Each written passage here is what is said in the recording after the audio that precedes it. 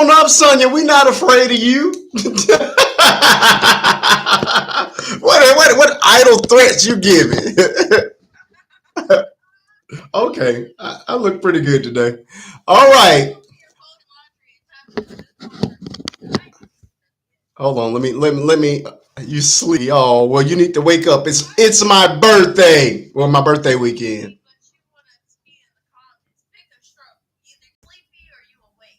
All right, let me grab this real quick. Welcome to all of my Tube of You fans and friends. I can't use the correct technology because I'm live here and on the Tickety Talk as well. I thank you all for subscribing. I thank you all for being here. Please know that you are a part of this show as well. Anything that you type, I will read off and incorporate into the conversations that we are having tonight. Tonight's show is going to be a little bit random, which is the way I like it. I like for to just things out there and just let them go where they want to go. I do.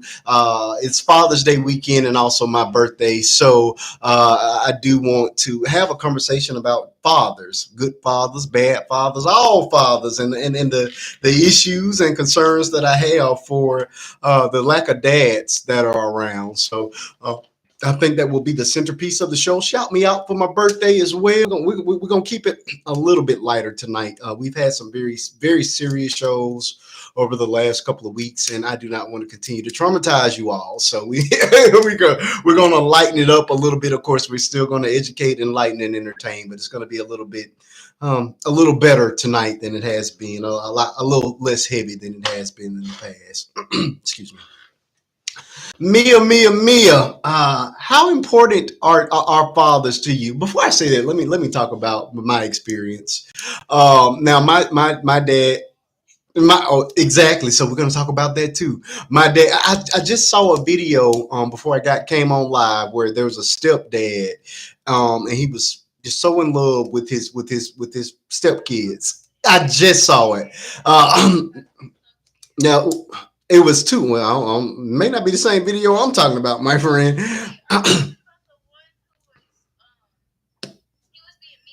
No. This particular father was riding in the car talking about how much he loved his daughters. And so the daughters wanted to buy a Father's Day gift. So they convinced him to go to Lowe's, I believe. It was either Lowe's or Home Depot, one of those stores, to pick up some things. They were like, well, he was excited and goes, well, do you want me to sit in the car? While you go pick it out? They're like, no, we need you to pay for it. Okay. He goes in to pay for whatever gift is going to be his for for Father's Day, only to find out that his daughters are actually trying to get gifts for their biological father. And so, yeah, so he was, as much as he loved those kids, he was like, it just really hurts on on Father's Day because and he acknowledged that the father, the dad, the bio dad was a really good dad, so he had no issues that he has with the man, but he says it just hurts on Father's Day that the stepdaughters are over, spending time with their bio dad, and he gets all the love and affection and attention on that day. And of course, he gets the other 364 days. So, I've never had a stepdad. And of course, my father was unalived when I was 15. So I would like to know how does that.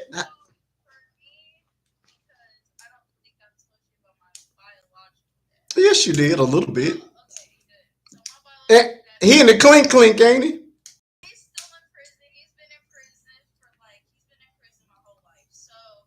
What was he doing? Was he a pharmaceutical?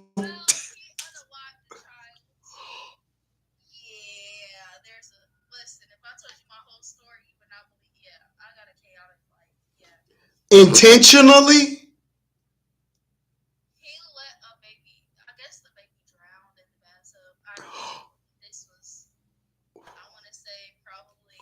Was it his baby or somebody else's?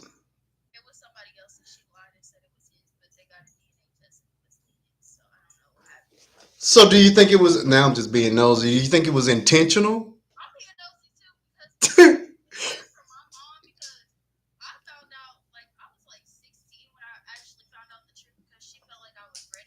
Yeah.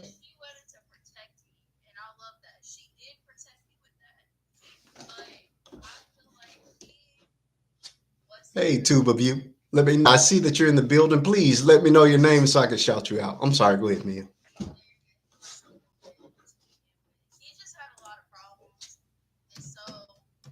Hit that thumbs up button, please. Okay.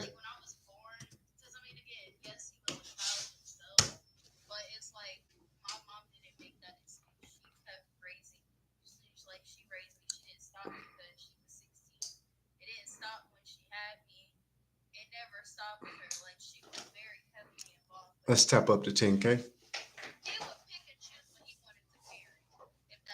Oh, wow. Yeah, I know.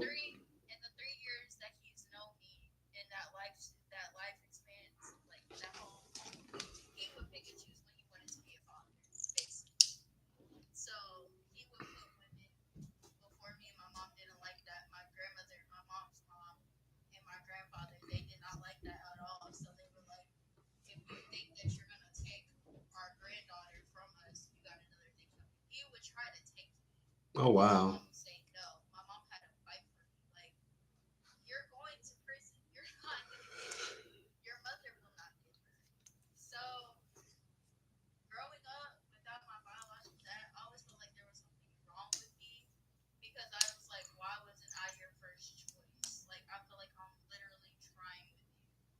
Did he have other children outside of you, or you're the only baby? Okay.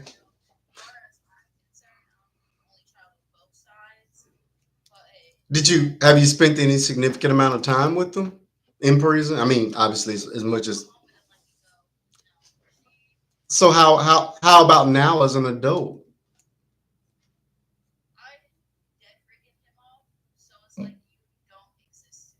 Really?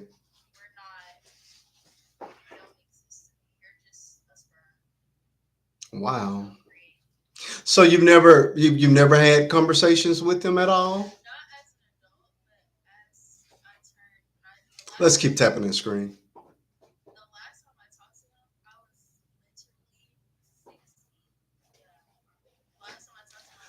How did that conversation go?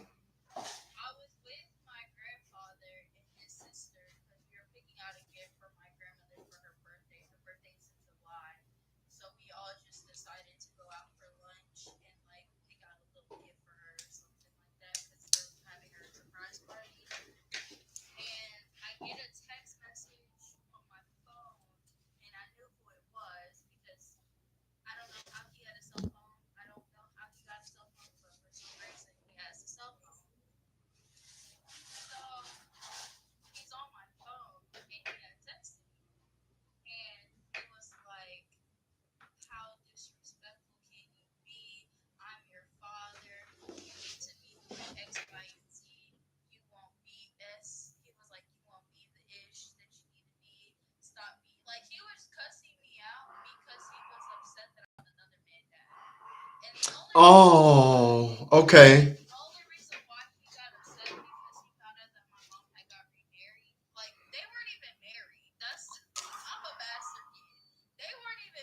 Mm-hmm. Mm-hmm.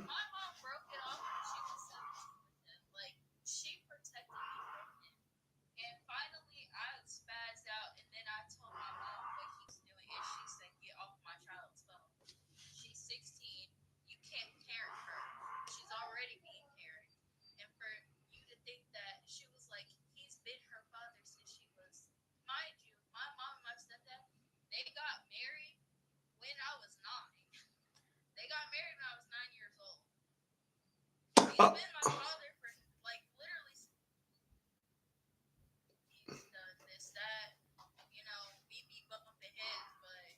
well, let me ask this. So he's been in your life since you were 9. At what point did you start calling him or referring to him as just your dad?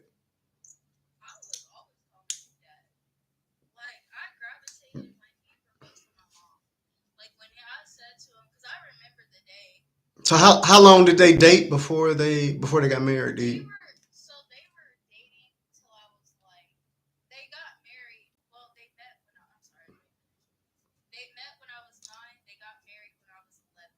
Oh, okay. So 2 years. So your mom never asked you or pressured you to call him dad? You just came naturally to you.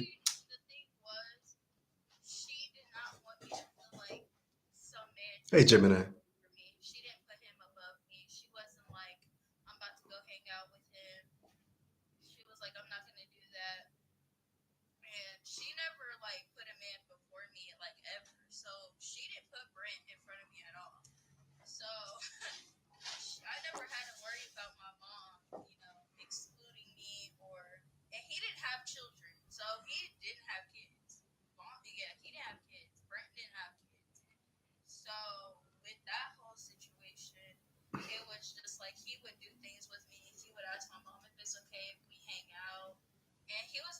Hey, Kristen.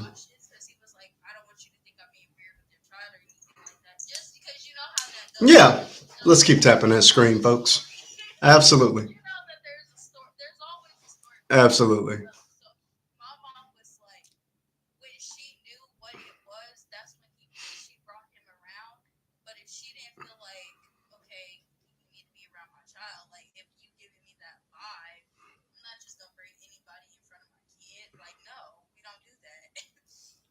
Okay.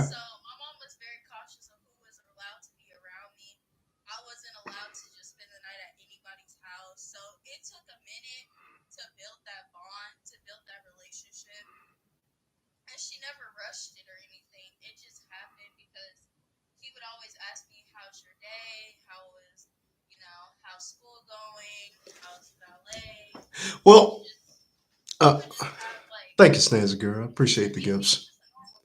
Let's keep tapping that screen.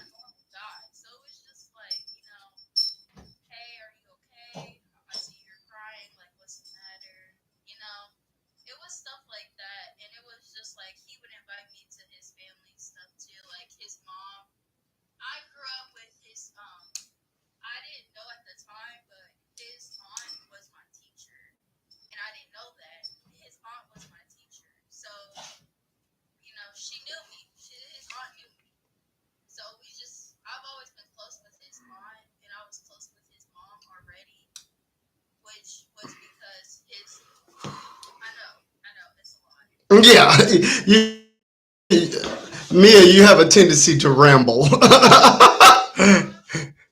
We're trying to.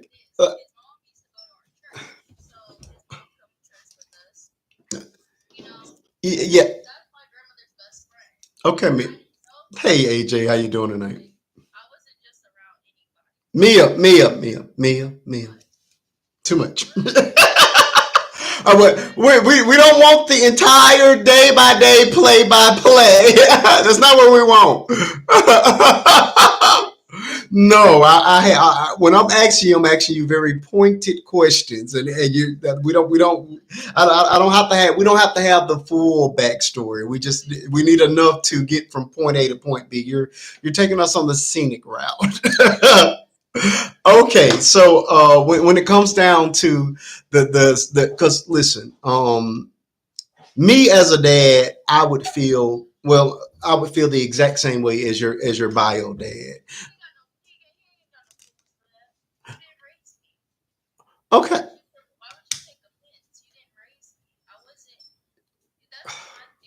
so if he did you call him by his first name even though he your bio dad? So you never even never called him daddy.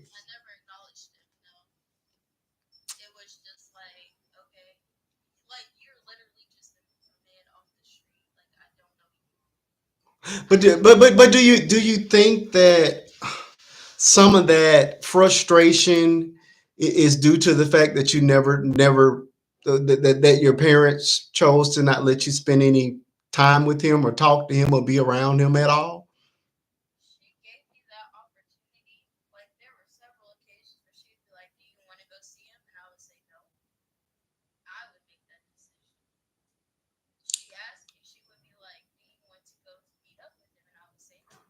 Okay,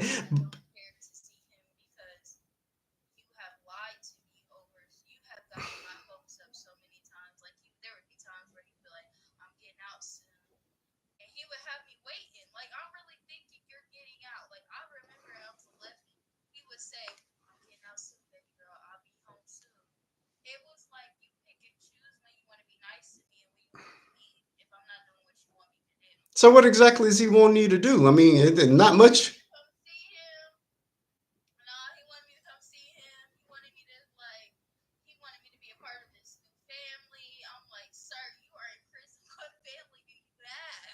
Did you get married in prison? I had a aunt that got married to a guy in prison, so it happens.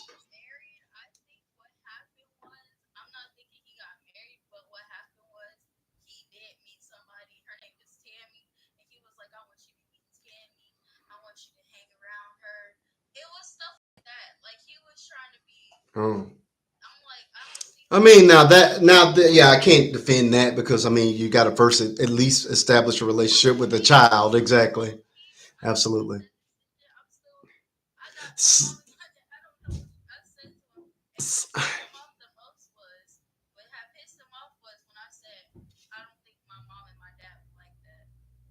Was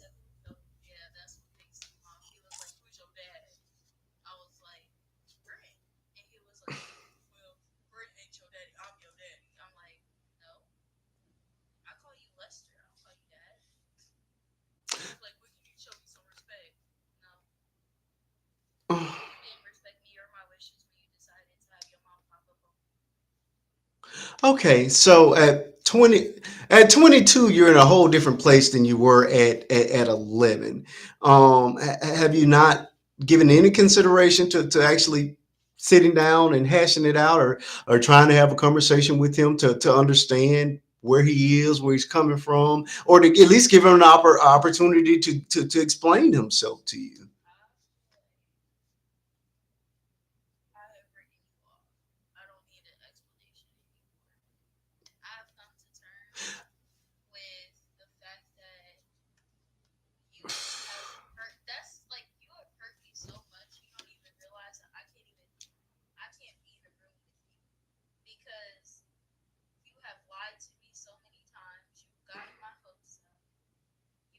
Well, maybe he was hopeful too that he was going to be getting out. Who knows?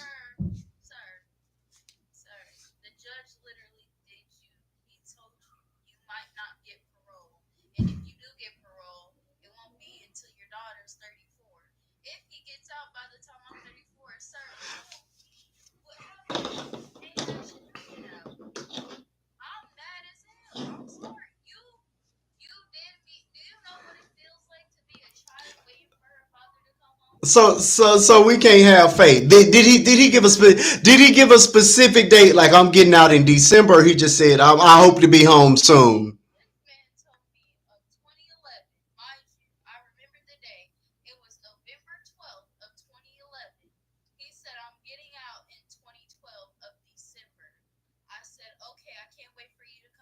Okay, was he up for parole at that time? Okay, so how is that? To me, I don't consider that a lie. He's hoping and praying and having faith like everybody else that something is going to work out.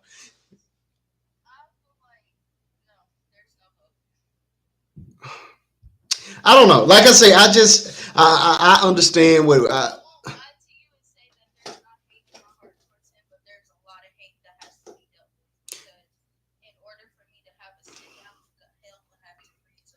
See, I don't believe in calling step parents. I mean, like in your case, maybe, but if you have an active, if your father were an active father, would you still call your stepdaddy daddy? That's the question. If your dad was not in prison and he was an active part of your life, would you still call your stepfather dad? You would. See, I would have issues with that. I, I would have serious issues with that. Absolutely.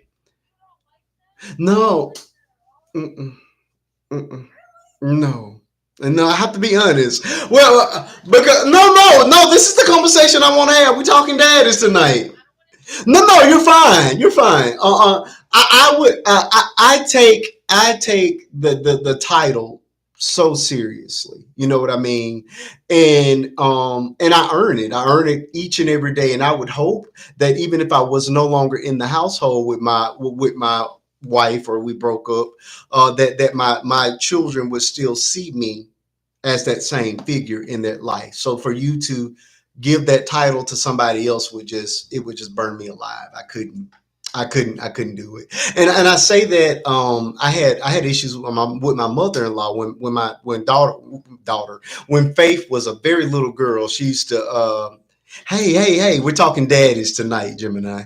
Right now we're talking about yeah, stepchildren calling stepdaddy daddy when they actually have daddies. Hold on. Let me finish.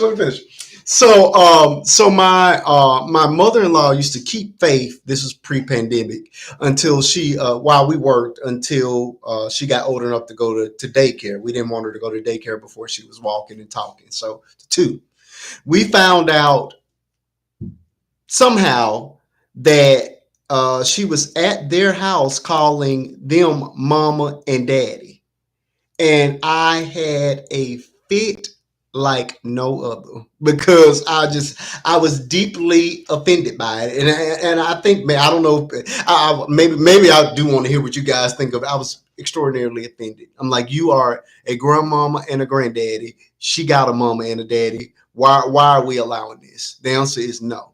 You know what I mean? Well, I used to call my grandma such and such. The answer is no. I don't care what you did with your people before me. This is my child, and with that, we're not gonna play these kind of games. You know what I mean? My child got a mama and a daddy, and your title is what your title is. You don't need to use mine. And I also had some issues with with stepdaddy, so or with her husband, my father-in-law. So I didn't want those titles to mingle at all. So I don't know. Tell me if you guys thought I overreacted in it, but no.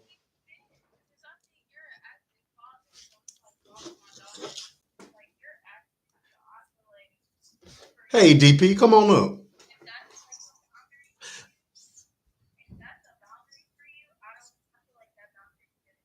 I just thought I was so deeply, but that's the same way I feel about if my wife, was with somebody else. I wouldn't want her calling, wouldn't want my kids calling that other man daddy either. His name is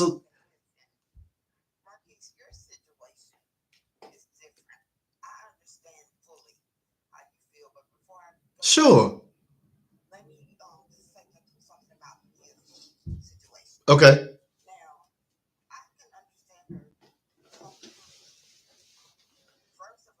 Hey, Sunset. Okay.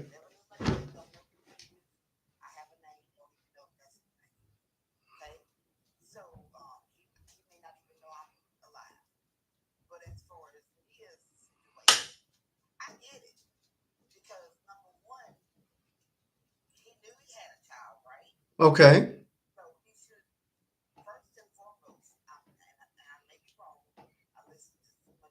Sure.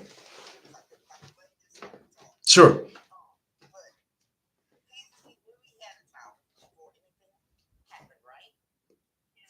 I mean, but we're okay, let's keep in mind though, this man was what, 15, 16 years old at the time. Okay. When your dad is 16 mil, he was a child. Go ahead, Sonia.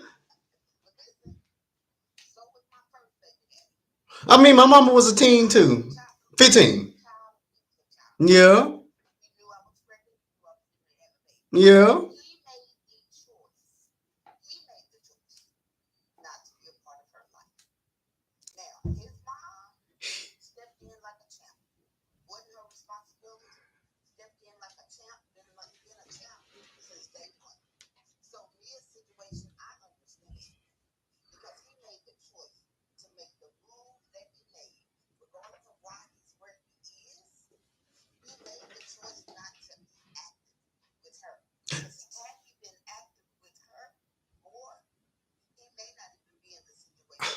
How can it be active when mama says, I don't want you seeing my child?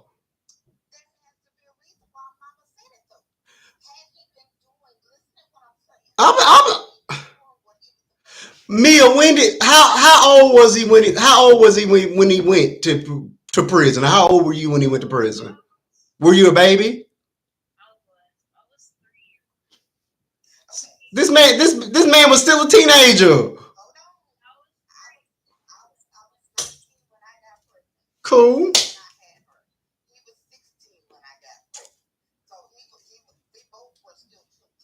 Okay. I understand that. I understand that.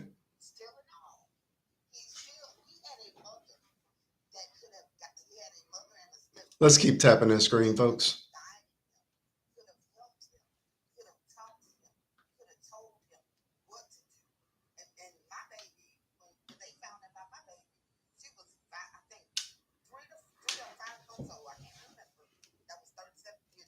Yeah.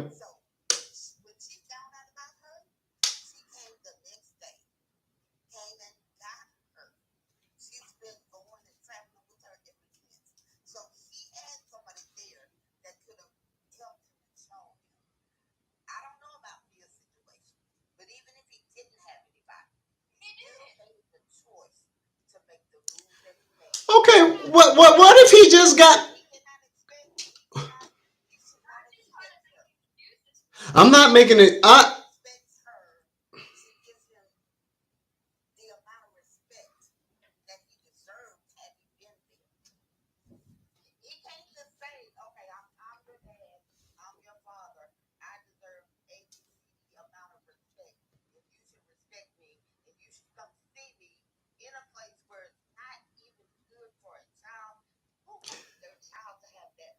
She's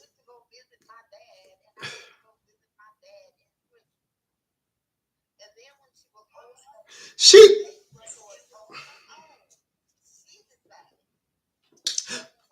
Okay. But if you're not a if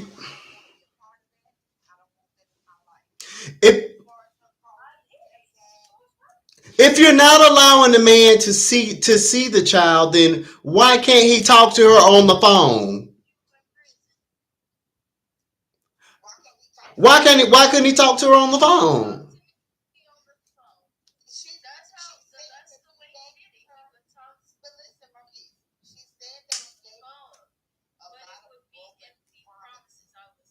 The only thing he was saying was, "I'm getting out soon."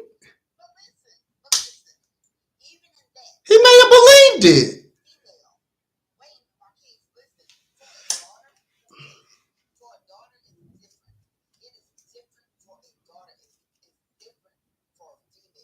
Okay.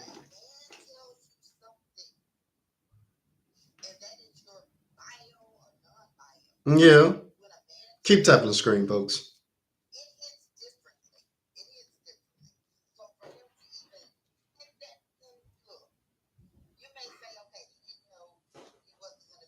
Right.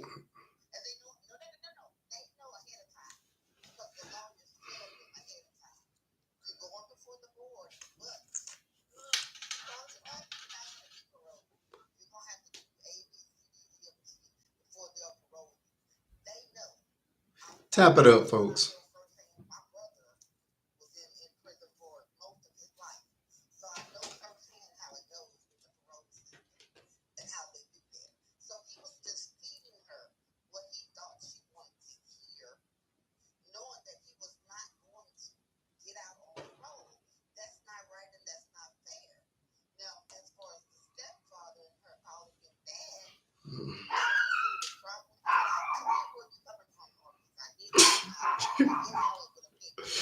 Oof.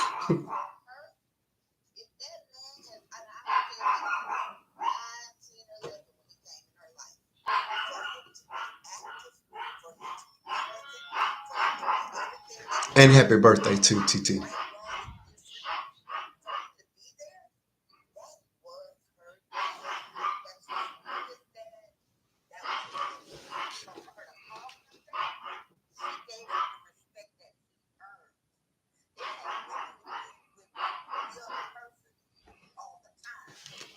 Uh,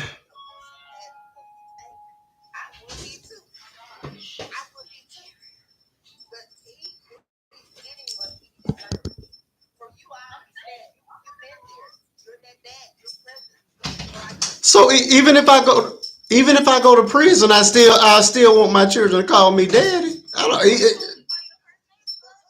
Even if I go tomorrow.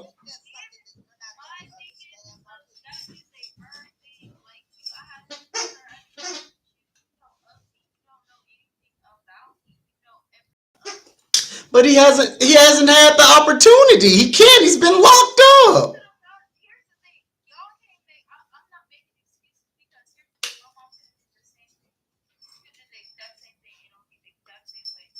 Who knows?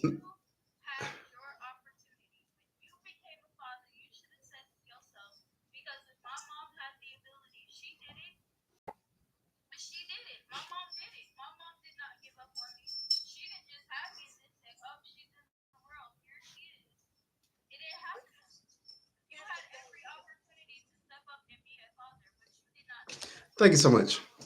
Okay, but here's the no, because son, no, it's my turn now. It is my turn now. You've had enough time, Sonya. Here's the thing: if I had that same mentality, Mia, then me and my mama would not be in communication right now. And she was on the outside. My mom, she raised us from what 0 to 15, and then she abandoned us and was gone for how many years? Yeah, y'all just saw her what last year. So again, my mama was a teenage mama. She made her mistakes, and she walked away. She walked away from her responsibilities because she wanted to live her life. She thought she missed out on some things. Blase, blase. I'm not gonna say it didn't hurt because it absolutely did. But at the end of the day, I did. I had to give her the opportunity to attempt to make things right. You know what I mean? But just to just shut you out, close you out forever because you made mistakes. How does that get any of us anywhere? That is my take on that thing. And outside of that, again, this dude was, like I say, basically a child when he went to jail. You're 22 years old. Okay, your mama didn't want you going to the jail to see your daddy. I can go along with that. But at 22 years old, you can't even give him the opportunity to have a conversation with you where he can.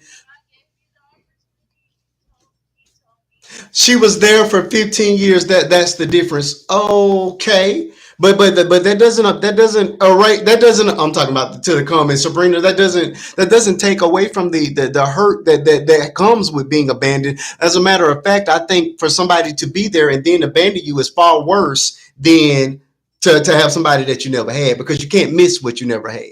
So, oh, you're correct. You can't exactly. You cannot miss what you never had. But for me to know and then it goes, that is a level of hurt that it's a whole different kind of hurt. Absolutely. And correct. Right.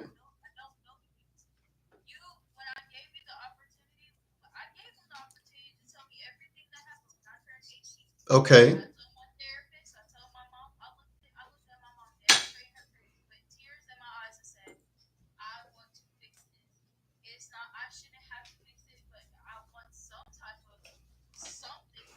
Okay.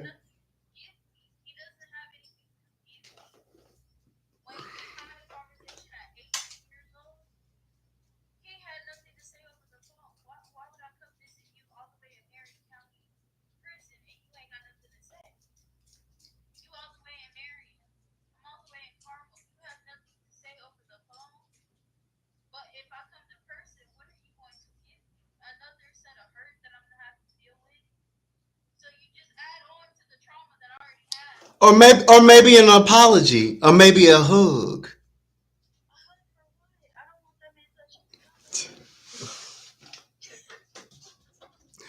DP, I'm so happy to have a man in the room. Could you jump on in this conversation with me? We talking all things daddy tonight. My happy Father's Day. I don't know if you are a dad, but happy Father's Day. I know you have been a father to many children. So I will say happy Father's Day to you first and foremost. And it's my birthday weekend as well. My actual birthday is on Father's Day. So we're talking all things daddy tonight. The conversation that we're having now, we're focusing on Mia for a little bit, but it's a broader conversation, and of course, it's going to be layered, as is every conversation that we have. What are your thoughts about you got a bio dad and calling the stepdaddy? dad as well. What are your thoughts around that?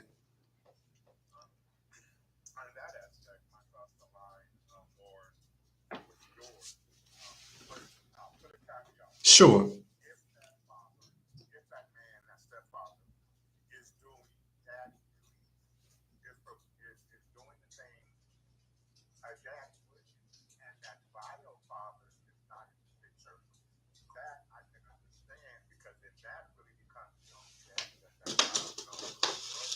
Okay.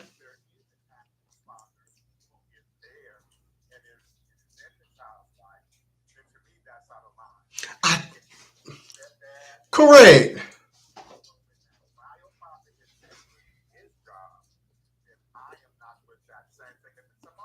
Correct.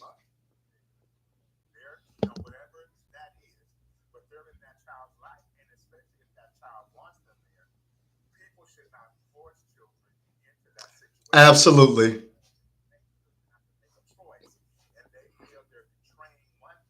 Absolutely.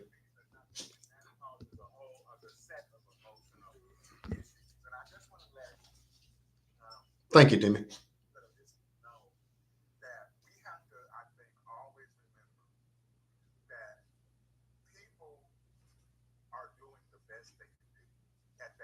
Very good.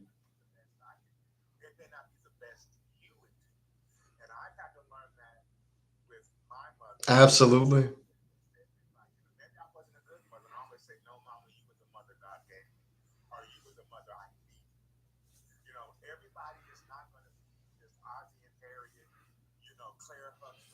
Gotcha. Gotcha.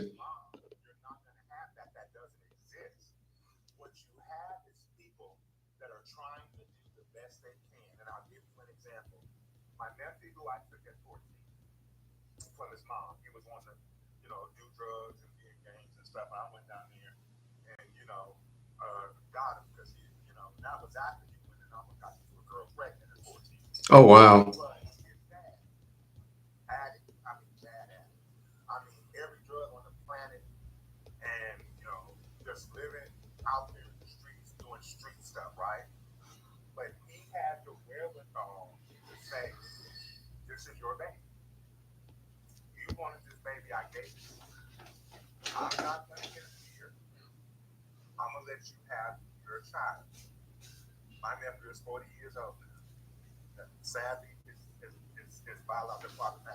Okay.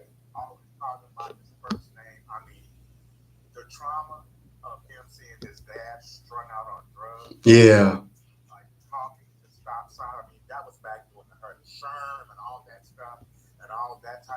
Oh, yeah.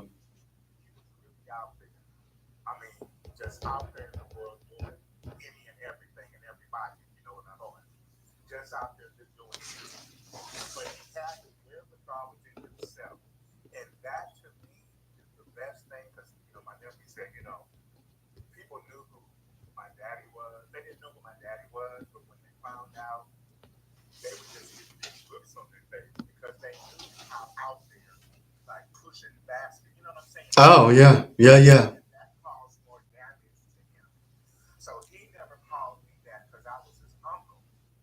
Mm-hmm. Absolutely.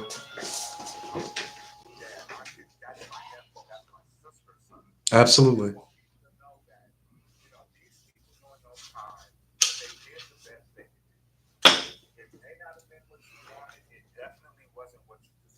Absolutely.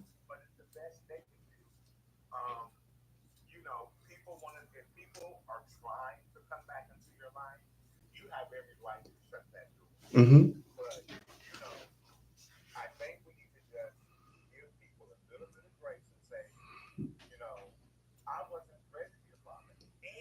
Mm-hmm.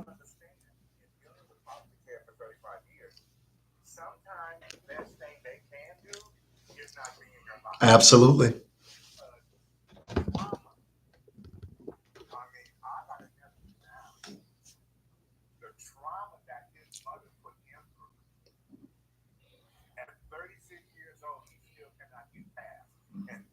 Absolutely. Mm-hmm. Mm-hmm. Mm-hmm.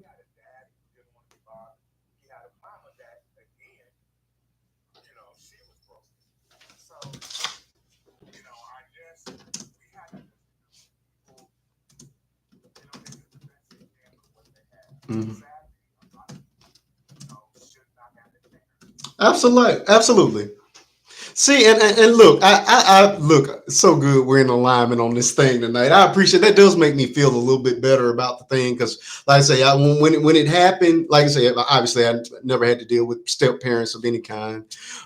With me and my wife been together forever, so but like I say, it bothered me when I say I could have scorched the earth when I found out that they were allowing I found out that my wife's mother and father, stepdad, were allowing my baby to call them mama and daddy. It was over with. Snap, just went clean.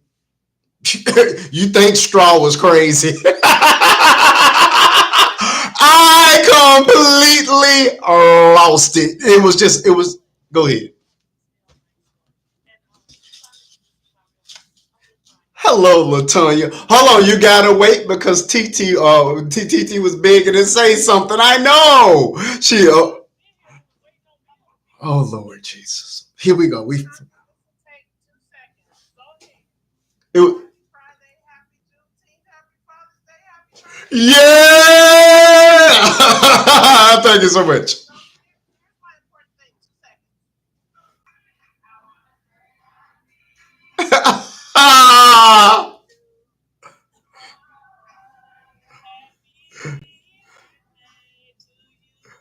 Okay, Latonya keeping the staying in harmony with them. TT, I need you to sing along now.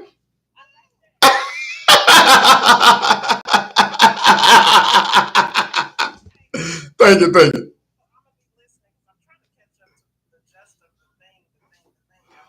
Oh, we're talking all things daddy tonight, so we're gonna be bouncing. But right now we're on where we're talking a little bit about Mia's situation with her own bio dad, and then and we're talking the title of father.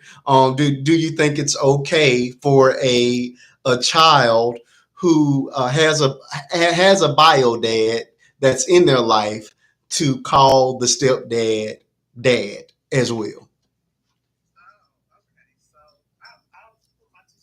Please, okay. You good? You good? You good?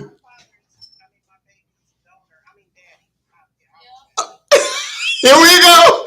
Oh, we gonna talk about some baby daddies in a little while. We starting off light.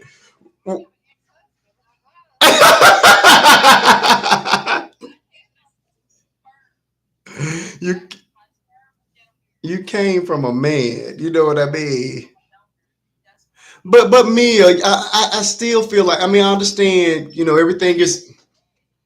He is not. He's very much alive. He's very much alive.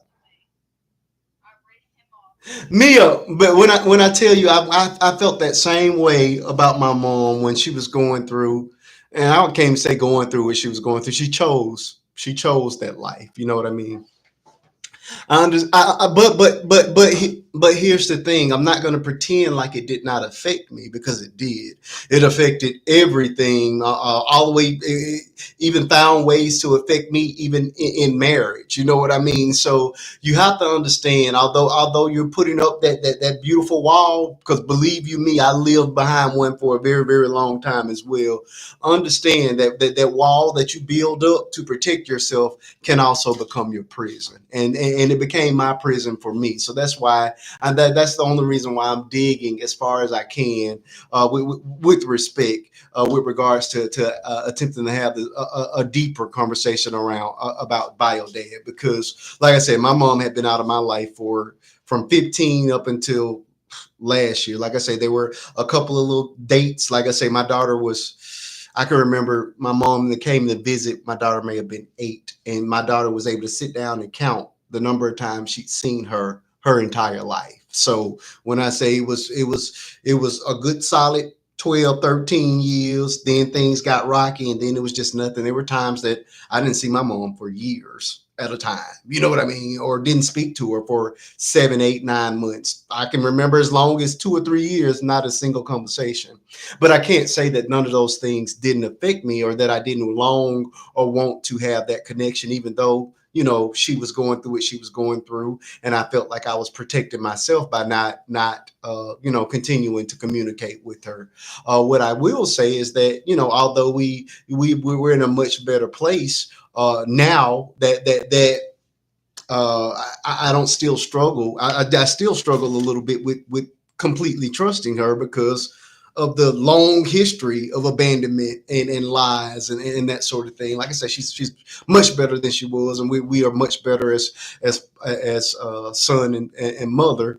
But none of that would have been possible had I continued to keep the wall up. That the same wall that you're describing is the same one that I lived behind, and I think I would have um, done myself a disservice and even my children a disservice by not at least allowing her the opportunity to explain herself. Now, I'm not saying you got to continue to take whatever you're taking off a person just to have them in your life, but I do feel like everybody deserves at least one opportunity to, especially when it's a child, to be able to sit down and have that conversation with them. And that's the only thing I'm pleading for in this particular conversation. But again, you're gonna do what you want to do. I just want you to know that I've been I've been where you are, and it's not a good place. And yeah, you're not gonna convince me that it doesn't affect you.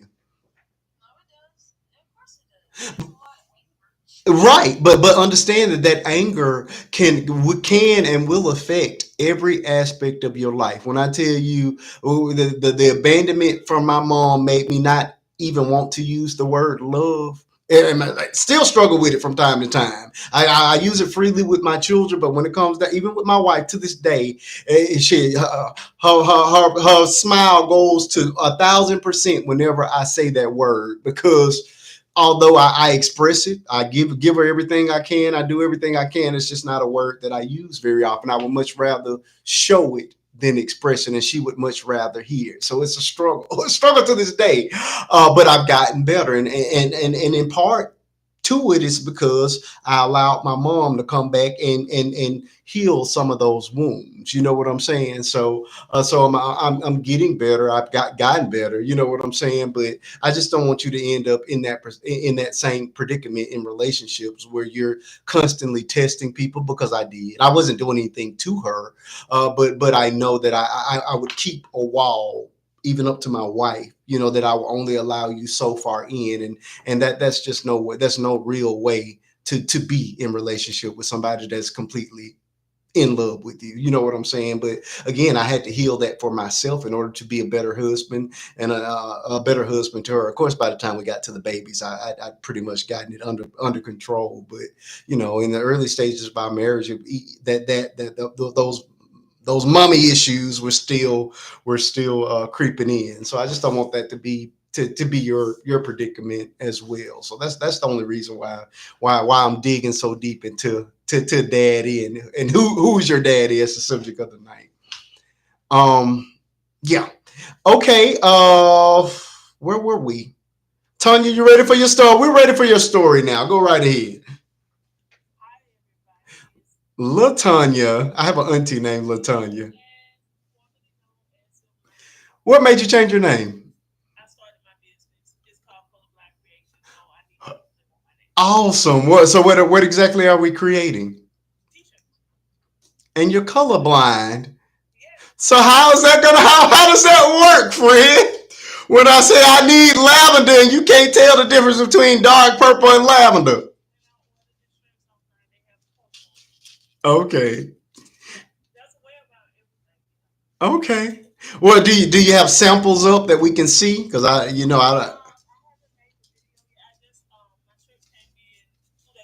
okay.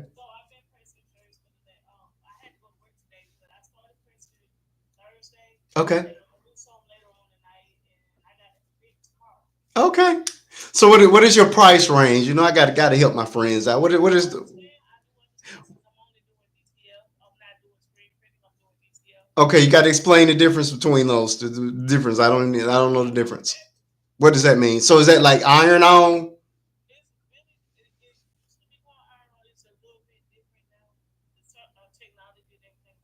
Okay.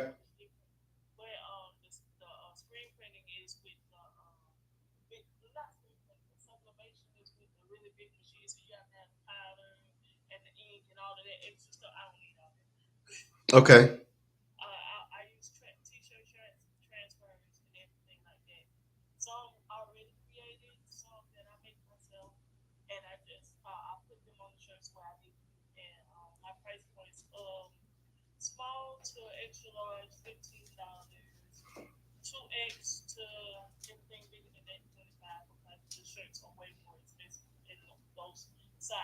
Is that including shipping?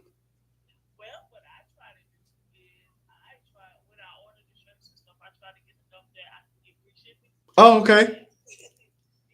Okay. Okay, very good. Oh, okay. Well, we'll be starting to plan Faith's 17th birthday trip. So we normally get T-shirts and things done every year for it. So I will be reaching out to you because I want to support my people just as they support me here on this app. So, hey, don't be telling people my business. Are you out of your mind? You're about to lose a customer. Okay, don't be telling people my location. These people are crazy. It doesn't matter. These people are threatening to call CPS on me 3 times since I've been on this app. Please don't tell people where I live because of those Porsche videos. Them people wanted my children taken away from me because of satire and comedy. Correct. They didn't care. Oh yeah, I am absolutely serious, Snarky. I actually did a video response to at least 2 of them. If you go far enough back, you will see the actual threats to call CPS on me. Hmm. It's insanity. So I try to keep my location as secret as possible because these people are nuts. It's okay. That's okay. It's okay. All right. Well, we'll be looking for those videos. I do want to see those samples, and yeah, anytime you want to come up and promote, please let me know because yeah, hey, I want to help wherever I can. Absolutely. And, all right. Hey, you need to get me a shirt that I can wear on the show. That would be cool. Yeah. I'm medium. You know it. Yeah, adult medium. Sound good. Sound good. All right. Let's talk about daddies. Calling your stepdaddy daddy, and you got a whole daddy over there that's doing everything he can to be there for you.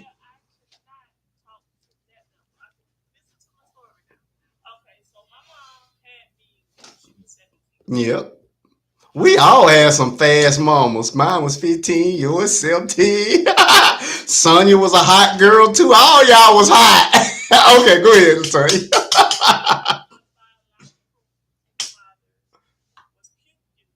um, okay.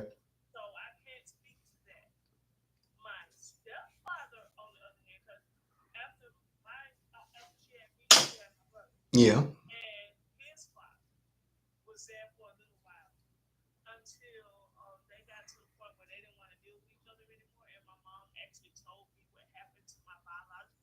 Okay.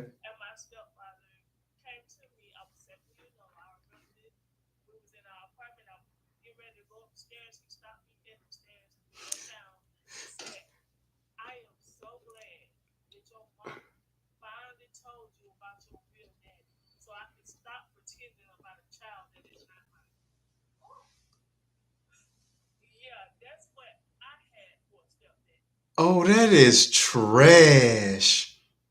So had you been calling him daddy? And he said, I'm so glad that I ain't got to pretend like you my D child no more. Ooh, that's the next Tyler Perry movie. Lord Jesus. Go ahead, Latoya.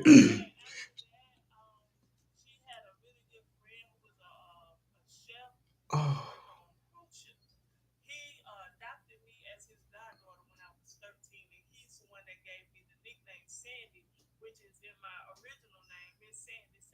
okay. Okay. Okay. Okay.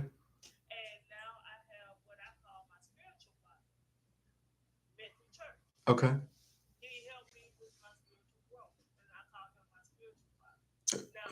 Hey, Avengers.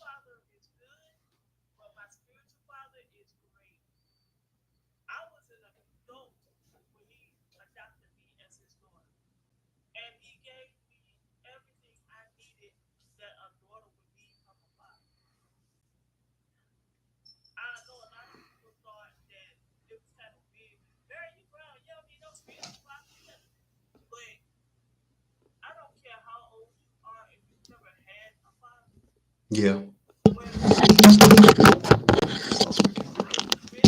I just lost my camera. I'm sorry. My second camera decided to try to unalive itself. Go ahead. I'm sorry.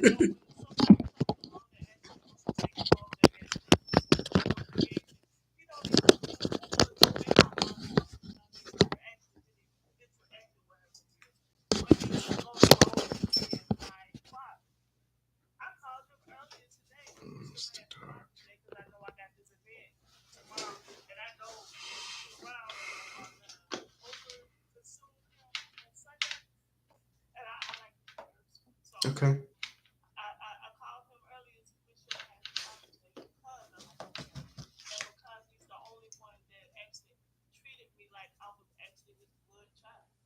Okay. And I understand all of that, but I do still feel you can answer this question.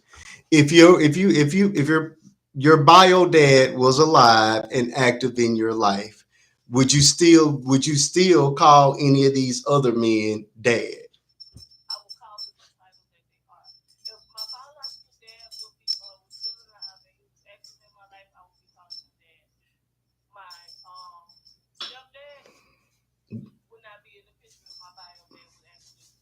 Okay, well, no,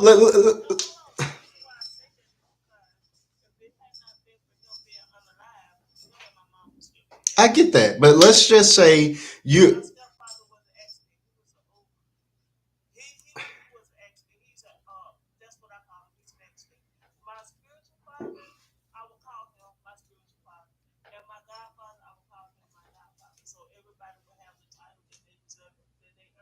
Okay, so if you had, let's just pull you out of your actual family. If you had an actual father, a bio dad, you and mom and dad just didn't work out. Stepdad, that was great to you.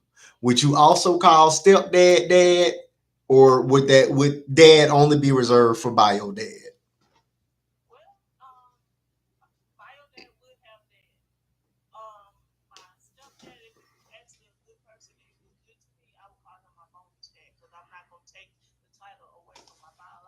Come on up, Thor. Okay, okay, I like that. Hey, look, I thought I was gonna catch a lot of heat for that, but it's a no for me. You know what I mean? You're look, yeah.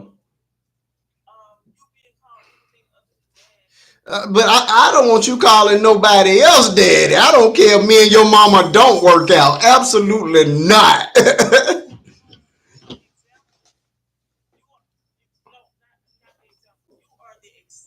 Okay. Okay. Okay. I am serious about that thing. When I tell you, I, I,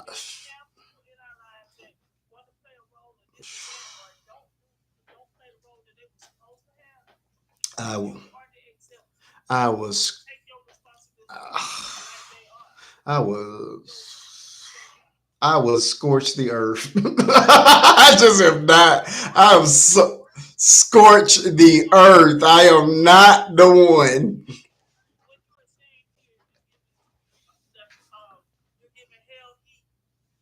Correct. Correct. Nobody is getting called daddy but me. Mr. Tony is Mr. Tony. Absolutely not. I don't care. We can be cool, but my babies ain't calling you daddy. I'm sorry. I just ain't the one for it. I can't do it. I just can't do it. Come on back, Sonya. What else you want to add to this? Uh huh. Go ahead.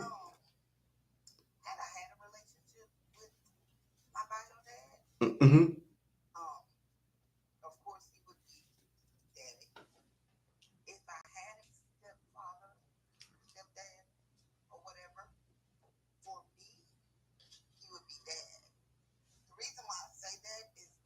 Say that again. So both of them being called dad?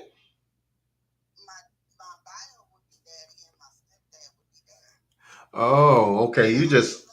Mm, mm. No.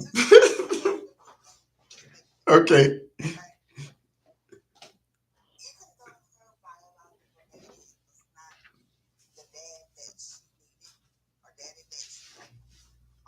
Awesome.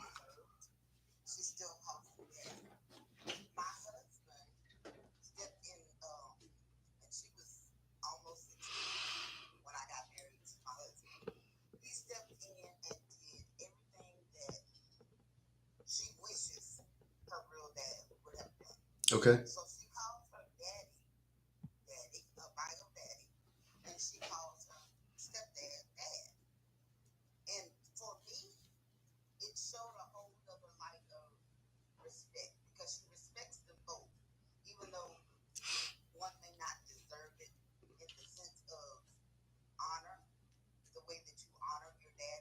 Mhm.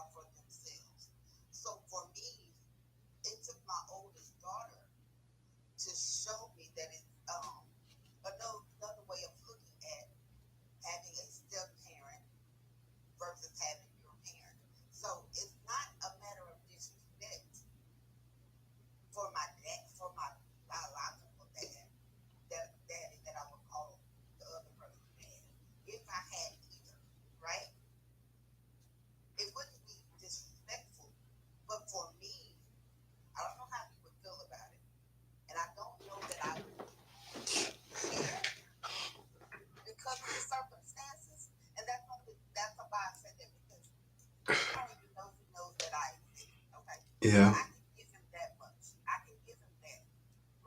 Mm-hmm.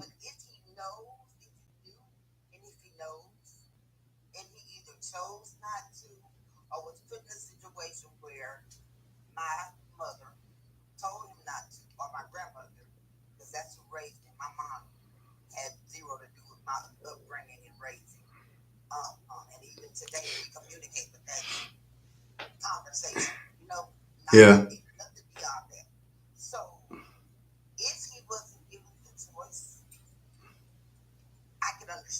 Right. You do- a conversation. Yeah.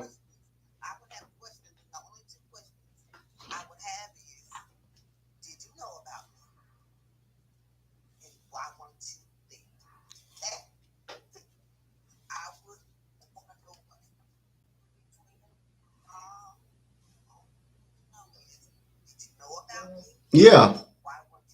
Yeah.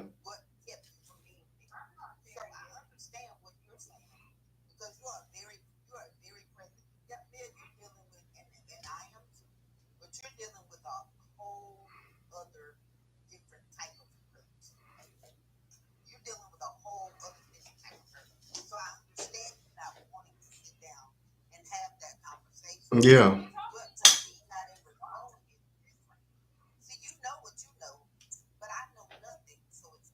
Yeah.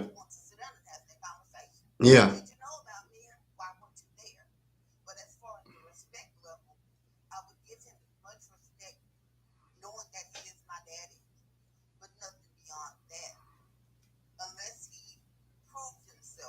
Absolutely. I can agree with that. Let me grab this comment because it made me laugh and I shouldn't have. Snarky security officer says, I miss my daddy. God took the wrong parent, left me with a 10-foot narcissist venomous snake.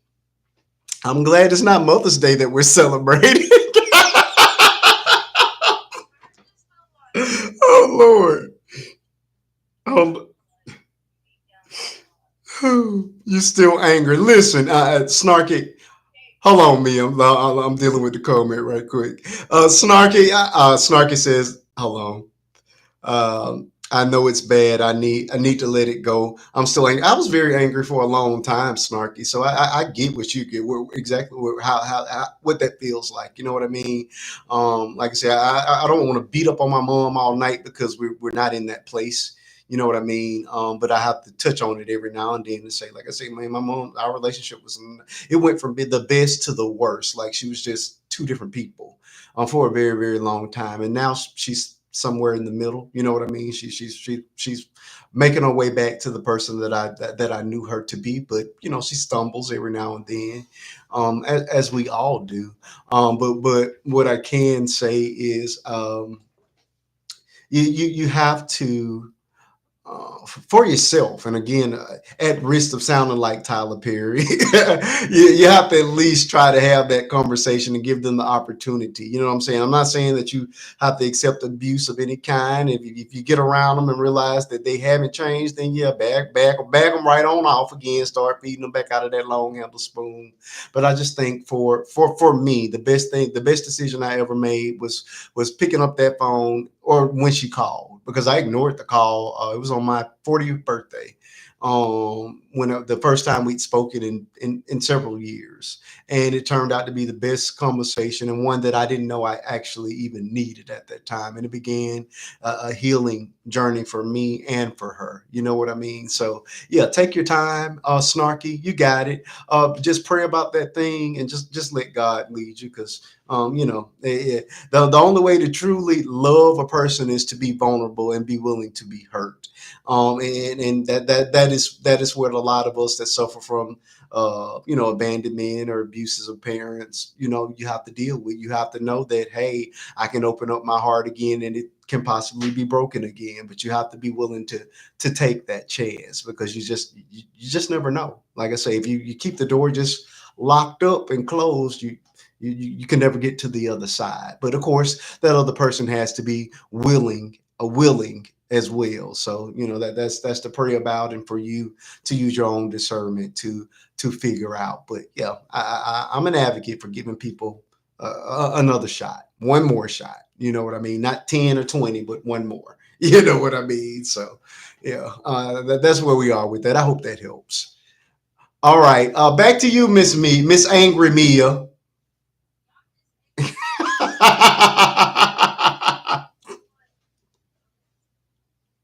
You tried, you can't. I have to figure out how to close it. It's the only way for my peace and healing. Okay, hold on, me. I'm back on Snarky now. Snarky, do you want to come up? Hey, you got me. You're more than welcome to come up and join the conversation. Yeah, you t- you too cute for what? I mean, but like I say, in your case, I just feel like it's a special kind of case. You this Yeah, go right ahead.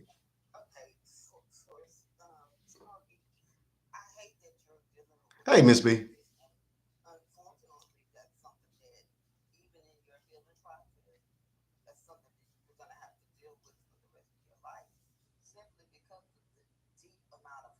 Mm-hmm.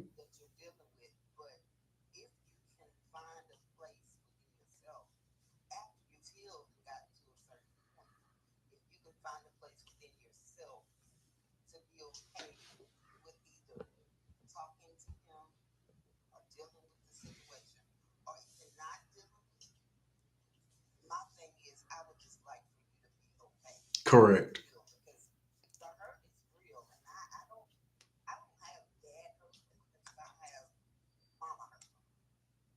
Mm.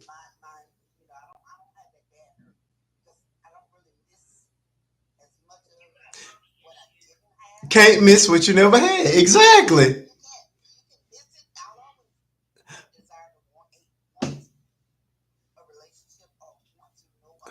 But it's just a fantasy. Yeah, correct. That's just a fantasy. You could just make that up. You know what I mean? Correct.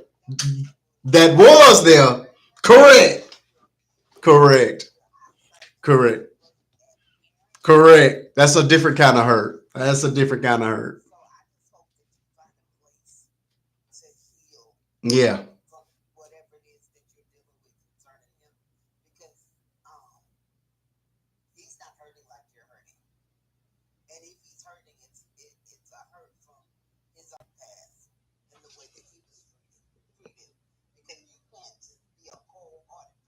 Mm-hmm. Oh yeah.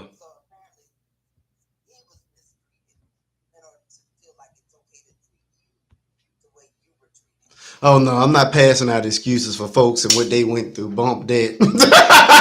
Or we're gonna draw the line there, son. Yeah.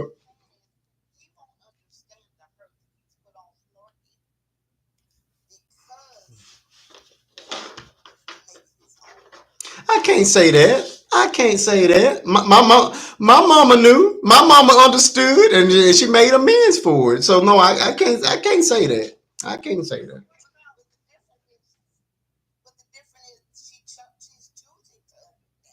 Okay.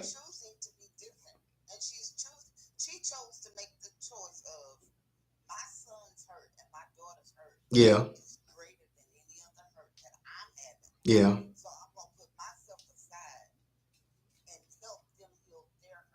Okay. Okay. I'll give you that. Yeah, you can't.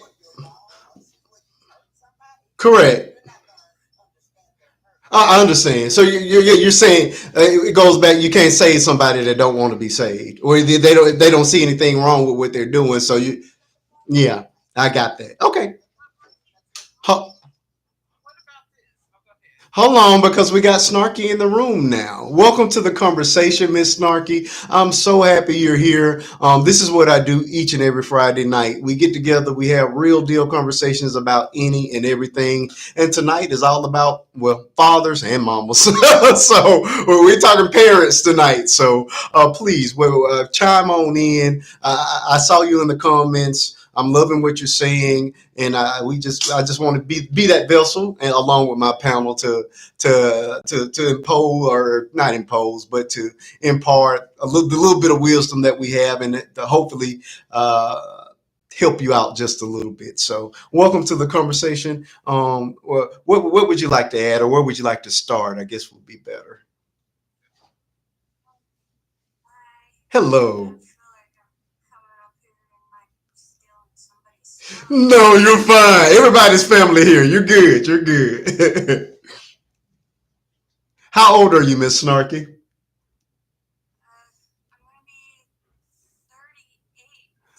Oh, you sound like a baby. You sound like a little baby. Okay. All right, 38. So yeah, you're right in the same. When it comes down to stuff like this, I go back a little bit too. So I totally get you. So go ahead. Hmm. No, you're fine. Tell you are in safe hands.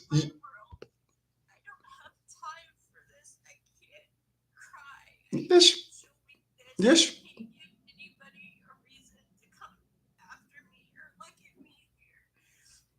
Mm-mm.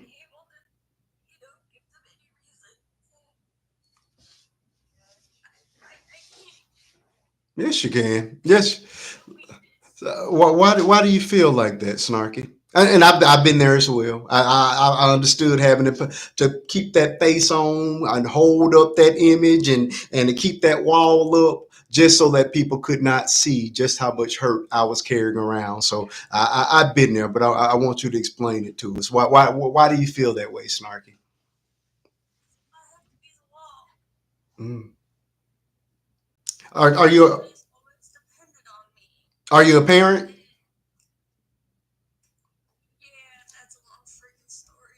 Okay, I understand. I understand. But listen, tears do not make you weak. I want people to get away from that. Tears are meant to cleanse the soul, and every now and then, when you're full, just like a cup, sometimes you got to pour that stuff out. So I don't cry very often, but if I need to, I let it out. And then the next day I get up and I keep on fighting. So please don't feel like you're weak, that you're letting people down by sitting in your feelings, or allowing yourself the time you need to grieve and hurt. That is totally natural. And I understand that even as a parent and a husband, especially a husband, because they've been teaching us since the dawn of time that men are not supposed to cry. So what do you do when you feel like the world is closing in on you? You know what I'm saying? So no, don't feel that way, Snarky. You know what I'm saying? You're gonna pull through whatever obstacle is in front of you, and you're gonna be all the better for yourself and for your babies as well. So let's talk about this thing. And most importantly, is having a place to a safe place to have a conversation, and that's what I create here on Friday night. So for a long time, I had nobody I could even talk to. You know what I mean? Me and my sister, we were 1 year apart, and we were going through the exact same thing. But I'm going through it as a man. She's going through it as not even a man, because we were both teenagers. I was 15, she was 14 at the time. Um, I'm sorry, 16 when mom left, and my sister was 15. So we're going through it together, and I'm having to be the one to uphold myself, to pull us both up, and to take care of us both while mom is off, living her life, doing her thing. You know what I mean? So I tell you, I've been there. But what I can say, I'm in a much better place now. I mean, healing is every day. You know what I mean? I'm in a much better place today than I was this time last year, and it's so wonderful that this week, or Sunday, is my birthday. I'll be 41. I don't want to make this about me, but I want to say this because it applies in this case. Last year, my 40th birthday was the first time that my mom and I sit on the phone in more than 2 years. I cut her off, wouldn't talk to her. I did. I was so tired, Snarky, of being hurt. I was so tired of being disappointed. I was so tired of being lied to. I was so tired of mama popping in and popping out, or going in and going out, or even now adding that hurt on to my kids, that I've said in her face the last time she did it. And I told her, either you're going to be in, or you're going to be out. I'm not going to allow you to feel like you like me and my children are a yo-yo that you can pick up and play with up and down and put on the shelf when you feel like it. You're either going to be a part of our lives, or you're not going to be a part, period. And for whatever reason, she chose not to be, and I let it be just that.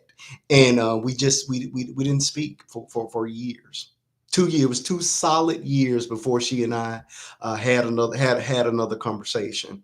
And she called me last year on my birthday, and I didn't pick up the phone. I was sitting on the phone with an aunt at the time, so I'm not gonna pick up for her. No. And God, I will give glory to God. He said, "Well, she thought enough of you to call you and wish you a happy birthday. So why can't you pick up the phone? Where's the harm in that?" That one conversation lasted about 9 hours. I did not know how much hurt I had toted around, how much pain I was still carrying as a 40-year-old man with a wife. Me and my wife been together since seventh grade, about to be married 20 years. Two beautiful kids, beautiful home, beautiful cars, beautiful life. And I'm still carrying around that little boy that mama left, and he needed to understand, why did you leave? Why did you leave me? Why did you leave my sister? Was I not good enough? You understand? And I was the first child, so I was that one that was so eager to please. Went straight to school, went to high school, first person to go to college on one side of the family, the first one to obtain a college degree. I didn't just do it; I overdid it. Everything I did was to the top level, trying to get that approval from that parent who did not see me. And that stuff does not go away. I don't like how people try to pretend like that hurt, just you could just magically make that hurt drop. It doesn't go away. Yes, you just learn. You do. Yes. Yes.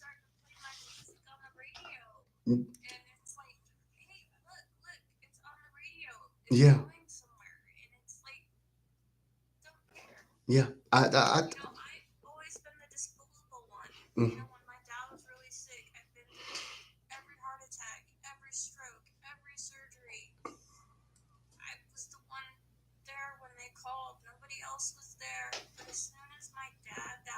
Mm.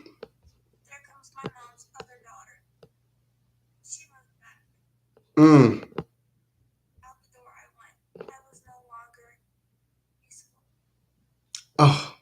I know what you're talking about.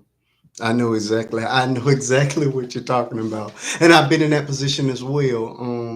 When my mom got into a relationship, the relationship came with bonus kids, and these were cute little babies. One was before they got together, and another one was during the relationship. So me and my sister are teenagers. My sister were like the three musketeers for years. I mean, she was excellent. She really was, and something in her snapped. That's the only way I can describe it. Something in her snapped. Now I sat here with her live last year on July 4th, and she gave the conversation. She had the conversation with us where, mind you, my mom was a teenage mom, so she was 15 when she had me. And by the time she was 20, she had three babies, and one of them passed away um, at two. So she's gone through a whole lot, but she felt like she was looking for love. That's the way she described it. And what I found it to be an unacceptable answer, because I'm like, what do you mean you were looking for love? You had it right here with your daughter and your son. And then I understood it later on as she was looking for romantic love. She was looking for somebody to hold her at night, these kind of things. And she found it. Or at least she thought she found it, and that person became the entire universe. So much so that that person and that set of children became the family, and her own children were pushed aside. So, Snarky, you and I are speaking the same language. I absolutely been there. Yeah. Yeah.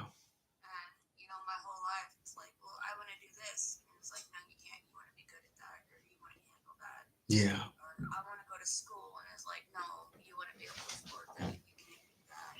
Wow.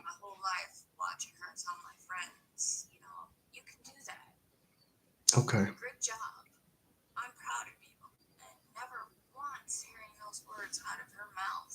Not giving it to her own child. I know how you feel. I know how you feel.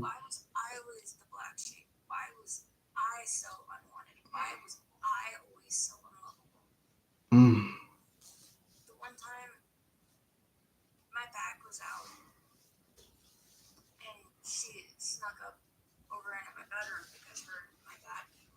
Okay. Okay.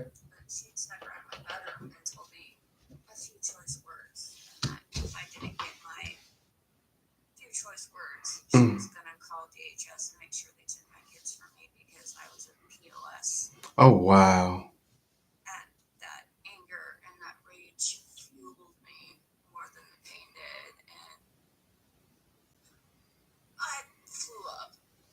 Yeah.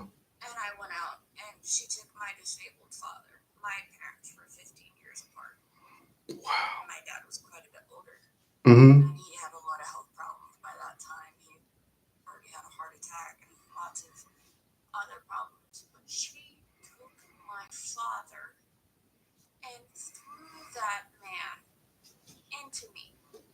Mm.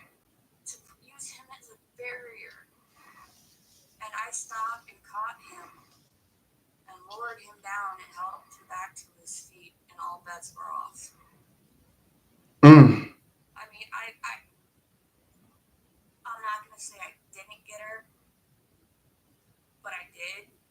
Okay. Okay.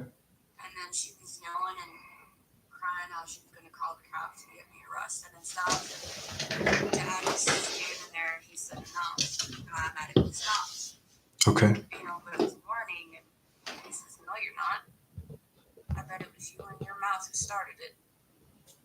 Mm.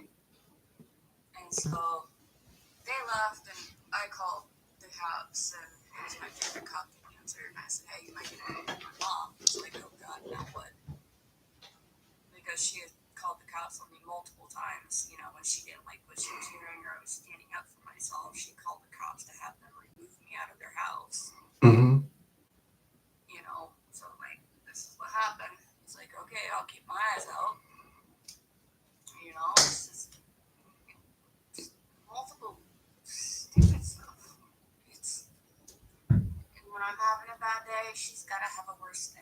Oh yeah. Oh yeah. Yeah.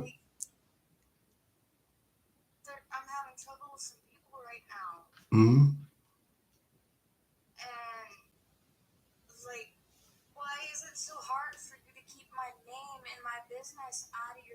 Oh yeah. Yeah.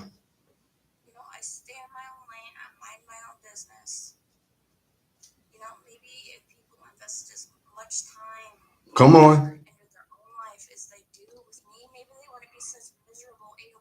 Mm-hmm. Mm-hmm. Mm-hmm.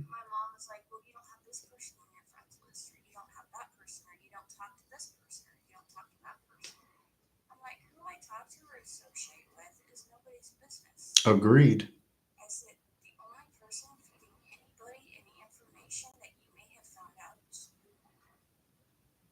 Wow.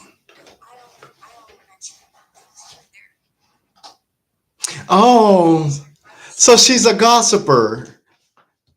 Oh, I understand that too. Well, and here's the thing about parents that gossip. It makes you feel as if you can't tell them anything because you don't feel that trust is there. You feel as 5 minutes after they get off the phone with you that they're going to pick it up and tell the next person. And I think that is one of the most miserable feelings to have with the parent, and I've had it occur. You know what I mean? When you're because you feel like as a parent, I should be able to be 100% me in front of you, scars and all. How?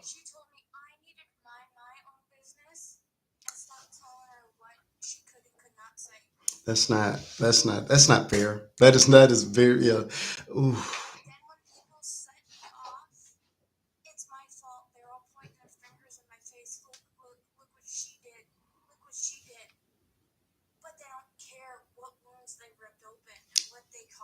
Yeah. Yeah.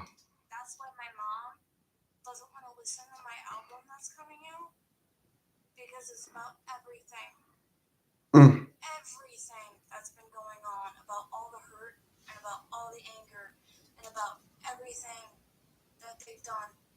Wow. So you are a singer? Oh, what genre?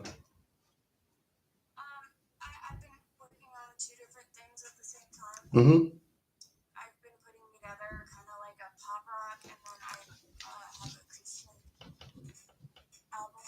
Okay. Pop rock. So would that be along the lines of what's the little girl? So much for my happy ending. What's that baby name? Oh, I'm dating myself now. Anybody know that? Y'all don't know that song? Avril Lavigne. It's coming to me. Because I consider that to be pop, or even Pink, or is it somewhere along those lines?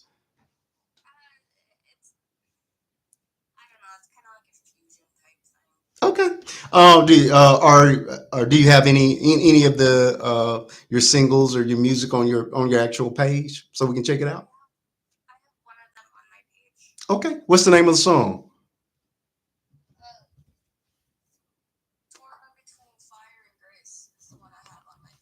I'm writing it down. Torn between fire and grace. So you're doing that and okay. Do you have a YouTube or Spotify? And is your music anywhere else that we can check it out? Still working on it. Okay. Sure.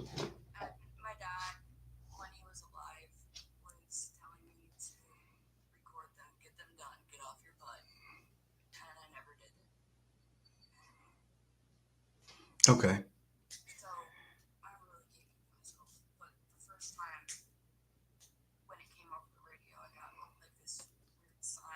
Okay.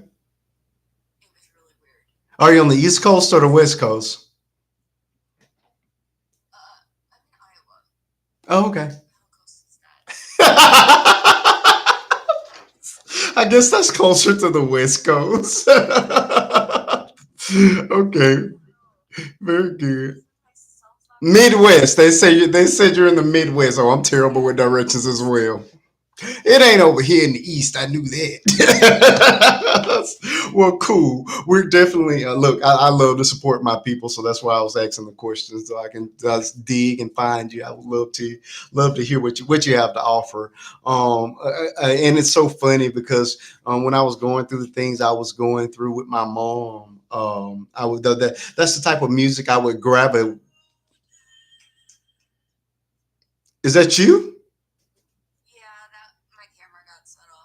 Oh, okay. Oh, you have an actual look. Hey, you have the stage. Would you like to give us a few bars? You know, okay, I won't put you on the spot. The next time you come up, you're gonna have to sing for us.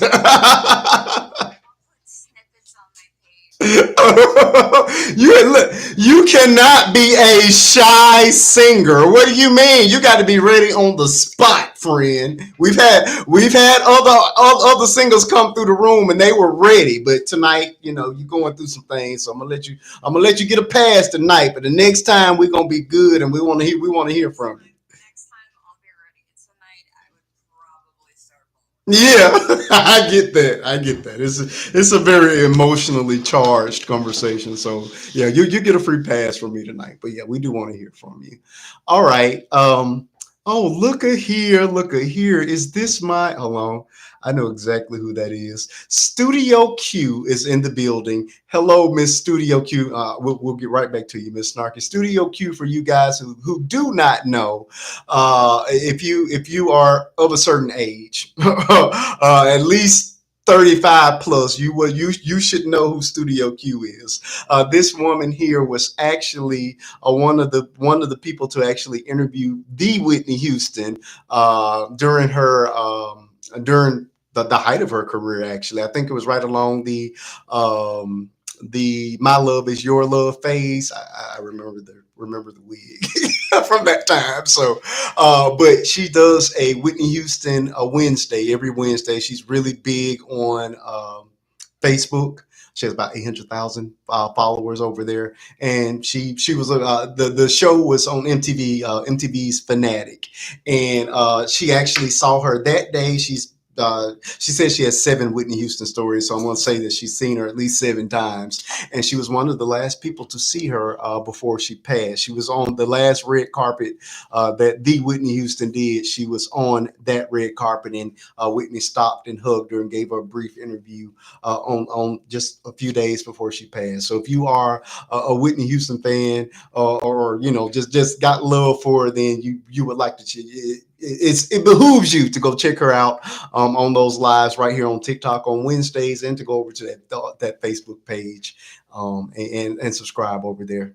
You're so welcome, friend. You're so welcome, Studio Q. Now I sat with her on Wed.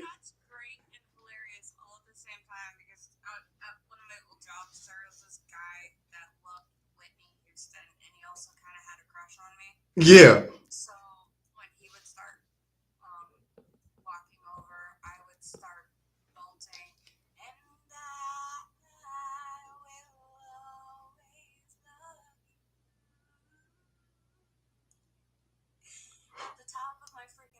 Okay, friend. Now listen. I do hear the voice. I hear the vibrato, but we're gonna stay away from Whitney Houston. So, because I will rip you apart. I rip apart everybody over Whitney Houston, but those songs are just not to be sang by anybody else. I understand. Oh, but you do have a great voice. Hey, look, I can sing just a little, but I definitely can recognize a real singer. You definitely have a voice. So yeah, that is really really cool. But yes, go check Studio Q out. She's awesome. I've said in her lives twice. The last one probably didn't go so well. I probably should have got in the box and maybe expounded on what I was trying to say. So we it got a little rocky, but but I have love. I hope she'll welcome me back. Let me come back next time. I'll pop up in the box and try to be. Uh, a little better with my word choice, I guess. I'll say it that way. All right. So now that we're done with that, Snart, you love the dialogue. I didn't feel that way, studio. I felt a little bit attacked, but that's okay. It is. I know your level of love for Whitney. I understand that. I was just trying to have a real conversation. Okay, Snarky. So, do you have a young mama? How old was your mom when she had you? Oh no, so I can't even give her the young mama excuse. So she was 33, and how many kids did she have before you? And how much older is your sibling?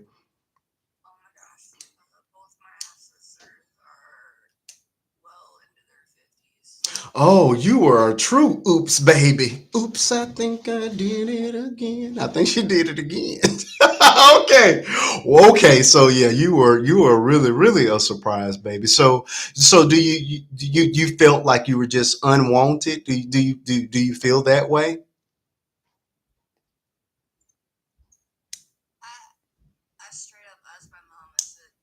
Hmm.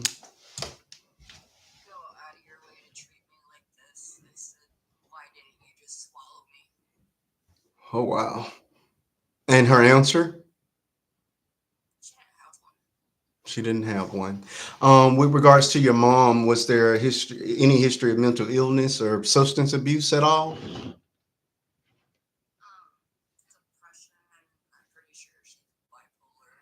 Okay, so there is some mental illness. Okay, and yourself, any of those? Okay, all right. Now you spoke of getting into a actual physical altercation with your mom. Is this a regular occurrence, or that was a one time deal? Okay. Um. Okay.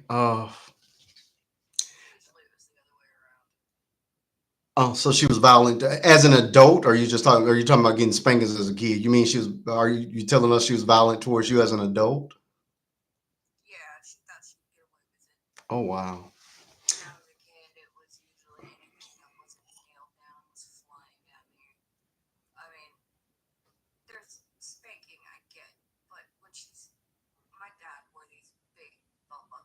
Mm-hmm.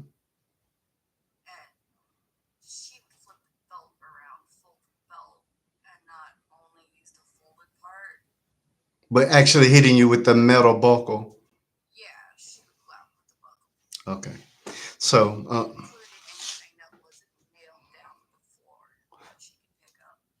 so did your sure?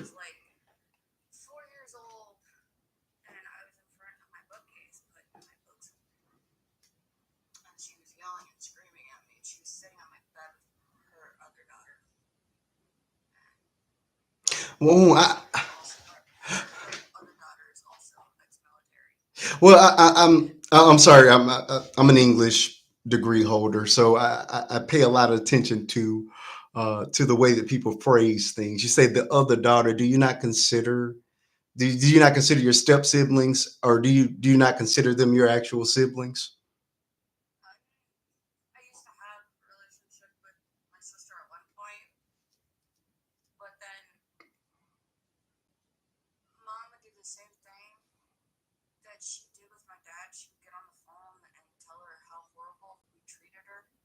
Mm.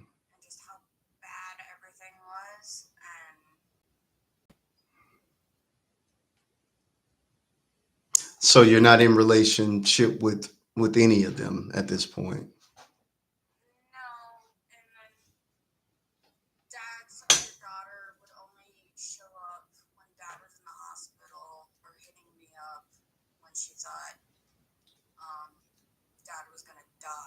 Mm.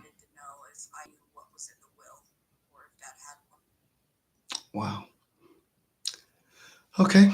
So we're talking child abuse, mental illness, depression. That's a lot. Um, how old were you when you had your first baby? You're 19. Teen. Okay. And you were essayed, and the baby was a product of the essay? Oh my God. Was this somebody you know, or was this a stranger? Someone you knew. Had you been dating them? Not at all. Lord Jesus. That's a lot. Okay, so um and again, if I have a tendency to go into interview mode, so if I get too deep or if it becomes too much for you, just let me know and we can back off or go somewhere else. But yeah, I fall into interview mode a whole lot with my guests, so but you'll have to forgive me. Um, so Jesus, I've always wanted to ask this of a mother, and I know this may be a little bit touching. Um, your child is a product of SA. Did you have any resentment towards that baby, towards your child at all for it being the product of an SA? N- So you considered it a blessing?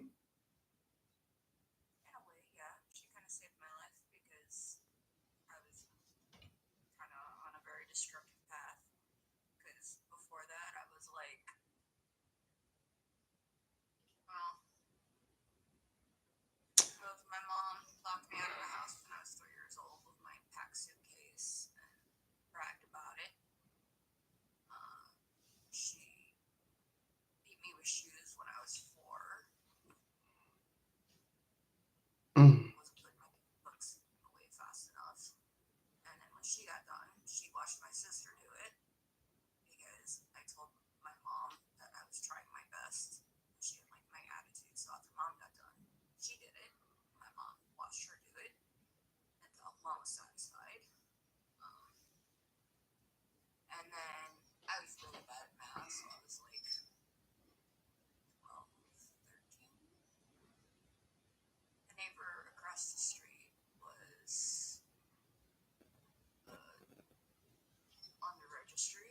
A pedo. Oh.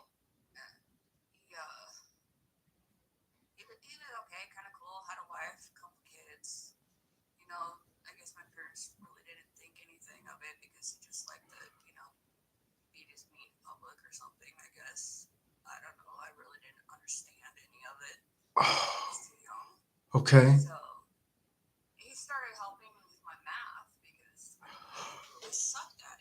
Wait a minute.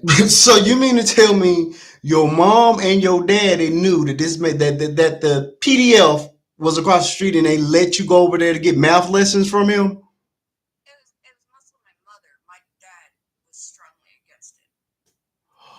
Oh my oh my God. Okay, continue.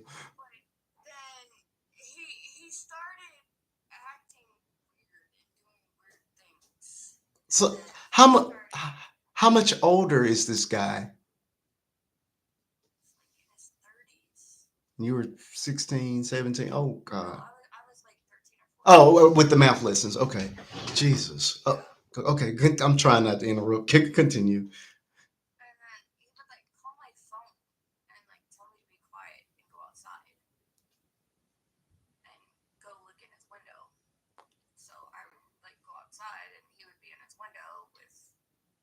Nothing on.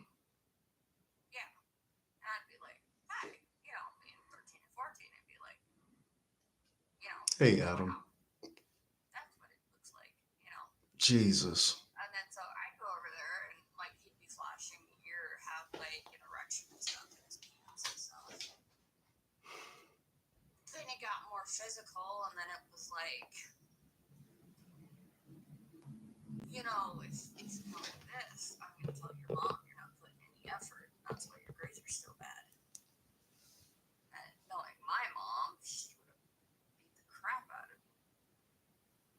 So he blackmailed you or extorted you into doing these acts.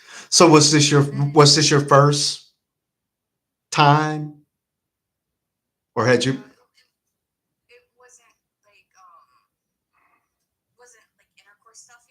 Right. Well, what I'm asking, was this your first experience, first set of experiences with that kind of stuff. Yeah. Horrible. Okay, go It ahead. got even worse because he started pulling up like adult websites and then like camming websites. Oh, And then coming to find out, because he was still on the registry, his computer was being tracked. And then he would pull up his thank you, Crystal. where they were monitoring his computer, Right. uh, and there was videos and pictures of us in situations. Oh my God. And he said uh, he wanted to use it against, say that I was like a willing participant, but he would delete them and then clear his computer so he wouldn't get in trouble. Jesus.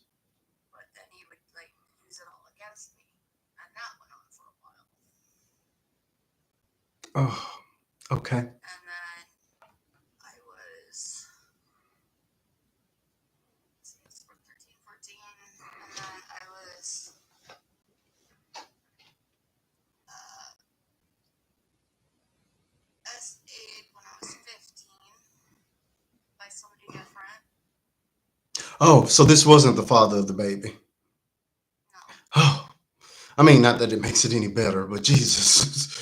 Okay, so you were then SA. Okay. Was it someone you knew? no, it was somebody that was friends with somebody.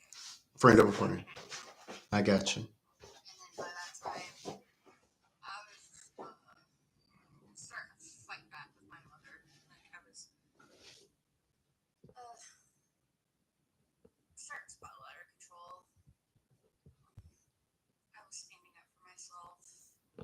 I get hormonal one day and I'm standing in my living room. And mom comes slinking up the stairs because she had been threatening to like throw me away. She was gonna get rid of me and leaving like numbers and addresses for like Foundation 2 and like juvenile centers all over and telling me of the world. She didn't want me and everything, so I ran out and broke into the neighbor's back door because they taught me how to break into their house because they knew what my mom was like. Oh, okay. So she was sleeping, so she told me to crawl into bed with her and lie down for a little bit and, relax because she had to work that night. So I chilled and took a nap. And then I got up and went back home later and I was like, "Where did you go?" And I told them what mom had said. I was like, "What?" I was like, "No, those were my two of my old buddies." And mom was like, "I did not." So she denied it through her teeth that she ever said anything like that.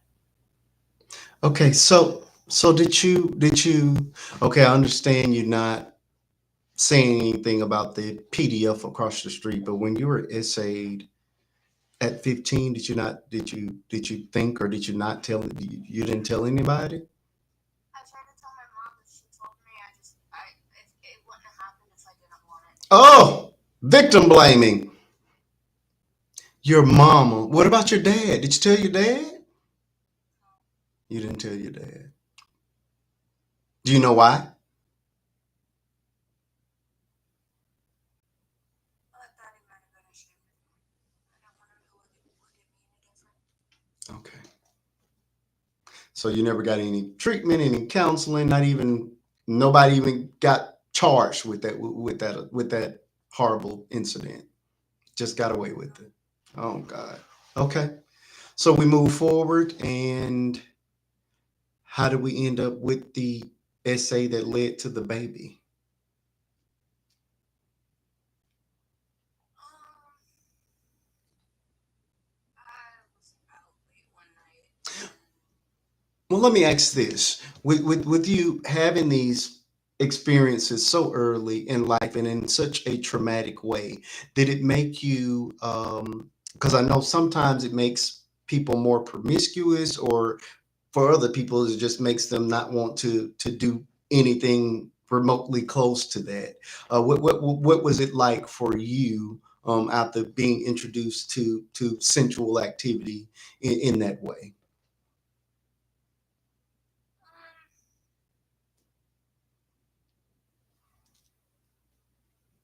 I don't know. I kind of had mixed feelings about it.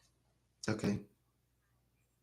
In a way, like I still just wasn't gonna give it up for anybody. Okay.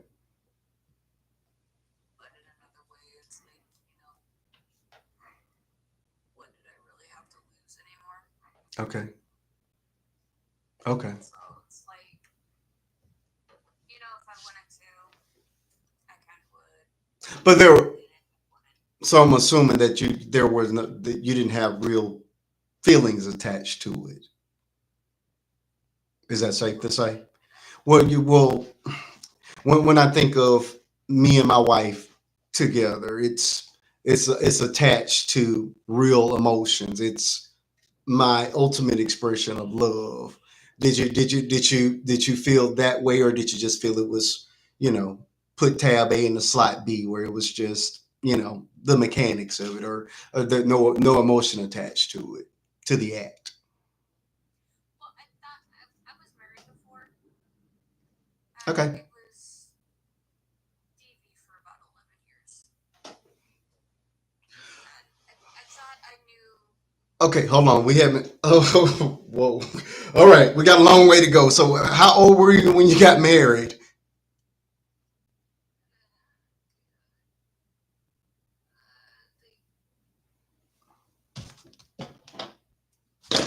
let's see.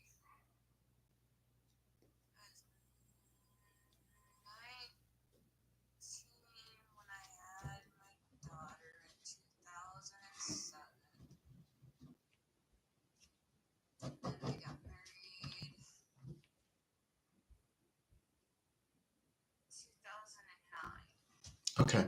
So, okay, before we get to the marriage, can we go back to how did we, what led up to to you being SA'd and pregnant by the person who violated you? Um,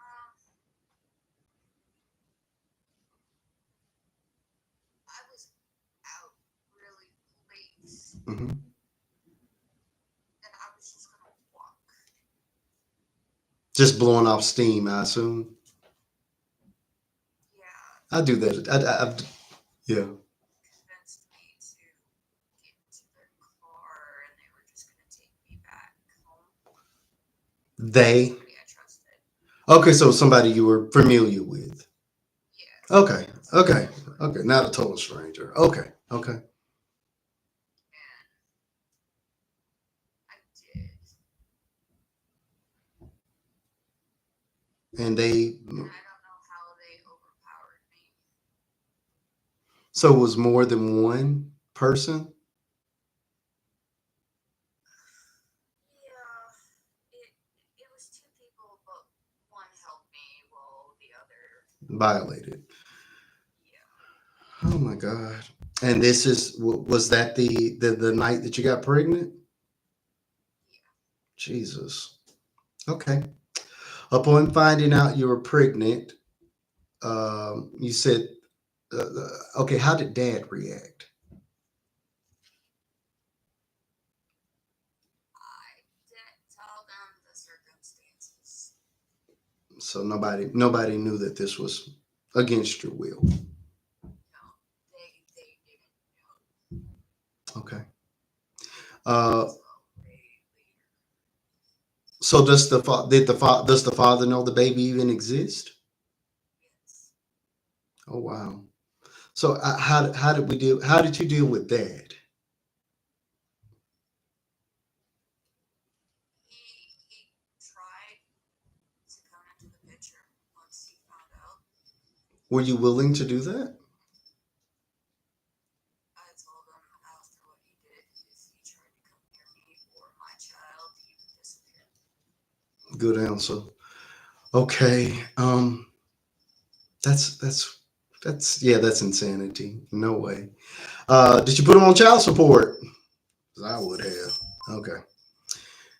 All right. And like I say, does your baby look anything like the father? No, she is 100% my mini me. Looks like you. And I'm only asking that because I wonder. I have a daughter who is 16. Of course, she's not active at this time, but that's always been a fear of mine that someone would take advantage of her, and we'd be left with that choice or decision of, what to do. You know what I mean? But I wondered, and I only asked that question because I wondered if that baby looked more like that dad. Would you?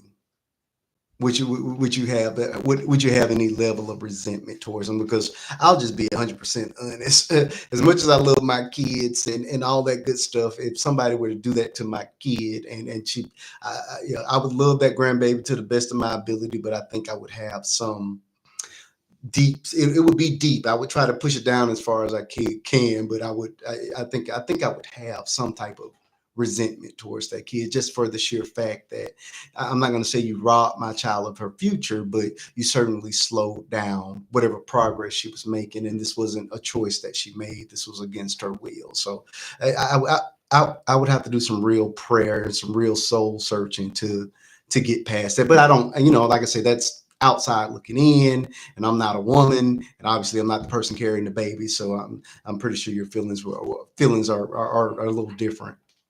100% agree with that. Mm. My point of view, I really had nothing to lose and everything to gain.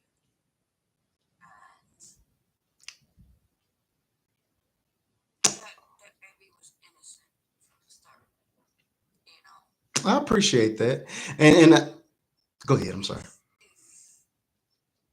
now that looking at it, I don't know how spiritual or what you believe in, but I believe in God now. Oh, Fairly recently. yes, I'm a Christian, so you're good. I will never say that I found God or I found Jesus. Mm. That will never happen. God found me. Okay. He introduced me to his son. Okay. And, there had been some sort of reason he thought I needed her. And I found that out. Mm. Okay. She was born on 111. Okay. All right. Well, here's the thing. Here's the thing. Um, and I love that. I understand. Good night, DP. I appreciate you being here. I do appreciate the sentiment. I do understand. I have two babies of my own, so I know what that unconditional love feels like. But the person you're describing to me, obviously you're in a different place now. But at 19 years old, you'd gone through a lifetime of trauma, a life, A lot. yeah, a lifetime of hurt. And again, yes, this baby is going to love you unconditionally. But if you had to do it all over again, do you think you would have? Well, not to say that you had a choice in the matter, but if you could have chosen not to uh, get pregnant, not in that way, or even at that age, do you think you would have still made that same decision?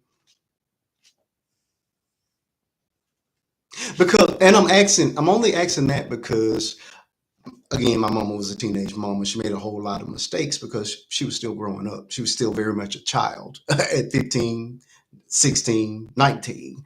And I just feel like, as much unconditional love as a child can provide to you, I just feel like as a teen, and this is not against you, but just I'm just totally against teenage parenting just because of my own experience. I just feel like, It sucks, especially from that baby that was forced upon you, yeah. almost kills you, was born super preemie, was born dead, comes back alive, born, dies again, is brought back, and is in the NICU forever, and that's where you live. It's a lot for a teenager. Yes, my Yeah, my sister had a very similar experience. My nephew is 10 now. He was born at 1 pound and 3 ounces. He was only 23 weeks. He was 23 weeks when he was born. So you're speaking, I can tell you some stories. But yeah, I told, and yeah, I think she was 19 at the time. So yeah, I Oh, it's been there, been there, beats and buzzards in my head. been there. So how old was your baby when your baby was born? Hey, Tilly. She was like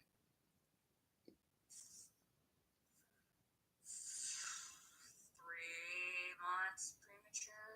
Mm-hmm. Mm-hmm. How much did she weigh? For 3 months premature, she was still 6 pounds, 19 and a half inches long.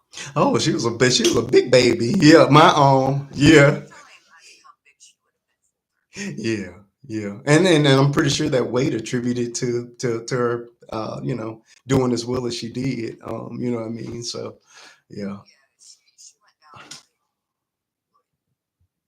2 pounds and something Mm, there for a while, yeah. and then it sucked because I finally they got her weight up, got her NG tube out. She had her belly bitty time and all that other fun stuff. I got her home. She's sitting in my lap, and I'm talking to her, playing with her, and she takes this deep breath and goes limp in my lap. She stopped breathing as soon as Oh, we got her home. So I have to resuscitate her and we're back to the hospital. 19. And it's RSV. I was like, you guys sent her home. You just sent her home. So were you living alone at that time? Yes. And I had, what do you call it? That after everything that Oh, postpartum. yeah, postpartum, and I remember trying to give her a bath, and I was thinking really bad thoughts Oh. that involved bubbles Mm-hmm.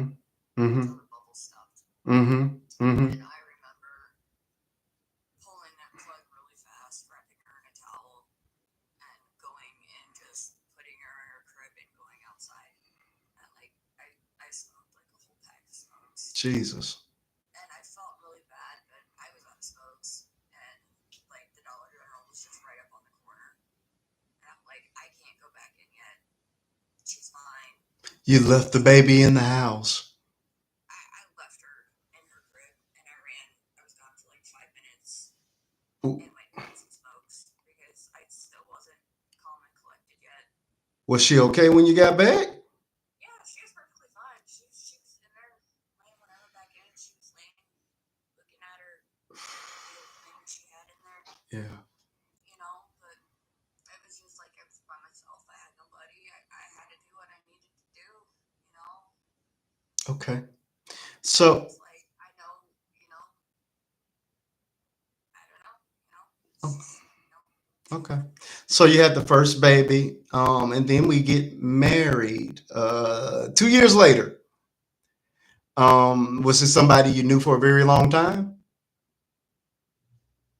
yeah. Somebody you knew for a long time. Okay.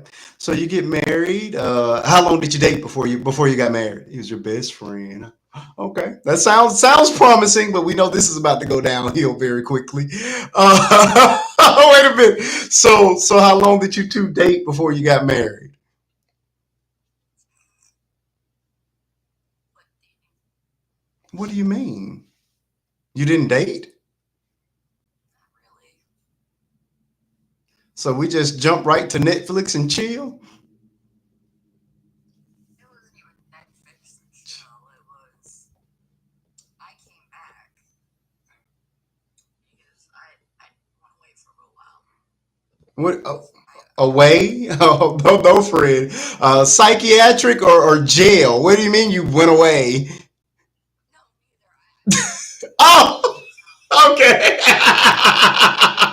My bad. I apologize. I didn't mean to add anything extra to the story.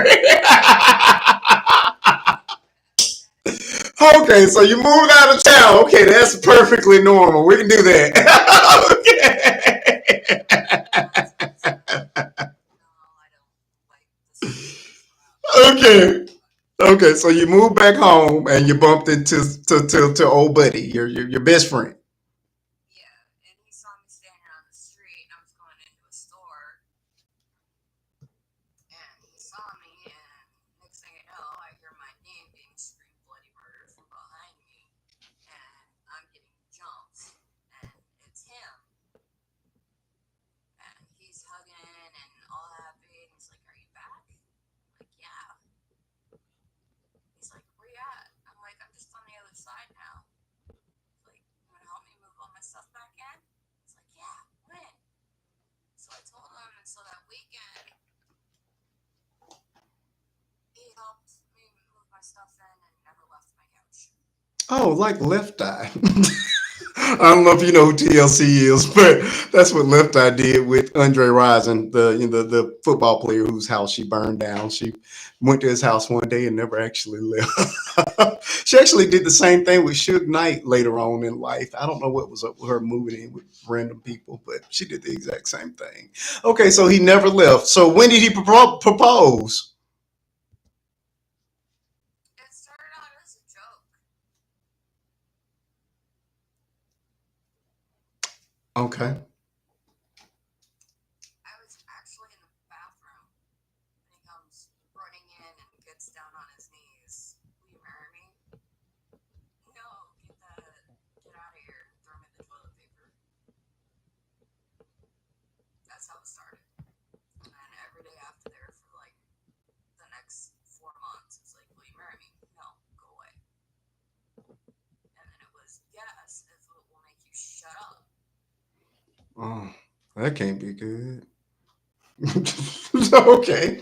So you married him 4 months after re-meeting him.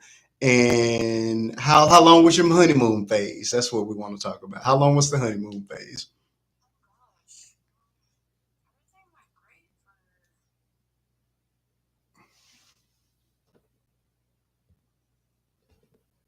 oh, so the first couple of years, everything was really good before it started. Okay. And then this led to uh, DV. Was this on a regular basis? DV, was it on a regular basis? Not on a regular basis. I started ignoring the red flags. Okay. What was the first instance of the DV? It Can you started remember? with me first. Oh, what did it start as?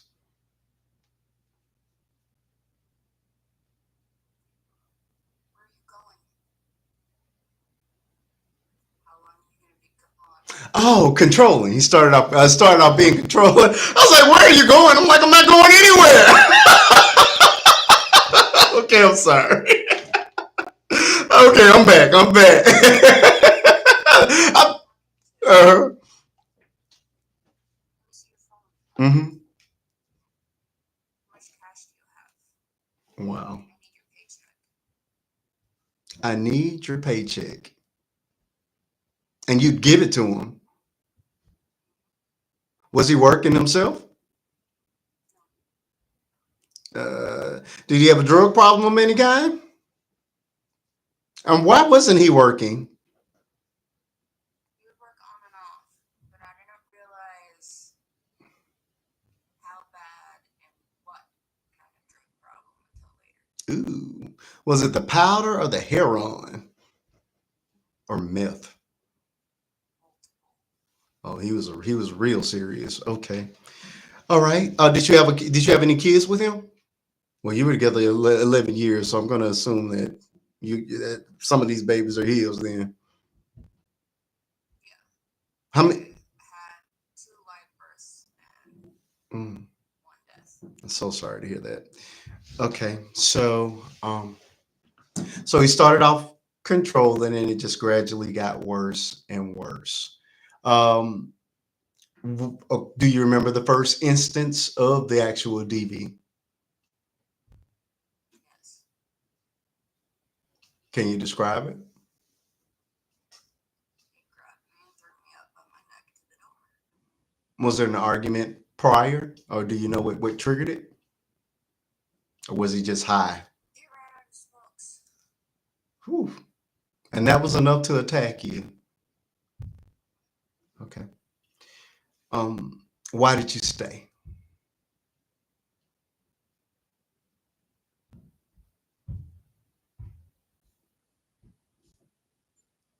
Because by then he had me so broken and so under his control, Okay. I didn't have anything without him. I couldn't make it without him.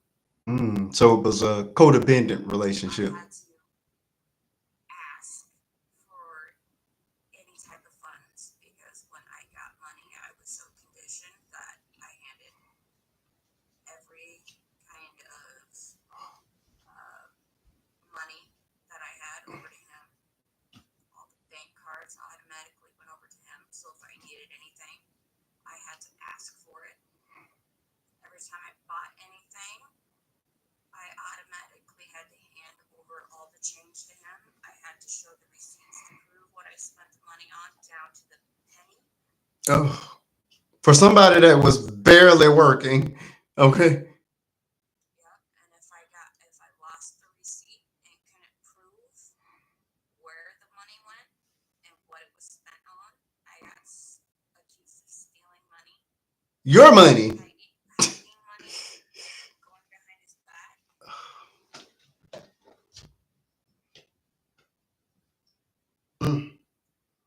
How long did this go on? 11 years. Do you remember the last incident? Yes. What happened? Or not, but not what happened, but what made it the last incident for you? We were homeless running around again with 3 kids. Mm. Another one of his adventures.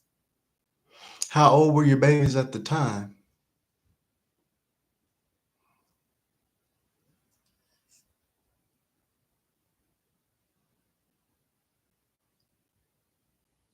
So my oldest just turned 18 in January.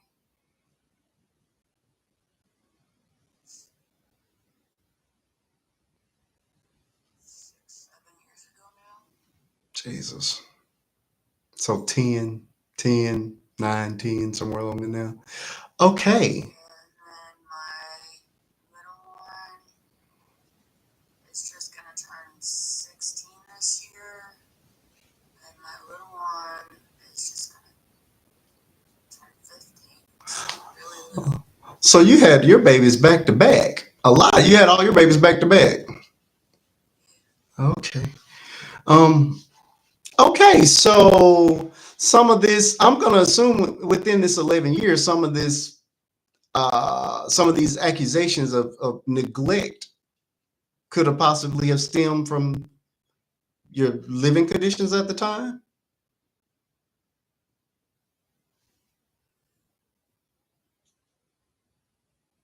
Yeah. There's points where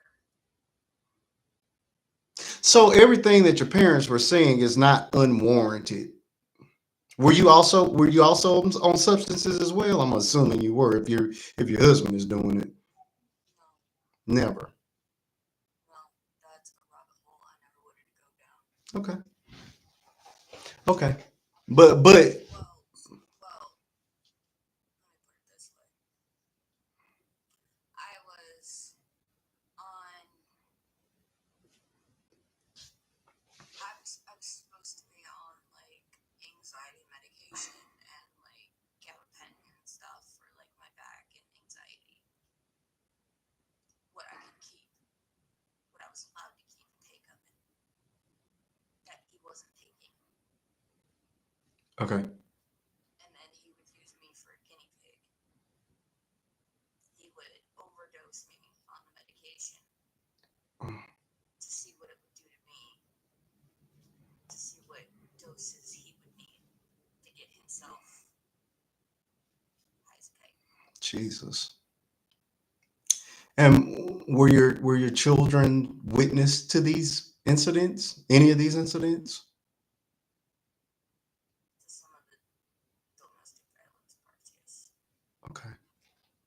I thought I was keeping them relatively out of it, but Okay. So what made you walk away? I saw more than I thought. Like, I don't know. What? My daughter just brought up the other day that she said, "Remember when we used to break something, Mama? And we'd be really, really scared that Daddy would get really mad at us. And we'd be really, really afraid, Mama. And you would tell us you cleaned it up and that you did it and that he would take the blame for us, Mama. She said he would go after you and hurt you and not us." Wow. Yeah, I remember. And then that came up because the other day I dropped the plate and broke it, and I had a really bad anxiety attack because I had flashbacks of when the girls would break something, and I would take the blame for it. Jesus. So what made you walk away ultimately? We were down south in the middle of BFE, What is that? but bad word Egypt. Oh, okay. Okay. And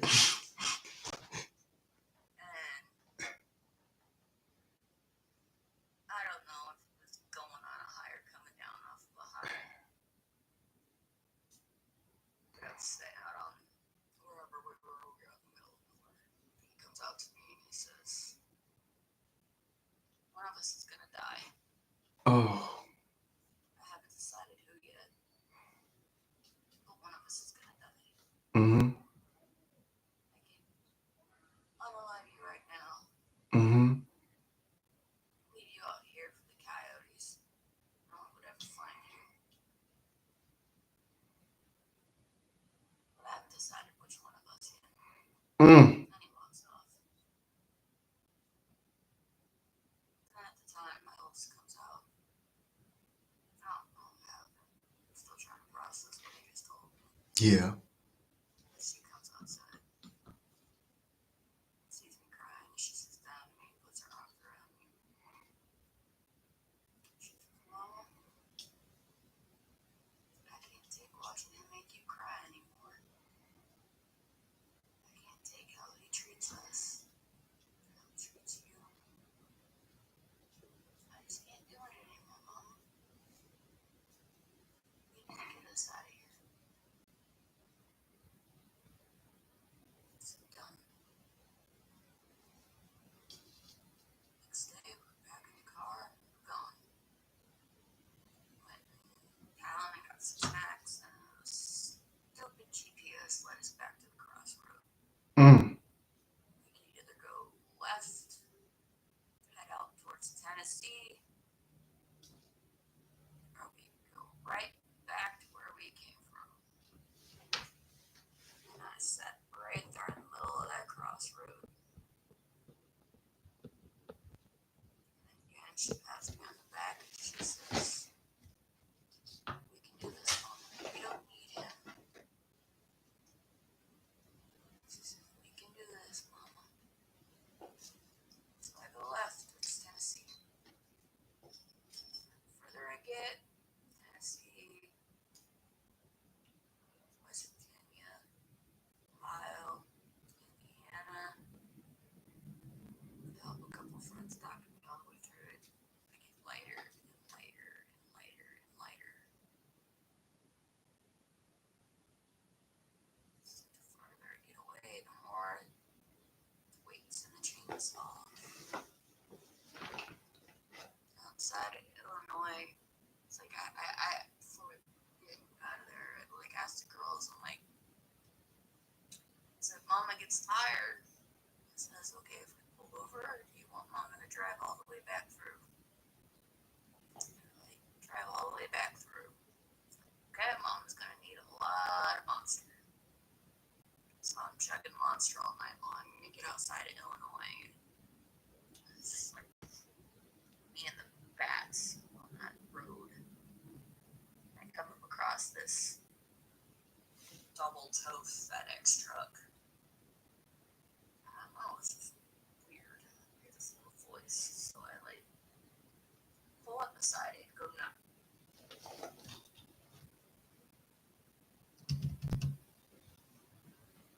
down. You're breaking up.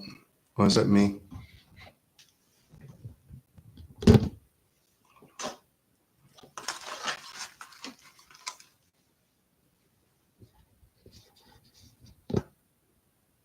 Did we Snarky? Did we lose Snarky? We lost Snarky. Come back, Snarky. I don't know what happened.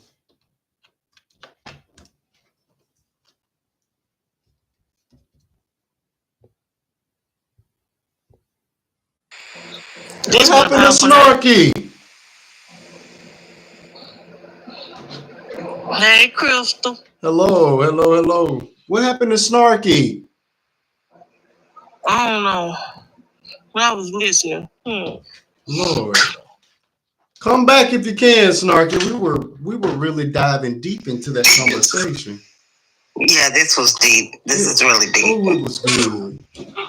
We need Snarky back. Somebody get I just want Snarky to know back. where he is so I can bust his kneecaps. That's really all I want to know is Oh where my is yeah. You should have been here at the beginning, Tilly. Oh my God. You need to bust. Like, I just can shout. Let me get an aluminum bat with some barbed wire. That's what I could do. I'm afraid that I've done this whole show and I don't think it's about 3 of them you want to bust. Yeah. Oh no, he wasn't the. Yeah. Ooh. I just don't understand. These men be so unhealed. They be so unhealed, and instead of going to seek the help they need, they try to use a woman as an emotional punching bag. I can't stand it. Hold on. Looks like we got Snarky back. I do apologize to YouTube. I think I had the feed going to my head. I don't think y'all heard a thing that was going on for the last 2 hours and 22 minutes. I may end up having to delete this one. That's not good. All right. Welcome back, Snarky. I don't know what was going on with your phone. I think my internet went screw you and turned off. Oh God. I was like, please, she can't just leave us here. We got to get to the end of this story. My God. Okay. Go.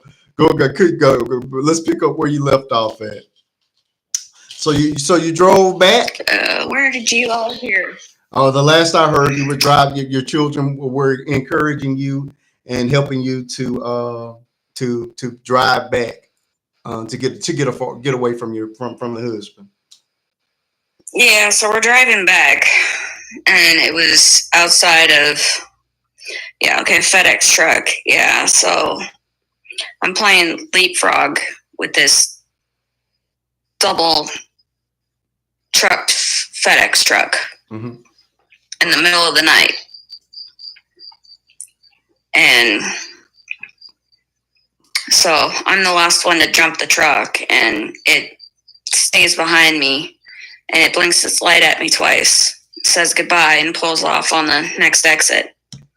And that was the last push I needed to keep going. If it wasn't for that truck, I don't know. Something just told me that, I don't know, the person driving that truck would understand what I was doing and why I was doing it and what I needed and why I needed it. It was just weird. Okay. But so you made it back home. Well, your husband was still a legal resident at your home. So how did that happen? What happened after he made it back to where you all were? I left him down south. Oh yes, you guys were you were homeless at the time. Yeah, he found his way into some other person's house. Okay.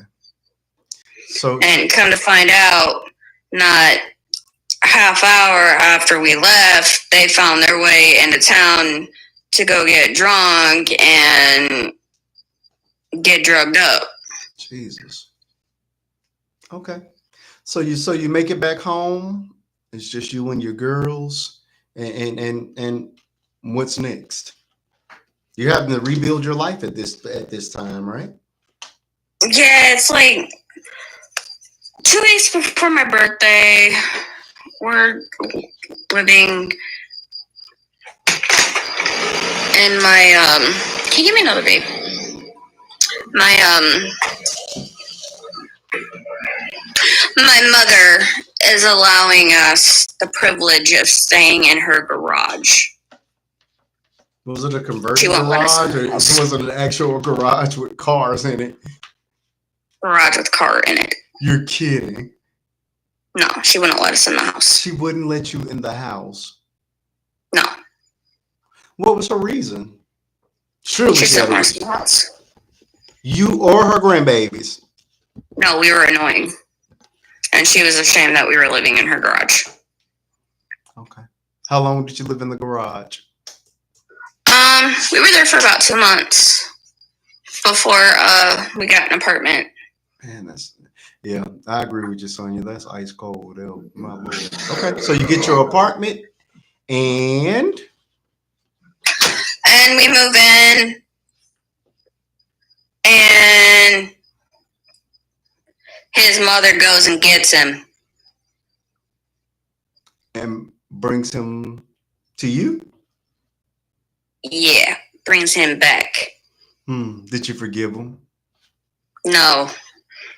I got a protection order. That's why she went and got him, because he's threatened me over the phone that he was going to come get me.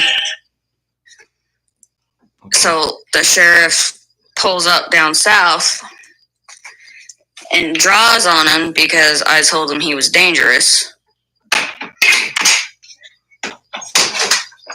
And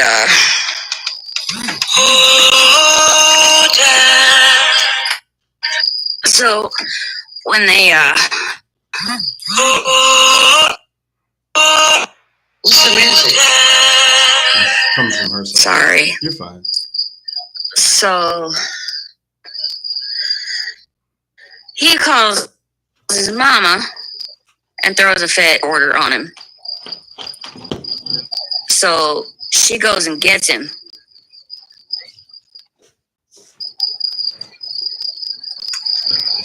Okay. And brings him back. Okay.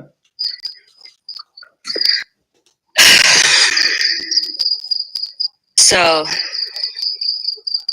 I already know he knows that it's just a piece of paper.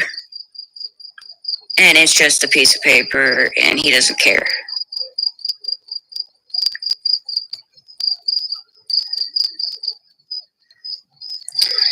So I'm trying to figure out what I'm going to do. So did you leave town, or what did you do? I stayed put. Did he bother you? Oh, yeah, he bothered me.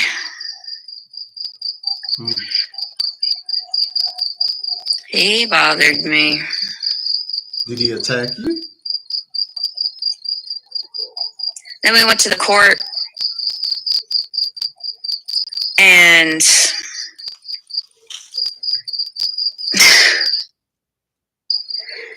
the judge said I had to play nice because he was our dad, and I had to allow him to see the girls.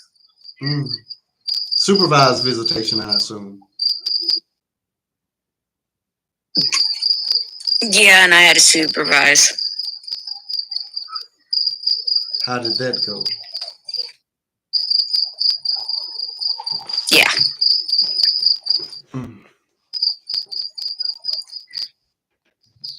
Okay. Where is he now?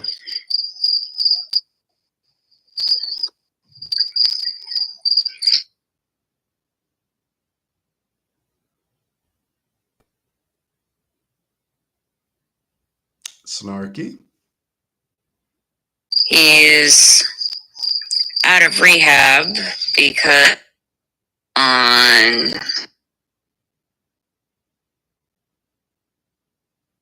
hardcore drugs again. He's missing a few more screws. Okay. All right. So, I'm sorry. But he's left me alone. He's left you alone. How old were you? Your kids were like 10 at that time. So did you were you just, was it just you and your kids, or did you enter any other relationships? Did you ever get married again? No. Okay. Are you single now? No, I'm with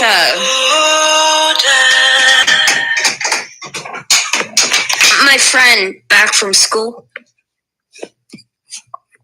that I've known back 20 years ago. Mm-hmm. He helped me because my ex had turned me into a pill junkie with him experimenting on me to see what it would take, how much pills he could shove down my throat. And then I turned back to drinking, and he helped clean me up and turn me straight. And then we started kind of hanging out, and he became a father figure to the girls, and he's been there for them and been there for me, and things have been pretty good. That sounds good. So did you ever go to conventional rehab? No. No. Okay. And how long have you been clean? Let's see, 5 years. Okay. How what kind of effects has it had on your relationship with your daughters? Because I'm pretty sure they obviously have seen a lot of this stuff.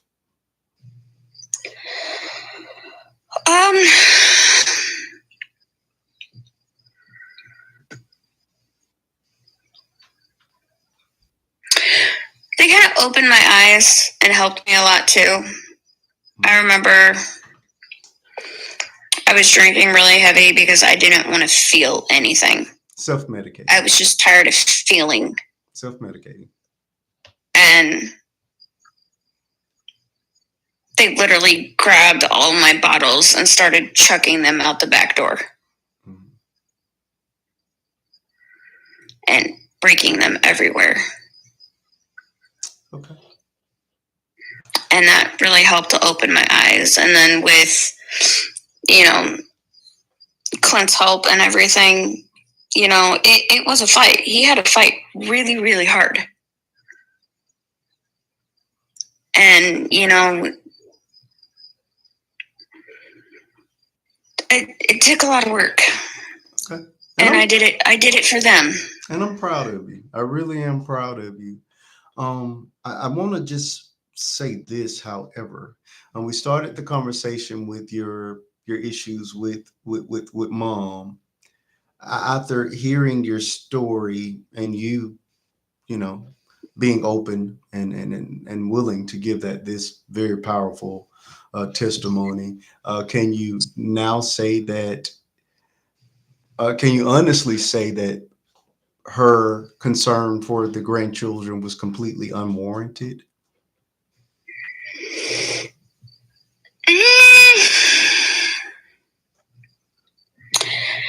At that time, yes. At what time? Because it was just me. Oh, it was just you at that time. Yeah, because she was just being an butthead because my back was really bad. And she's just taking jabs. Okay.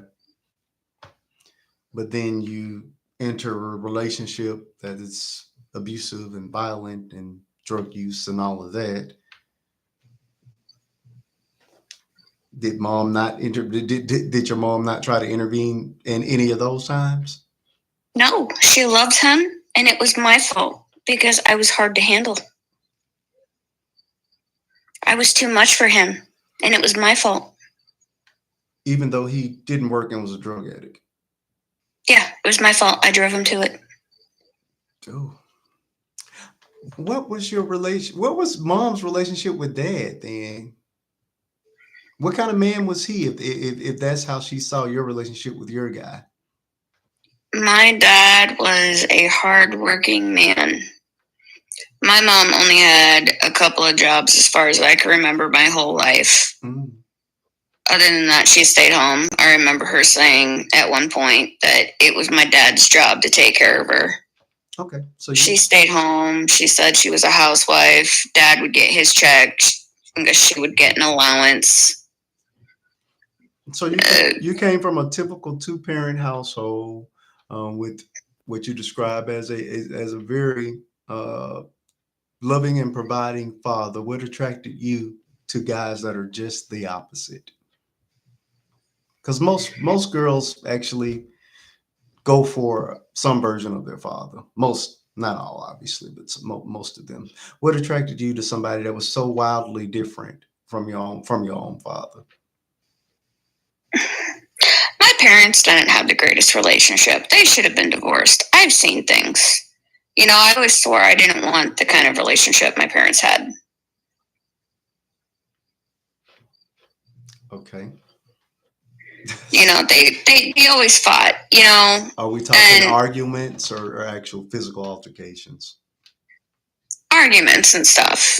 And when all couples fight, well, I won't say all, but most couples argue about something. Yeah, and I didn't think it was going to be like it was at first. I really didn't, because I thought, like, I knew him because I had known him for a long, long time. But it wasn't until we were together and he had that control that he changed. Okay. It was really weird. Okay. Do you take any responsibility for anything that anything along the way? Because I feel you on a lot of the things that you're saying, but I do also hear a lot of disassociation from actual incidents. A lot of the incidents, and some of which that I would venture to say that you may have been a willing participant in. Did I start fighting back and doing things? Did it become who's going to hurt who more? Oh, yes.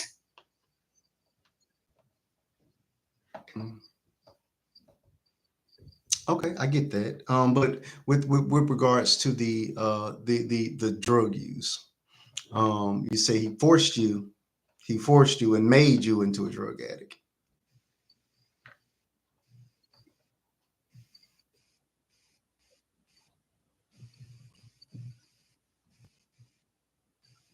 If he's forcing you to do these things, you just didn't have the strength to leave, so you just became a drug addict. Kind of pathetic, ain't it? No, I'm just trying to understand it. No, I'm not. I'm definitely not. I would never do that to you. I just want to understand how does that happen? Once or twice, but somebody who was intentionally over ODing you. Did you just have no will to live? You just didn't care if you lived or passed, or what was going through your mind at the time that somebody is treating you like a science experiment? You just kind of become really numb to it. You're just at the point where... Did you see it as a form of love? He kept telling me that I knew what he was doing. But at that time, I was so desperate.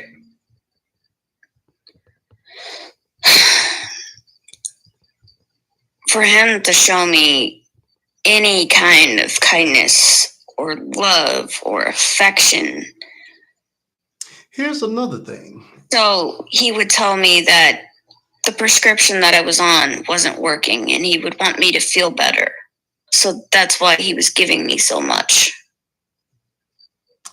Here's another thing. Now, I do have lots of experiences with women who didn't necessarily have fathers in their lives, and because of that, they searched for the love that they missed at home, outside the home, with random guys, and oftentimes a manipulator or a narcissist. That's the term everybody loves to use nowadays. Or just no good guys. That's the way we called them back in my day. They sniffed it out, And those are the women that they go for, and those are the ones that they often manipulate and use and abuse. In your case, you came from you had a father that you seem to describe as a very as a pretty good guy. So um, what would have caused you to be searching for love if you had it at home in a father? Did you ever feel, that's the question, Sonia. Did you ever feel loved by your dad? Or did you know what love even looked like? You know, that was just kind of an unspoken thing between me and Dad. That was something you never said to my dad. My dad was an older generation. I mean, if I'm being honest, my dad would smack the hell out of me too. But, it was because he was so frustrated with between me and my mom. I mean, that's no excuse, but I still had more respect for my dad than my mom. So your father was in effect abusive as well, just not as abusive as mom. Is that safe to say? Yeah, I mean, the happiest me and Dad ever were is when Mom got fed up and blamed everything on me, and that Dad was always taking my side, and she moved out for 6 months. Me and Dad were happy. We were peaceful. We got along. Mom didn't like that. That downright made her even more angry. So she came storming back in through the door one day. Did you feel like you were in competition with your mom for your dad's love and affection? No. Do you feel she felt that way?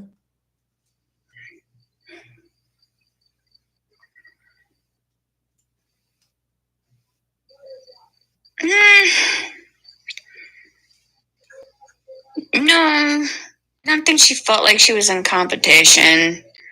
She had control issues. And I think a lot of the time, I knew Dad agreed a lot of the time just to shut her up.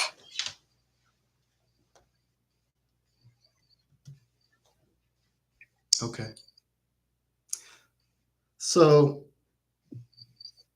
abuse was very common, and abuse to a degree felt like love to you.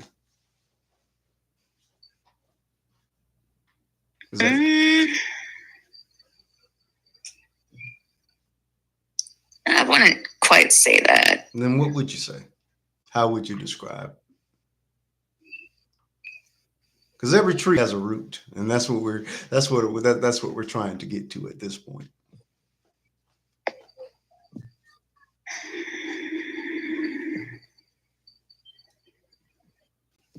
I don't.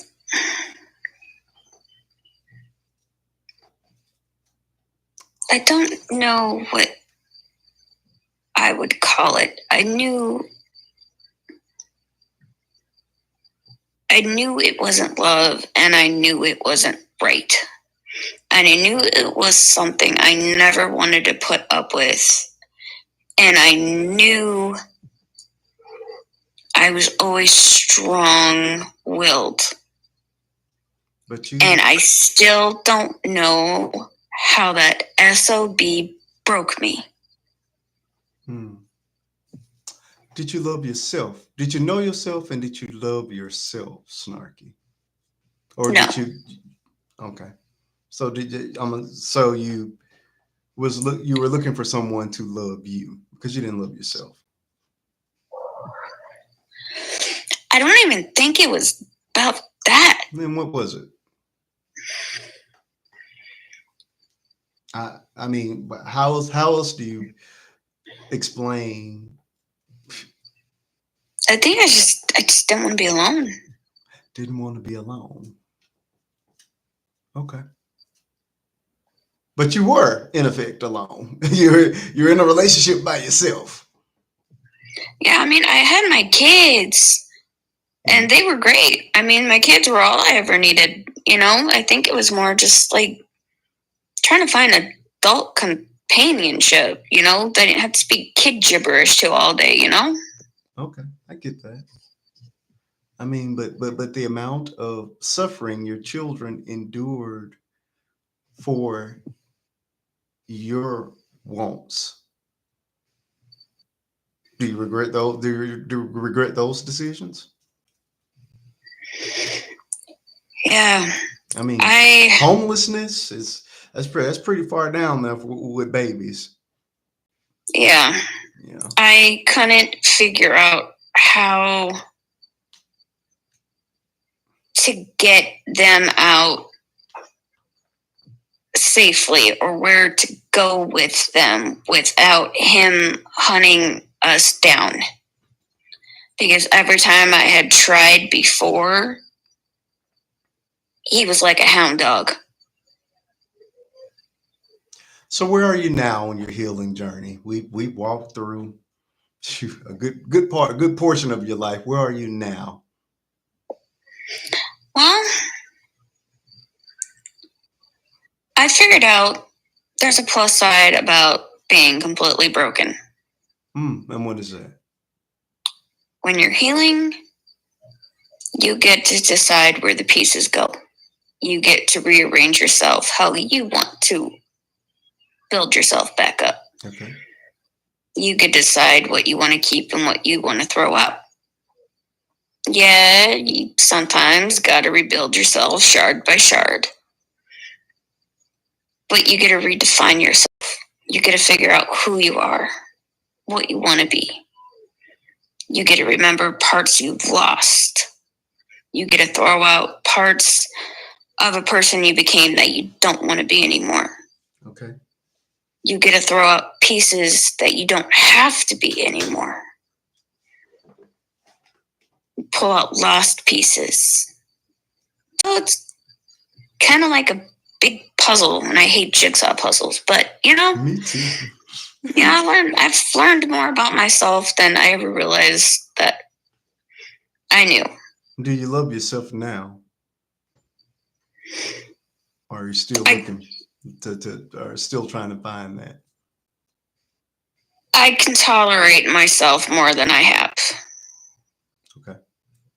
That's fair. Fair and honest, and I appreciate that as an answer. Um, okay. And we started this with the relationship with mom, so I'm assuming that you and mom are still not in a good place. You guys just can't talk at all. No. No. She calls and I try, and it's just. Is it that she's living in the past, your past mistakes, or what do you think is the reason that there's such a still such a bridge between you two?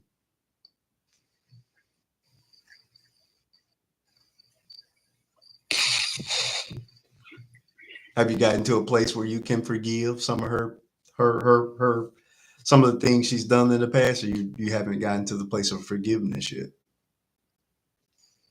Yeah, I can forgive. It's just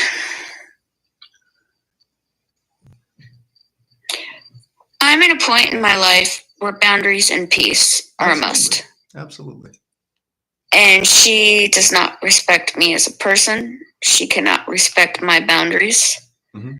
She does not like when I enforce those boundaries. Okay.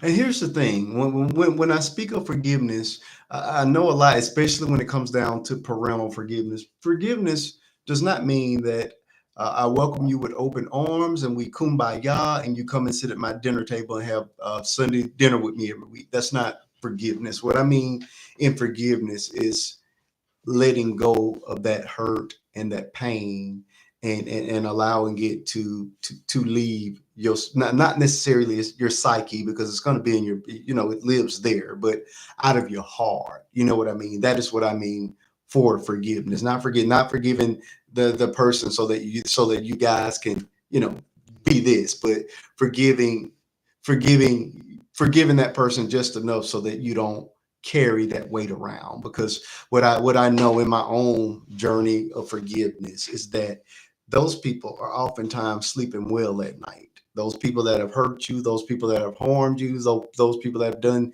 unthinkable and unspeakable things. They sleep well at night. A lot of these people not even thinking about what they've done to you.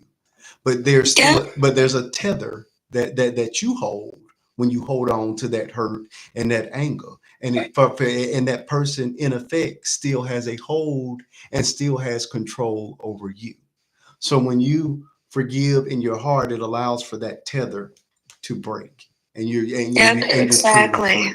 You know, and I'm not going to let anybody have that kind of control over me, because in order for me to heal, in order for me to rise and be that bigger and better person that I want to be, I got to let go. Yes. And I got to forgive my mom and let that go. Yes, like because I said, my daddy. We ain't gotta be friends, but you got to be able to cut that. You got to be able to cut that tether so that person no longer has that control over you. Even though she doesn't know she has that control, she still, in effect, has a hold on you. As long as you're holding on to that, if that makes sense.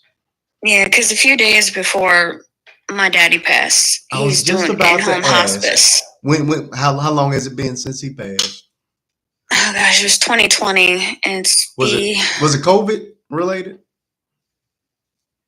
No, he had the joke was my dad was half bionic. He had a pacemaker and a defibrillator. He had both bags. He had cancer growing out of his head again. He already beat non-Hodgkin's. He should have died a long time ago, but so it was hard because he had his last heart attack during COVID. Okay. And I snuck into the hospital so I could see him. Okay. I had to. Okay. I did it. I was naughty. He was hooked up to dialysis, and I knew my way around. But I snuck in, and I got around everybody, and I sat with him. Were you able to speak to him? Thank you, Justify. Good to see you. I did speak to him. Were you able to get the closure before he passed? I did. He died. Mom, she got mad at me because I saw him before that, and I told him because he was holding on because he was worried about me. Yeah. And I told him, it's okay, Dad. I'm not mad at you. I understand why you're making this decision. I said, I understand how tired you are.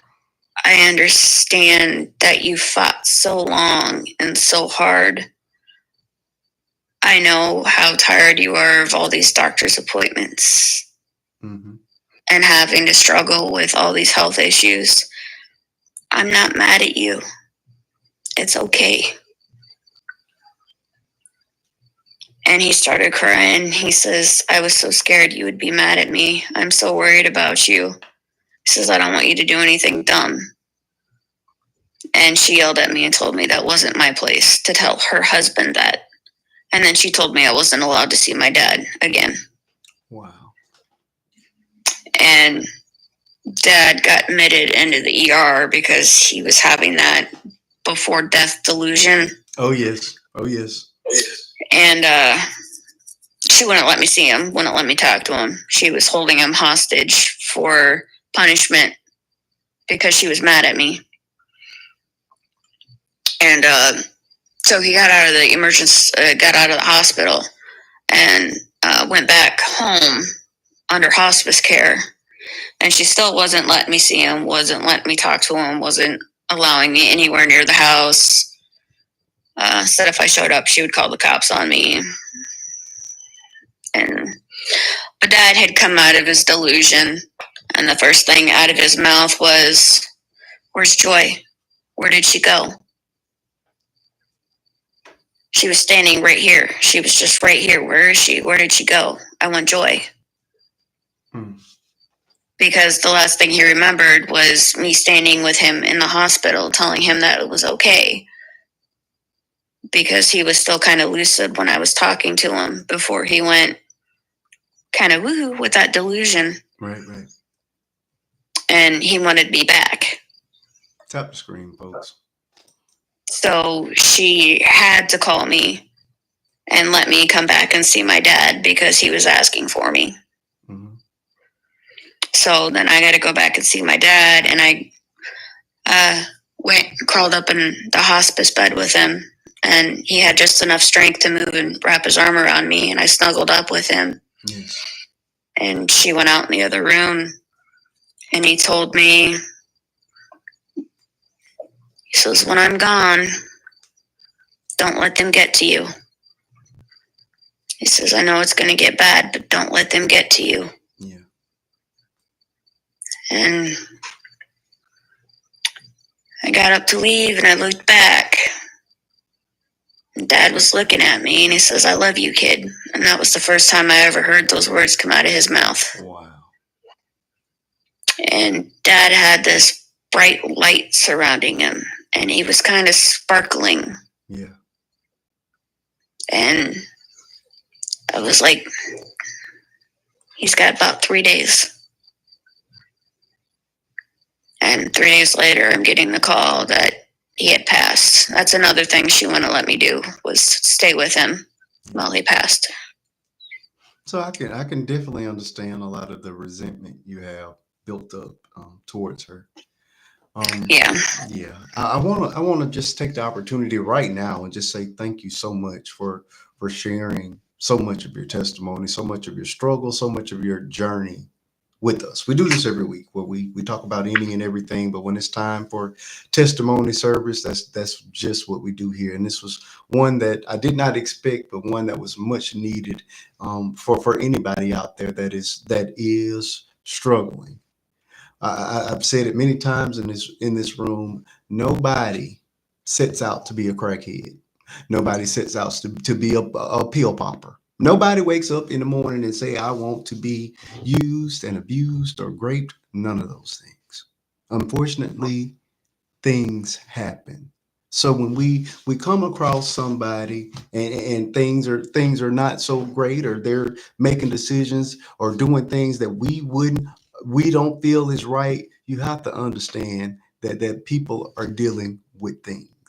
And oftentimes there are things that you do not know, or things that they have not ever been able to even express. So, if nothing more out of this conversation, I want people to have a little bit more compassion for people, because we all are struggling with something. We have all gone through things. Unfortunately, that for some of us, we're able to rise above and overcome and come out unscathed, and for others, they get gripped in it, or they become part of it. It's just the makeup of the world. It's just the way people are. But you got to love everybody. You got to love them exactly where they are. Snarky, I absolutely love you. I don't just met you, and you're one of my favorite people thus far on this app. Thank you. You're so welcome. You're more than And welcome. thank you, everybody, for the comments and You're stuff. I good. appreciate it. You're more than welcome to come back any time, because these are the type of conversations I like to have. I like to have them with real people. I like for people to share their experiences, their ups, their downs, their peaks, and their valleys, because it not only helps the person that is speaking, because they are relieving themselves. They are getting some of that stuff off their heart and off their souls, but it helps people right in this room, because you're not the only one that has had those experiences. They may not mirror yours or be exact replicas of your life, but I can guarantee you there are a ton of people sitting here right now that have had things like this, and some people have just been too afraid to even speak of it. So I just thank you for being a voice and putting a face to many of these things that people struggle with. With that, I want to open up my panel to anybody that wants to ask any follow-up questions. This turned into a full-on interview, so I think I've done all that I can do, but I'm pretty sure I missed some things along the way, and I know some people want some clarification if you're comfortable with it, Snarky. That's typically how my interviews go. After I'm done with the official, we open up these boxes and allow people to add their 2 cents or ask any questions. So if you're comfortable with that, we can do that, Miss Snark, if that's okay. Yeah, most definitely. And let me add a couple pennies for Absolutely. thoughts. Clint comes up to me because I struggle with emotions and understanding emotions and expressing them appropriately. I get angry and I break stuff. I do. And he says, I think I know why you're so angry. Just to give you something to chew on. He says, I think you're so angry because it's all that sadness and that frustration and that confusion that you never got to release. That's never been able to come out. The things you don't understand. It comes out as anger. Yeah. Is there a reason why you think about it? And I'm like, I think you're right. Is there a reason why you haven't opted to go to grief counseling and actual therapy? Because I think you would greatly benefit from both.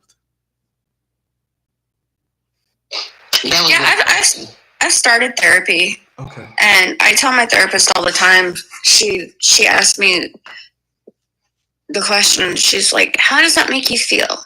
I'm like, I hate it when you ask me that. So we're working on it. Yeah. They say in therapy, if you're not crying, you're not doing it right. So I'm happy to hear that you've at least started that journey. I do absolutely want you to continue, just for the sheer amount of trauma that you experienced as a child, let alone in adult life. But from childhood, and especially the various incidents of SA and DV and all these things. I just think you would greatly, you would do great with real therapy. Again, we would breeze right past you actually losing babies. I did hear it, but I didn't want to, we were pretty deep. I didn't want to go any deeper. So grief counseling, most definitely, and continuing on in that therapy journey. I think it would be great, because, like I say, it's great to hear you speak and be able to speak so candidly. But it seems at times, and we got that comment a few times in the comment section, that you seem a bit detached from the situation, as if you were outside of yourself, if that makes sense. I mean, at the very beginning, obviously we could hear and feel the emotion, but I feel like there are certain places that you just seem to detach, and that could just be a defense mechanism, oftentimes, and I used it all the time, but mine was more wrapped in humor. So the worst situations were the more funny it would be for me, or the more funny I would make it, you know what I mean, until I actually sit down and began to deal with the real. So just something to think about. Go ahead. Yeah, I get it. Very good. Go ahead, Miss Crystal. You got a question? And anybody in the chat, if you have questions as well, Miss Snarky is here with you. I'm still sitting here listening. That was my question as well. Because I know when I went through a lot, I used to think therapy was like, yeah, it has such a stigma attached, right? And I loved it. So I was going to ask her that question, but you had asked her before questions about therapy and counseling. Okay. But I'll wait for some other questions, because I'm still no problem. It's a lot to process. I'm just sitting here. Wow. You never know. You never know what somebody has gone through until you sit down and have a real deal conversation. Well, that's what I love about this app. I meet people every walk of life, and some of the stories and some of the testimonies would truly just blow your mind. But I feel privileged that people are comfortable enough in this space to because you're a counselor in itself. You don't know. I told you. Yeah. It's a real privilege to be able to be here for people in that way. Okay, Miss Latanya, do you have a question? I don't have a question, but I do have a comment. Very good. Go ahead. Girl, you are strong beyond belief. I've been through a lot of stuff, and I'm not comparing myself to you by any means, but to be and go through everything that you've been through and still be here willing to talk about it, you are strong beyond measure. Let God use you, and let that testimony help others. Because you on your way to making it, baby girl, and I'm so proud of you. Love it. Thank you so much for those words of encouragement. Miss Sonia, question or comment? I know you have a lot. I have a comment and I have a question. Oh, don't we know? First, I want to say to you, you are amazing. Mm-hmm. And I am just privileged to hear your story. The strength that you have, because when you first came on, you talked about not being able to cry and not being able to show your emotions because of what people would do to you if you showed your emotions. So I understand when you went into those places where it seemed like you were detached because you didn't want to tap into those emotions. Yeah. But I want to say that I appreciate every word that you said and every piece of you that you shared with us, because it helped not only the people that's listening, but it also helped those that will hear your story after tonight, because you have a lot to say and you will be heard. Absolutely. You haven't been heard, but you will be heard. But, and my question is, I was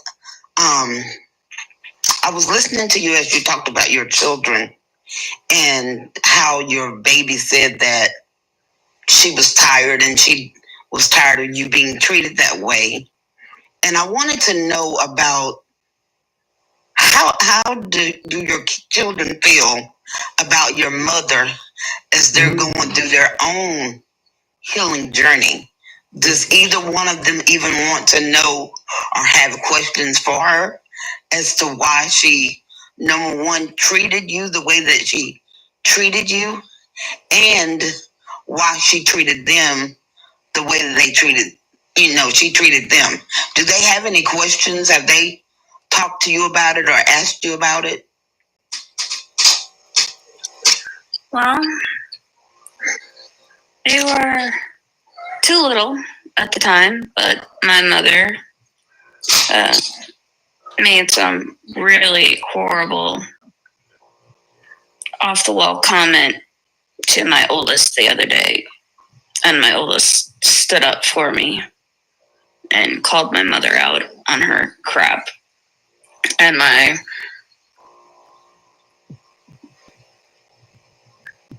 mom got all offended. And Sonia asked her why. And she sidestepped it and ignored it. So she won't address it with any of them. Okay. And I ask because it's important in not only their healing, but your healing, because it shows you and it shows them that you've taught them to stand up for themselves without just telling them. You taught them that. And I just wanted to know the effect of your mother on them and how they handled it. And I'm even more in awe because they are amazing kids. They are amazing as well. Thank you for sharing your story. Thank you, guys. I'm actually gonna come clean and drop a bombshell. We're listening. It is 3 months ago. I tried to unalive myself. It backfired and didn't work. I've been kind of salty about it and trying to heal from that. What method did you attempt? I took a whole bunch of stuff that would have make me go to sleep and not wake up. It was different combinations of different things that I take. Yeah. But my body rejected it, and apparently I threw up, and Clint came home and found me passed out on the bathroom floor. I wish you would have been here a couple of weeks ago. I did a it's the video.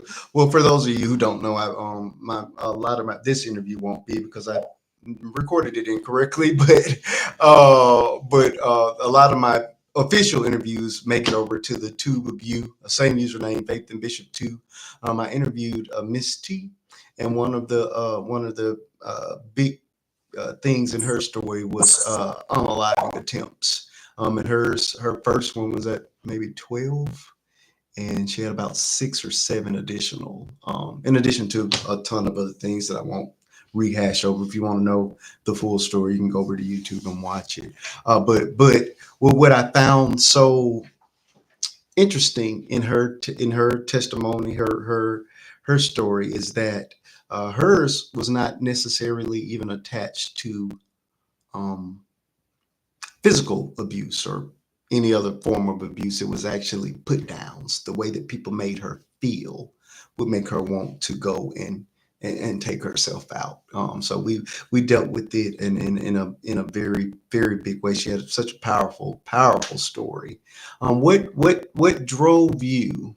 Was this your first attempt? No. You've had other attempts. What made you attempt this time? You have 3 children, a life that you built that apparently, seems to be a lot better than the one you had. What made you want to go this time? I'm tired. What exactly are you tired of? Fighting. Fighting what? Fighting the past. Fighting people. So you think it would be better for you to be gone than to be here? Yeah. There comes a point when your spirit and your soul and your body is just so tired. Snarky, you said that God found you. When did he find you? He found you and he's ready to let you go just that quick? How long has it Apparently been? not. I'm sorry? Apparently not. He brought you back because you still have purpose. Listen, I always say that we all exist for one big purpose, whatever that big purpose is. Once that purpose is served, then and only then are you allowed to leave here. So the reason that you're still here is because your purpose has not been served. And I don't know what that purpose is, but I'm pretty sure you have. We all have one, so I know you have one as well. When it comes down to ideology around wanting to unalive oneself, I know it's a very sensitive topic.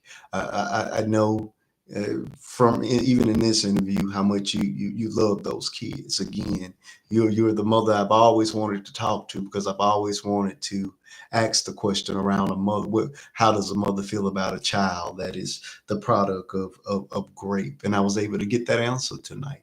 You know what I mean? You loved that child more than most people would have. You know what I mean?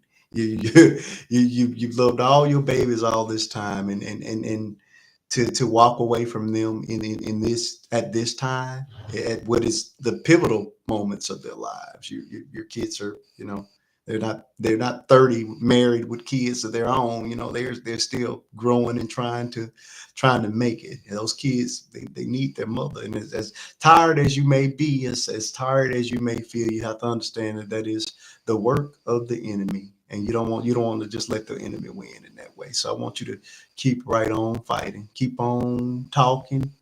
And again, if you got to shed a few tears, I'd rather you shed a few tears here and there than for you to just walk away and give up on life because you clearly have a lot more to live for. You got a music career, you're trying to get going. You got kids, and you have walked a mile in hell, and you're still here. You have a testimony. Your testimony has helped people tonight. I can guarantee you that. So I want you to understand that you're indeed important, and your life is worth saving. And I can't make you feel that way, but I can only encourage you, and I can only tell you what I feel and what's coming from my heart at this moment. And I want you to keep on fighting. I don't want you to give up. Giving up is that's too easy. I want you to keep on fighting, and I promise you, you gonna you just stick around, and things are gonna brighten up for you. It really, really is. Yeah, I'm too stubborn. Mm. Yeah, and you guys have been awesome. I appreciate all of you, and I'm going to butcher your name, and I apologize. Marquise, and I really appreciate you, Latonia. What you guys have said, it's been awesome. You guys have listened, more than anybody. It's amazing. You know how you run into a group of strangers who's willing to listen and talk and cheer you on more than anybody you've met in your life. It's cool. There's still some good people out here. There's a few of us left. It's very few. There's still a few good ones out here, and yeah, we all love Jesus. That's it, and you have to understand that God. You said God found you, and that's just what God always puts you where you need to be when you need to be there. So that's what I found out. And you don't always get the answers how you expect either, is what I'm learning. And I've got answers in some weird places. Yeah. He's been working with me on patience too, and I'm pretty sure I've made God do some face palms here lately too. So oh, listen. Okay, I got a good one for you. This is actually, if she's coming up, the interviewer, the person I interviewed a couple of weeks, she's in the building. I don't know if she's going to come up. I would love for her to speak to you as well, because like I say, she has quite the powerful testimony. We thought we were coming down, and we ended up right back in this thing. So this is just where we're supposed to be right now. Mia, are you? I don't know what is up with that little raggedy pillow. I don't know what that is, but that's a bear. I think that's a bear. It's a bear. Oh. He said that raggedy pillow. It's a bear. It's a bear. Mia, you've been here long, and you've been nice and quiet and patient. So I'm gonna give you the floor. You have any questions or comments? Very mindful. I got me some tacos. I was doing my best. Okay, now what happened? You have any questions or comments for our special guest tonight? Oh, you got it, girl. You got it. What? Let's keep in mind, Mia is only 22 years old. She's not a wealth of knowledge at this point. I was in and out. Don't be calling me out, because I was in and out. You was out the whole time I was on here. No, I was in. That's why I just spoke to you. I seen you. Hey, she made the right choice. If it came down between me and tacos, I picked the tacos. And I'm like that. This lady is giving a testimony of a lifetime, and you're concerned about Nacho Bel Grande. That's sad. I mean, hold on. Let me be serious. Hold on. Oh, that's too funny. Terrible. Raggedy pillow is a bear. Yo quiero taco bear. Oh my God. Yeah, I'm laying on a bear talking about your raggedy pillow. Good night. Okay. Okay, listen. Mm-hmm. So. Oh Lord. Okay. All right, girl. So after everything you said, how do you feel now? She just said it. I was always. Oh. Don't look at me like that. You look like. Yeah. Oh Lord! Yeah, everybody got a comfort bear. What is wrong? Y'all are way too old for teddy bears. I'm just gonna have to say that one looked like he's 3 feet tall. I'm just a girl. I don't know what you're talking about. My bear name is Bluey. What's your bear name? She got is that a lamb in the back? Teddy. That's Teddy. Oh, mine. Is that a goat? What is that behind it? Is that a lamb? Wow. That's a who? You don't know your animals? Oh, that's a cow. It's a cow. Okay. It's a cow. You don't know your animals. Okay. How you don't know your animals? That's embarrassing. I just need to understand why y'all grown women got these teddy bears. Because first of all, I'm not grown. I'm a kid. I'm 22, and I got my bear because my grandma got it for me. Thank you very much. I was just Crystal, get your niece. Get your niece, Crystal, please. I'm just sitting here thinking. I'm not claiming her right now. You are claiming me. What are you talking about? You not right now. Why? I got a bear. Is it a comfort zone for you? You sleep with the bear? Yes. What do you mean? It's my therapy. Okay. You sleep with your man. I'm gonna sleep with my bear. Wow. What? You got a man, don't you? You know I don't. Not Okay, well, I'm gonna sleep with my bear. Keep me comfort. well, I prefer that over you fornicating with some random. So I don't okay. fornicate. I'm too Christian for that. I'm a woman of the Lord. I don't do that. I'm a child of God. We holy The over last here. time you went to church was for a funeral of a stranger. You need to be quiet. It wasn't a stranger. You didn't even know them person. She didn't know the last two funerals she attended. She didn't even know them people. Because I go for moral support. I'm a weep. I'm a professional weeper. I'm a weep with you. You sad, I'm be sad with you. Cause like, why would you tell me that your grandma died in the worst moments? I'm over here eating my tacos. She's gonna say my grandma died. What do you want me to do with this information? Cause now I'm sad. You done make me sad. Lord. This Imagine conversation eating has some gone tacos and downhill thanks to Mia. Thank you. Oh, I'm sorry. You're fine.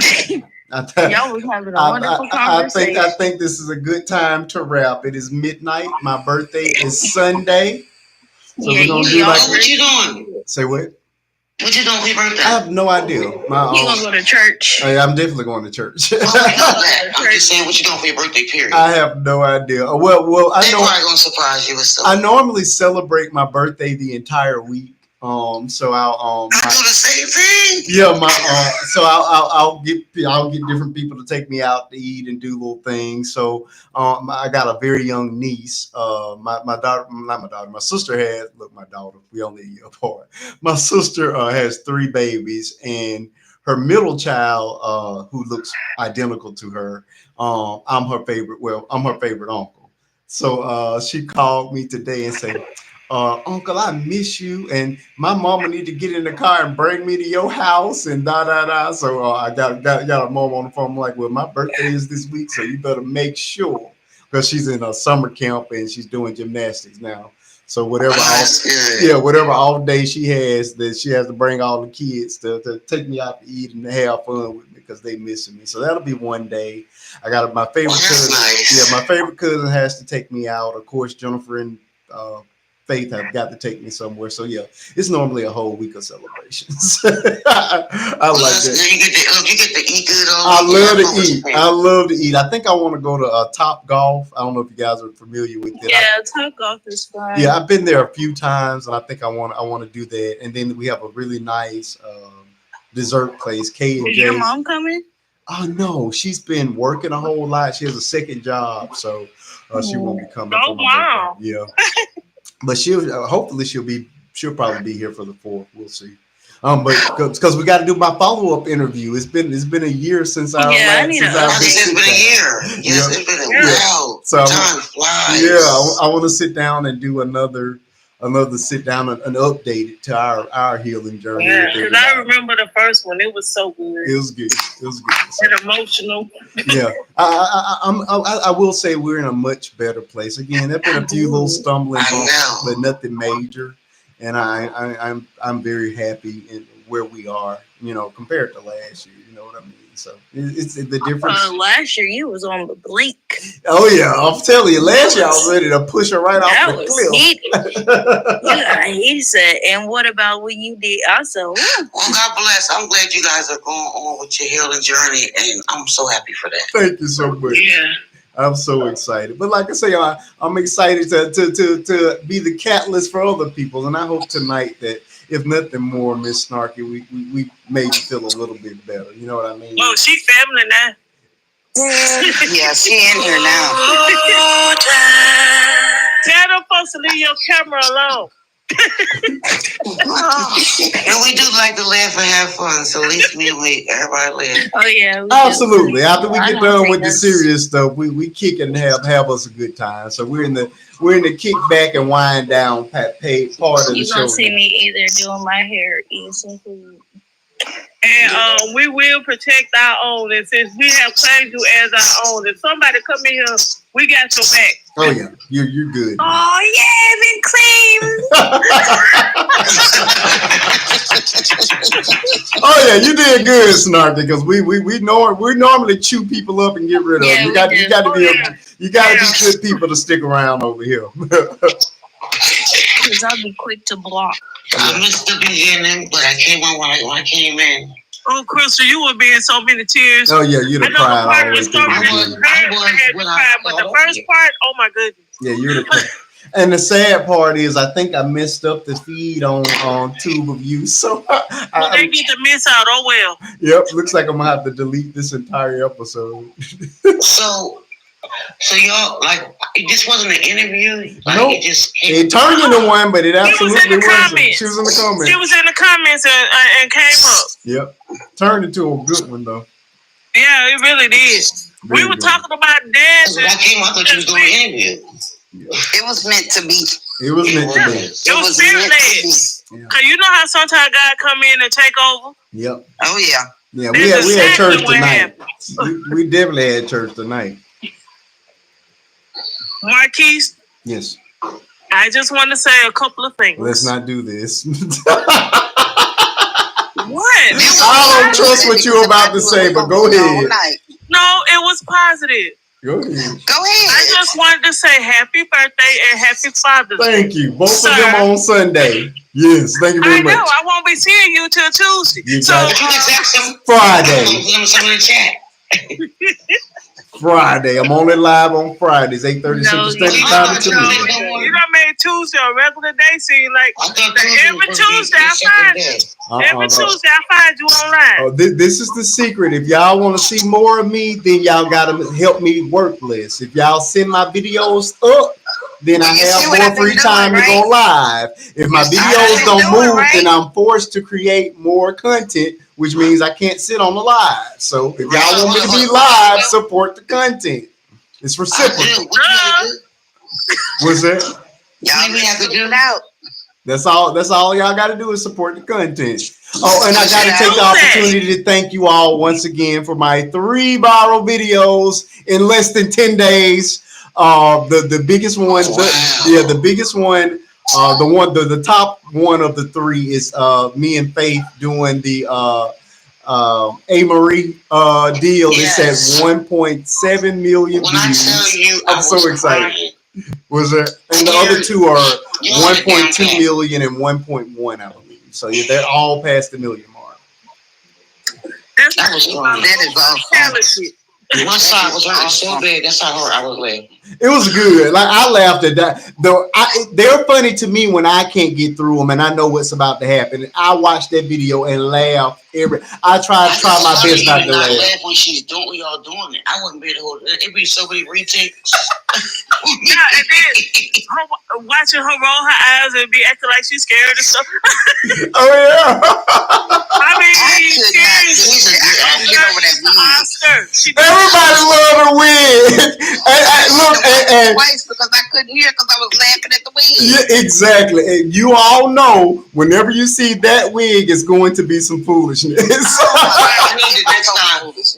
I need to say it's normally Mary J. She was Mary J. Blige twice in it, but this one she had to be A. Marie. So yeah.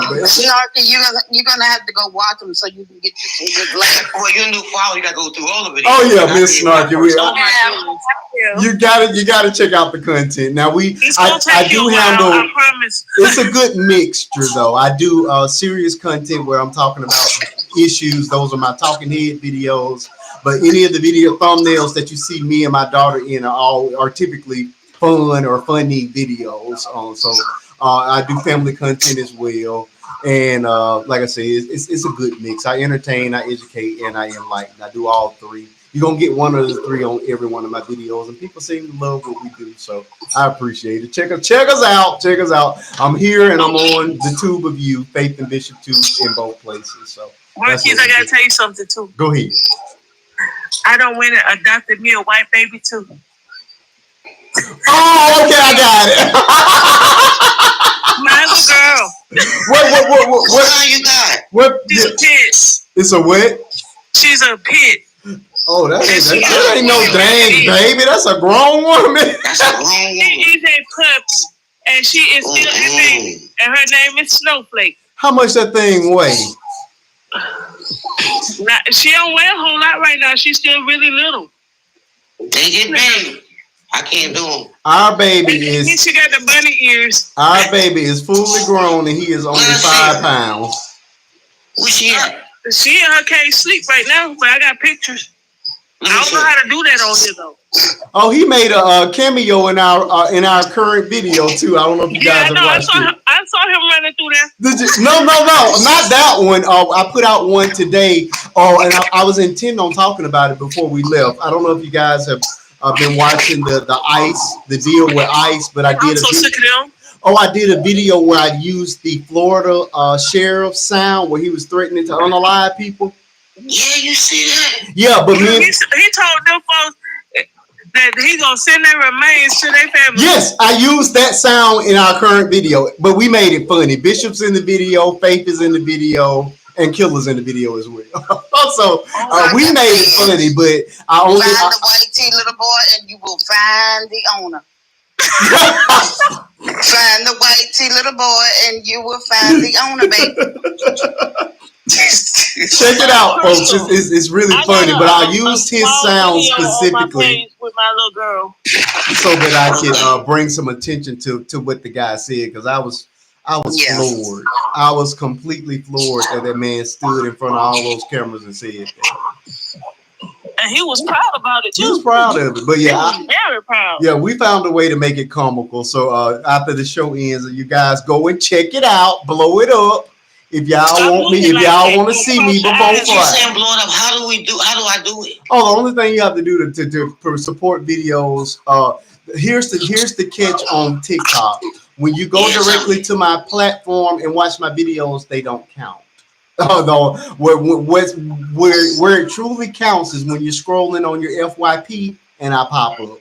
That when you see me pop up there, that is where it counts, and that is what makes videos blow. So whenever I always see you pop up. Soon I scroll, soon I can come on. Well, that's good. That is good, because oftentimes that we go through phases where creators are hidden and from their core audiences. So yeah, whenever you see me on the FYP, if I come on, I might go through one video. The next year it'll be you. That's awesome. That's awesome. But that probably occurs for you because you like you could. It's like that for me too. Really? I could go through a few videos and there go one of yours, and I'm how do you think I started following you? Yeah, that's how it happens. You was on my yeah. The more you interact with the creator, the more their content they'll see. Because you're like the second person that always pops up on my. I love it.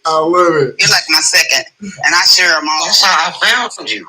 Yeah, but yeah. I'm actually shocked that I didn't see the new one, but I wasn't on here that long before I saw your live. So. Yeah. I started watching videos. You was the first live I have ever joined. Yep. Yeah, but yeah, what's most important is when you see me on the FYP, you watch the video all the way through, hit the like button, leave a comment, do not just leave an emoji because emojis don't count. You try to say 3 or 4 words to get so that the conversation will begin. And that's why you'll see me in the comment section, because all of that feeds into having videos move further. And then always very vocal in your comments. So and always hit the repost. Girl, I think I be too vocal sometimes. Girl, I be like, what were they thinking? Why they act like that? Oh yeah, the comment section gets wild. They ain't lying. They love to come after me in the comments. Ooh, they do. They tell me up in the comments. But they tell you up, but we go get them. Yeah, but the good thing about it is I've developed thicker skin. You know, after we've gone viral so many times, I know I can handle it a lot better than I could. I had one of them when I got ready to do the interview with Africa. I put up a video, and the video said whatever the video said. But in the comment section, they was like, "There's no way I would listen to a man with weave in his head." I was like, "How insulting! I don't wear weave, and I want to just." I was like, you know what? This is not even worth it. So I let it go, but I was mad. I ain't gonna lie. I found it so insulting. Well, Marquise, I will say this though: the one thing that I love about your videos, and when they have these crazy comments. I love the way you come in and you give them an opportunity to explain their foolishness. Correct. And 9 times out of 10, they can't explain why they put the comment that they put. Exactly. And I love that. Exactly.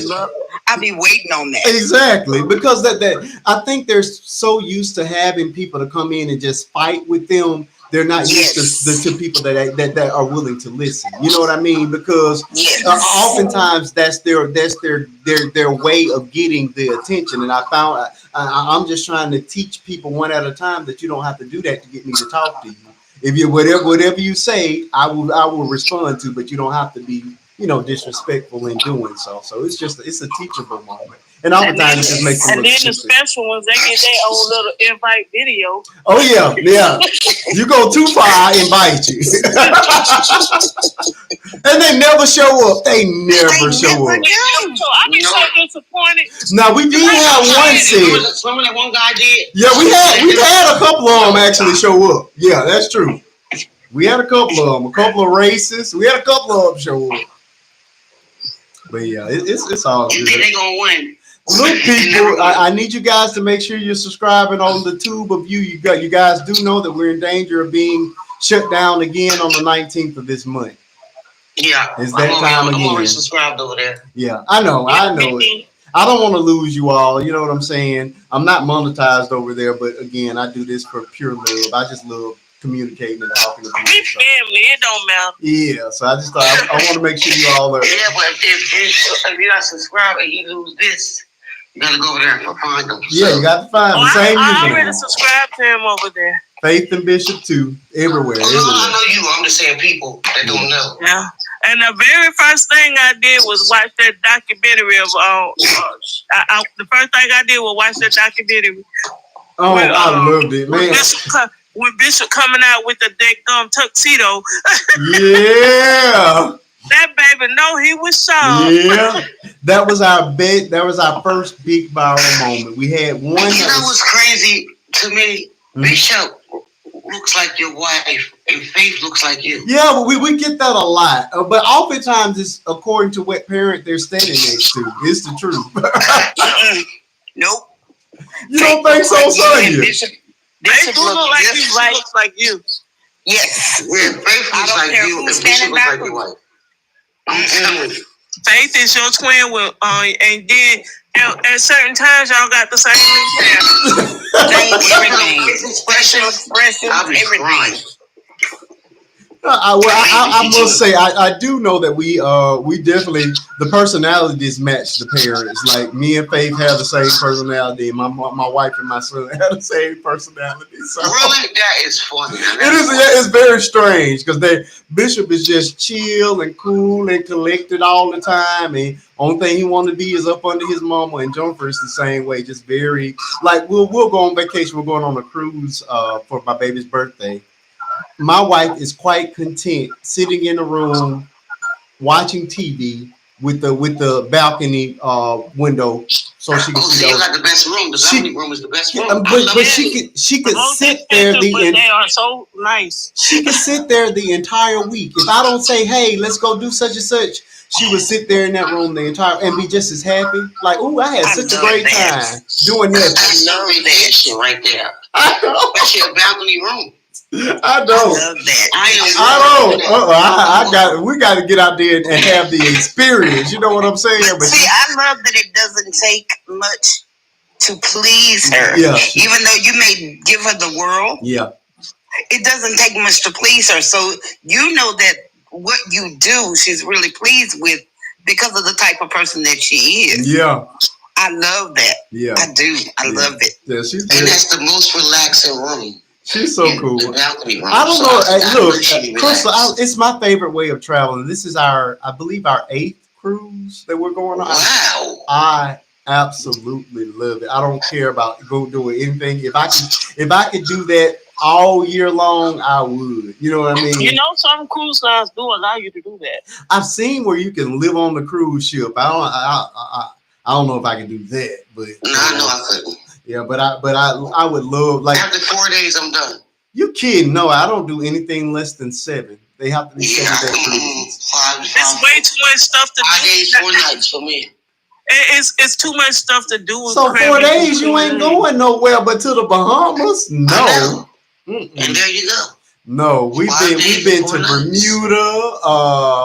We've been everywhere. Bermuda was awesome. Oh I never did it. Cozumel, Mexico, and I did Cozumel. Cozumel is beautiful. Yep. Oh my gosh, it's so beautiful. Dominican Republic. There's so many places to travel. I love it. That's why you say you do 7. You gotta do 7 days. Yeah, we do 7. We have to do 7. I love it. I mean, but 7 is great because you know, you get to take like one of those days is a break day for us where we just really chill and relax, and that's mid cruise. You know what I mean? With 4 days, we would be running the whole time. No, it's got to be 7. Got to be 7. I love it. We're going on Norwegian's newest cruise ship. They just got through building it.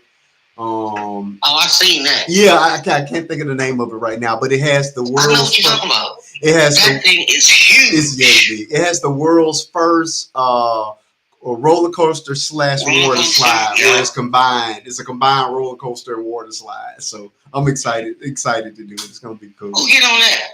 Me. Yeah. Everybody. Sonya, it ain't time to go. Who's that? See you, Sonya. Good night, Sonya. But anyway, hold up. Back it all the way up. Y'all get on roller coasters? Yeah, the last cruise ship. I can't do it. The last cruise ship had a roller coaster on top of it. Yeah, but I'm just saying, my roller coaster days are over. Thank you so much, son. You happy? Well, she dipped out. Happy Juneteenth. Let's say happy Juneteenth. I'll be back before Juneteenth, right? I know that. No, it's in the middle of the week. I may do a pop up for that, depending on how well y'all support my content. Oh, I know I do. Well, hold up. I think I'm probably the only one. When we go somewhere as a roller coaster, I stay and watch everybody else. I love roller coasters. My wife doesn't like them either. I'm good for her. Tell her I don't do roller coasters. She watch I go for the food. The only thing I won't do is jump out of a plane or bungee jump. I won't do either of those. Or hot air balloon. And after I watched that man fall out and lose his life here recently, right on TikTok. What? Yes, he was. No, I think I if it got to go up, I don't want it. Yeah, it was a hot air balloon. There were. Nope, I've never been on a plane and never going. Oh, you can't. No, flying is okay. Although I do get scared at takeoff and landing. It's cool. Flying is cool. Have you not seen that the people ain't taking care of the planes now? They falling out the sky. I got a trip to go on. Be quiet, man. Let's tap up, people. We're up to 75,000 taps. Can we make it up to the 100,000 taps before my birthday? Could we get up to 100,000? That would be awesome. I'm tapping now. I ain't stopping. I appreciate it. Just keep tapping that screen, folks. I should have been gone, but I'm enjoying the conversation, even though I ruined. But I still can't believe you still go on roller coasters. Oh yeah, I love roller coasters. That means you're not afraid of heights. Nope. I just don't. And parasailing, we parasailed.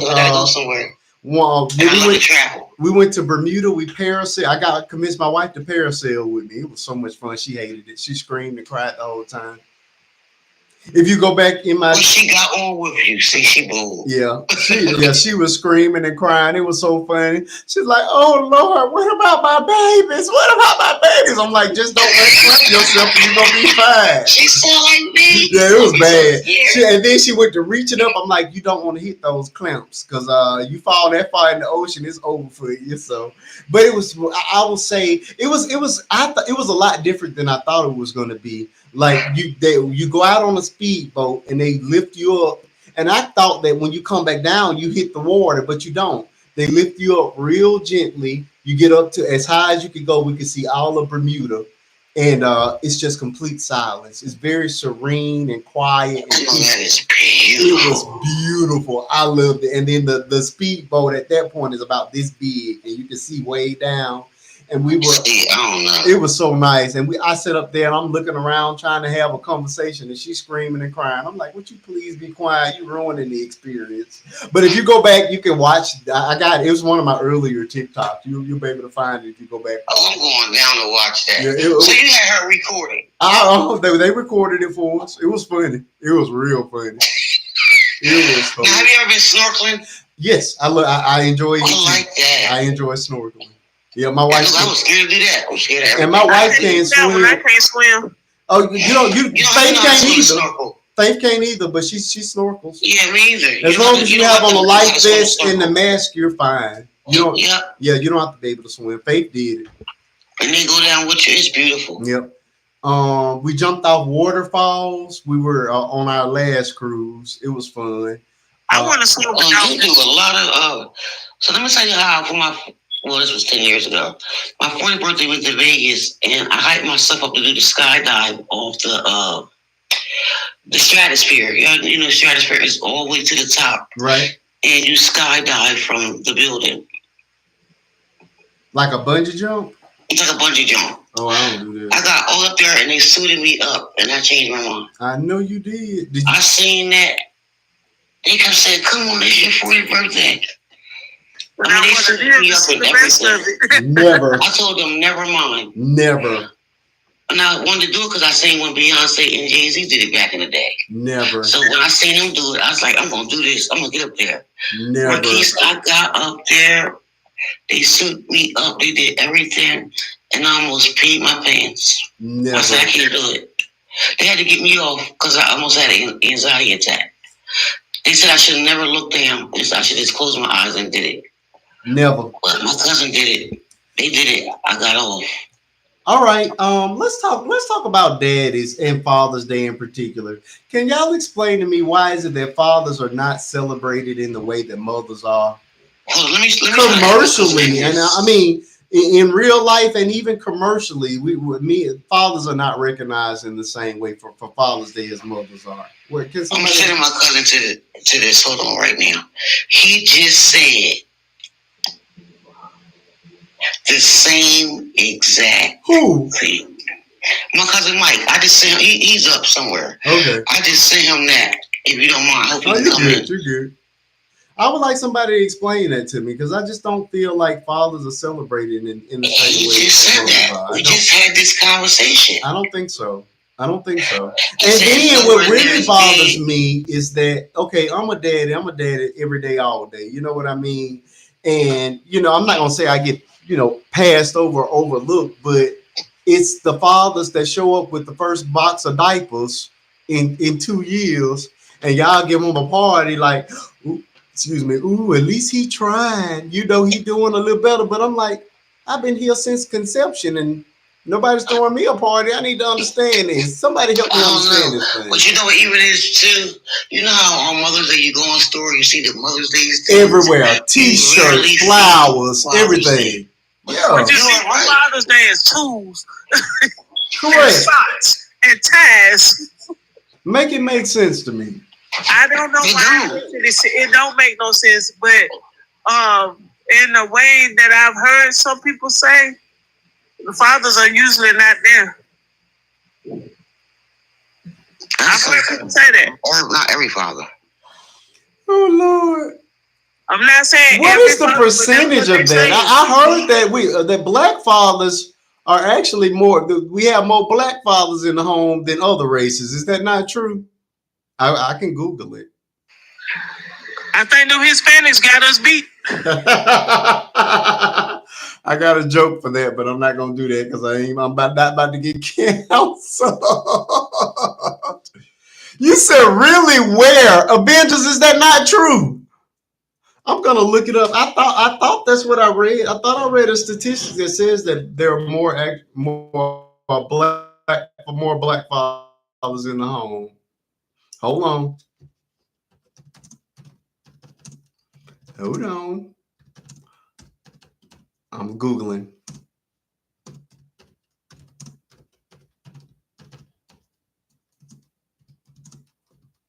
That's what I love about this good old. Come on, Google. Oh, look at it. It's coming right up. Hold on. Let me give you the stats while y'all up here thinking everybody's a baby daddy. Hold on. Boom. Here we go. This is right here. Black fathers, 70% more likely This is with regards to their level of engagement with the kids. 70% of black fathers are more likely to bathe, dress, diaper, and help with children, doing everything from toilet training and beyond, versus 60% of white and 45% of Hispanic men. That is from the CDC. Corrected. Okay, so y'all get up off the black daddies. We actually trying. I'm trying. Hold on. Black daddies, we over here changing. Oh, let me see what other statistics. Yeah, I thought I read that. Oh, wait a minute. Wait. Wait. Please tell me I didn't find something to contradict that. Oh God. Come on with it. Don't have. I'm ready to end the live now. No, sir. Okay, that study was a few years ago. It's gotten a little worse. Now those were for the ones that actually live in a home. It says that black fathers are less likely to live in the household with their children than fathers of other races. Oh Lord, the share of black children born to single mothers tripled from 24% in 1960 to nearly 70% in 2018. Avengers, I don't like you. You're not my friend. 70%. Y'all mean to tell me it's only three babies with a daddy in the house out of 10? Whose fault is that really though, Avengers, since you want to come up here and attack? Whose fault is that? The government. No, you're not gonna blame the government. I'm gonna tell you why. The government ain't making y'all Listen. lay it low and spread it wide. That ain't the government doing that. No. What I'm saying, the government, if you try to get Section 8 or public housing, they tell you the men cannot be in the home. Okay, then we don't. It ain't got nothing to do with the fathers being. I don't think so. I'm not gonna let that one slide, friend. I really. I know somebody was on Section 8 and married. I know. And that's the truth of Avengers. There are plenty of folks, plenty of them daddies be right up in that Section 8 house. I know some. I remember my big mom was on Section 8 after, and me and my sister was living with my big mom. She was on Section 8. They don't supposed to, but that's what people, us. Yes, look, my friends work for Section 8. Regardless, you know how we are. Yeah, but technically, we rule breakers by nature. Yeah. But according to the paperwork, anybody be on your list as long as they don't have a felony. My friend works for Section. I don't know about where y'all live. Yeah, it's always been my understanding. Is not a felon, they can be on your Section 8 lease. I ain't my never friend seen works it. for the federal government. I hadn't seen it like Section that. 8. I don't think that got nothing to do with it. I'm just saying some places, as long as the person has all I know is that y'all, I read the second stat and it just hit my heart. Tap the screen. Let's me and my broken heart. Let's get this thing up to the 100K mark before we got here. I can't believe that. We trying. We're trying to get you up to 100K. You mean 70%? That's 7 out of 10 of y'all is allowing these men to shoot up y'all club and walk away.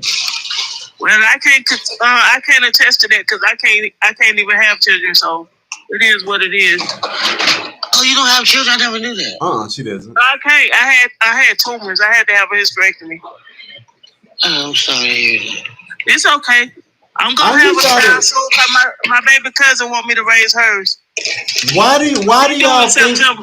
Why do you all, outside of this Section 8 argument, why do you all think that statistic is so high? I'm not Section 8.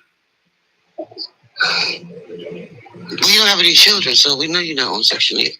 Well, I was public housing because one, I am legally disabled because of my color blindness. Right. Because apparently color blindness in a female is a disability.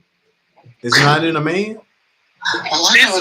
Females carry the gene and pass it to their sons. Females are not supposed to be colorblind. Oh, wow. What? Something new every day. Never knew that. Yeah. I'm learning a lot. According to the research, 0.5% of females in the country are colorblind. And then I have the rarest form, which is achromatopsia, which is where I don't see any color at all. I see shades. That is so everything look gray, black and white to you. No, that is not what I just said. That's the second form, the second rarest form. I have the rarest form. I don't see color at all. I see shades. I can tell you something is lighter or darker than something else, but I can't distinguish what it is. It's based on the rods and the cones in my eyes. Every human has 3 rods and 3 cones in their eyes. Once the rods detect color and the cones detect light. I don't have any. So everything is like on a gray scale to you? Colorblind people, I've seen that. There are 8 different types of color blindness. So you don't know what color shirt I got on? No. I can just tell that your shirt is dark. Wow. And your hair is dark. Okay, but my hair is several shades. Can you tell the I different can tell shades? the different shades. I can tell that your hair is 2 different shades. Well, it looks like 2 different shades. It's darker at the top and lighter at the bottom. Right. But I can't distinguish what color it is. That's amazing. Wow. So everything is like gray on a gray scale then. I don't know what gray looks like. You don't know what gray looks like. I don't see shade. I see shades. Well, I can tell that something is lighter or darker. I can't tell what the color is. But there is one form of color blindness where they do see everything in black, white, or gray. And that is called monochromacy. I have achromatopsia. Everything is shades. What is that? I'm trying to figure out what does that mean. So you can just be tacky and not even know it because you don't know what colors you got on. The way I figure that is when I go shopping, I buy something black. And I read the tags and I read the labels to make sure it's black. Because I know black goes with everything. Avengers and asks, I only wear black socks and I only wear black shoes. Avengers asks, can you drive? I can drive because I was taught when I bought my own car. But now my car needs a transmission because the person that was teaching me to drive rolled my transmission to them. Was it a manual? It was, yeah, it's not a stick shift. I can definitely tell you that because I don't know how to do that. Oh, okay, so but I call it standard. Automatic. Yeah. I hate that. Oh, so you don't? You said, hold on, because I'm sorry, I didn't hear you. Oh, she said she can. Right now you don't drive, you said? I don't drive right now because I don't have a vehicle. But you do not have to drive. I bought myself a car so that I can be taught how to drive. And the person that was teaching me how to drive was my spiritual father. He used my car for everything else too. And the transmission died before he gave it back to me.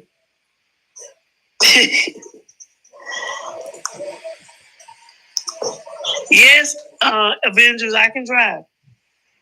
I can tell when the lights are changing, and not because of color. I use where I live in Alabama, our lights go up and down. I know it's red at the top, yellow in the middle, green in the bottom. So how do you drive at night? I don't drive at night. Okay. I like to be at home at night. Okay. And even though if I was to drive at night, the lights, the position of the lights is what I look at, not the color. Wow. That's a lot. Miss Lena, how you doing tonight? Hello, how's everybody doing? We're doing good. We had a great interview with Miss Snarky earlier, and we're winding down now, kicking it, trying to trying to get in a comfortable space, and we didn't want to leave on such a heavy note. So we're lightening the mood some as we get ready to get out of here tonight. We're celebrating fathers, all fathers out there, Father's Day. I mean, the good dad is not just the baby dad. But we're celebrating fathers tonight, and my birthday is also on Father's Day, so we're celebrating all those things while we. Happy birthday, happy Father's Day. Thank you so much. Do you have kids?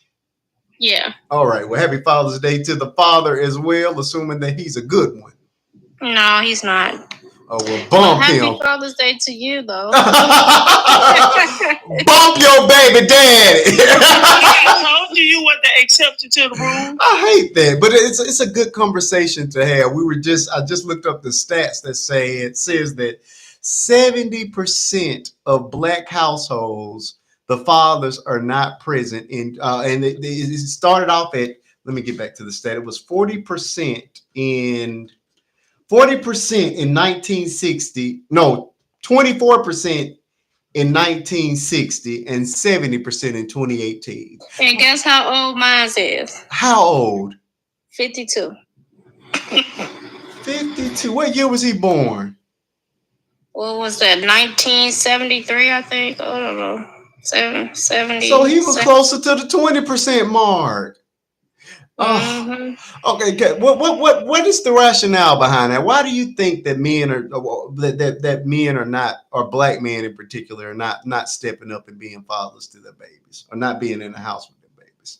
I think one reason is that they don't have an emotional connection to their child. Most of the time, when a baby is born, the mother has to nurture the baby. The mother has to, breastfeed, and I don't know about anybody else, but when I had a C-section, but I made them put my child on my chest. Absolutely.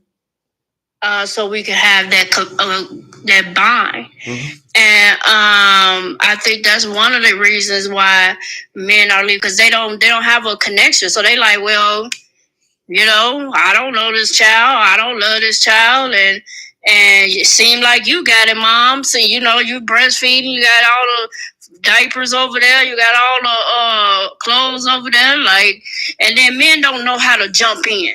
You see what I'm saying? Like, they look at you like, oh, you got it all, so I'm just going to walk out the door. But really, all she wants you to do is just jump in somewhere, make a bottle, say, hey, go take a bath, I'll change the pampers, or go take a bath, I'll get the baby to bed, or something like that. They feel like, oh, if you got it, so I'm just going to leave. And then you got some men that just don't want to do right. They just don't want to do right at all. And then they fall. And what I hate society, and I be on these panels trying to explain to people, we got to stop excusing Pookies and Red Rags. Come on. We got to stop excusing men talking about, so, oh, you knew he wasn't nothing in the beginning. So what? Take care of your child. I don't give a damn if you wasn't nothing in the beginning. I don't give a damn if you ain't have a job in the beginning. I don't give a damn if you was a Pookie and Ray Ray. I don't give a damn if you was a male gigolo. I don't care. We have a no cursing rule. Damn, is damn a cursing rule? It is. You're fine. I don't care if you was all those things. At the end of the day, you get your butt up. You got this woman pregnant. You got a baby on the way. The baby is here. You get your butt up. You go get a job. If you don't want to be with the woman, that's fine. You still need to take care of that child. You could be a Pookie and Ray Ray in your nightlife and be the excellent dad from 9 to 5. How about that? Okay, Miss Lena, you said that you're the father. You only have one baby? How many babies you have? Yeah, just one. Just the one. And the father is 52 years old. How old is the baby now? 2. Wait a minute. This is a brand new baby. Yeah, so he was 49. I was 38 when I conceived him, and 39 when I had him. Oh, now look, now y'all about to get me started now. Now hold on now. 38 and 49. There's already an 11-year age gap between y'all two. What made you date that far up to begin with? I'm sorry, say the last part. What made you date that far up to begin with? What made me think that I was what? No, what made you date someone that much older than you? I love older men. Yeah. Yeah, I've been dating older men since I was in my 20s. My first real boyfriend, I was 20 and he was 45. Oh, Jesus. oh no.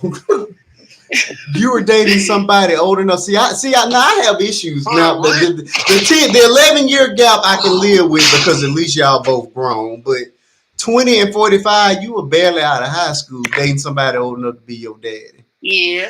Why? My parents didn't like it. I know they didn't. And if I was a little bit more mature, I probably would have protected my relationship more. Yeah. Because he was a really good man to me. He wasn't, he was old, 45, but that was the only issue. He was a really good man to me. He was probably the best boyfriend I had. And that was 21 years ago. You know, don't tell him that, but yeah. All right, so let's talk about we're just gonna call him Pookie. let's talk about Mr. Pookie. So Ray. I like Pookie better. Let's talk about Pookie. So how long did you and Pookie date before you came up pregnant for Pookie? It was a year. So y'all dated for a year. Probably like a year and a half, I would say. Did Pookie have other children? Yes. How was Pookie as a father to those other kids? Great. That's why I wanted to date him. Okay. So he was a great father. He was a good. How many children did he have? 2. How many mamas? Huh? How many mamas? 1 baby mama. Okay. And he was never married to that mama? I'm sorry. I was drinking. You good? I was drinking some juice. I'm sorry. You fine. Yeah. Were they he ever? Was married to her. She unalive. Oh. She no longer is with her. Oh, but that was way before I even came around. Right before I even knew who he was. Sure. She been unalive for quite some time. Okay. How old were the kids? At that time, I believe the kids was like 8 or 10. Okay. At the time that we were messing around, they was about 8, they had like a 2 to 3 year gap. And how long? You said way before you met him, the mom was already gone. Okay, so he was a single daddy, so he had custody of these kids. Yeah. Okay. Don't say all that sound good. So y'all start dating and blah blah blah. Y'all fall in love. Was there ever any conversation around marriage? Yeah, we talked about marriage. It really wasn't love. It was working on the love part, and but I made it clear in the beginning what I wanted. Like, what did you want? What exactly did you want, Miss Lena? I wanted to be married. I wanted to, at the time I didn't have any kids, so I wanted to have kids and be married. And okay. I was a traveling nurse. Okay. So, And I told him in the beginning, I didn't want to be a baby mama. I wanted to be married. So what happened, Miss Lena? He disappeared. I don't know. He disappeared on me. Now, if you had this plan, you gave him the map to your heart. Why didn't we follow through with this thing? How did we come up pregnant, Miss Lena? You're a nurse, so you know how not to get pregnant. Yes. So what happened, Miss Lena? Every time we lay down in the bed, I gave him a condom. Uh-huh. And I made him wait 6 months. And the first time we had, smacks, I think that's when I had got popped.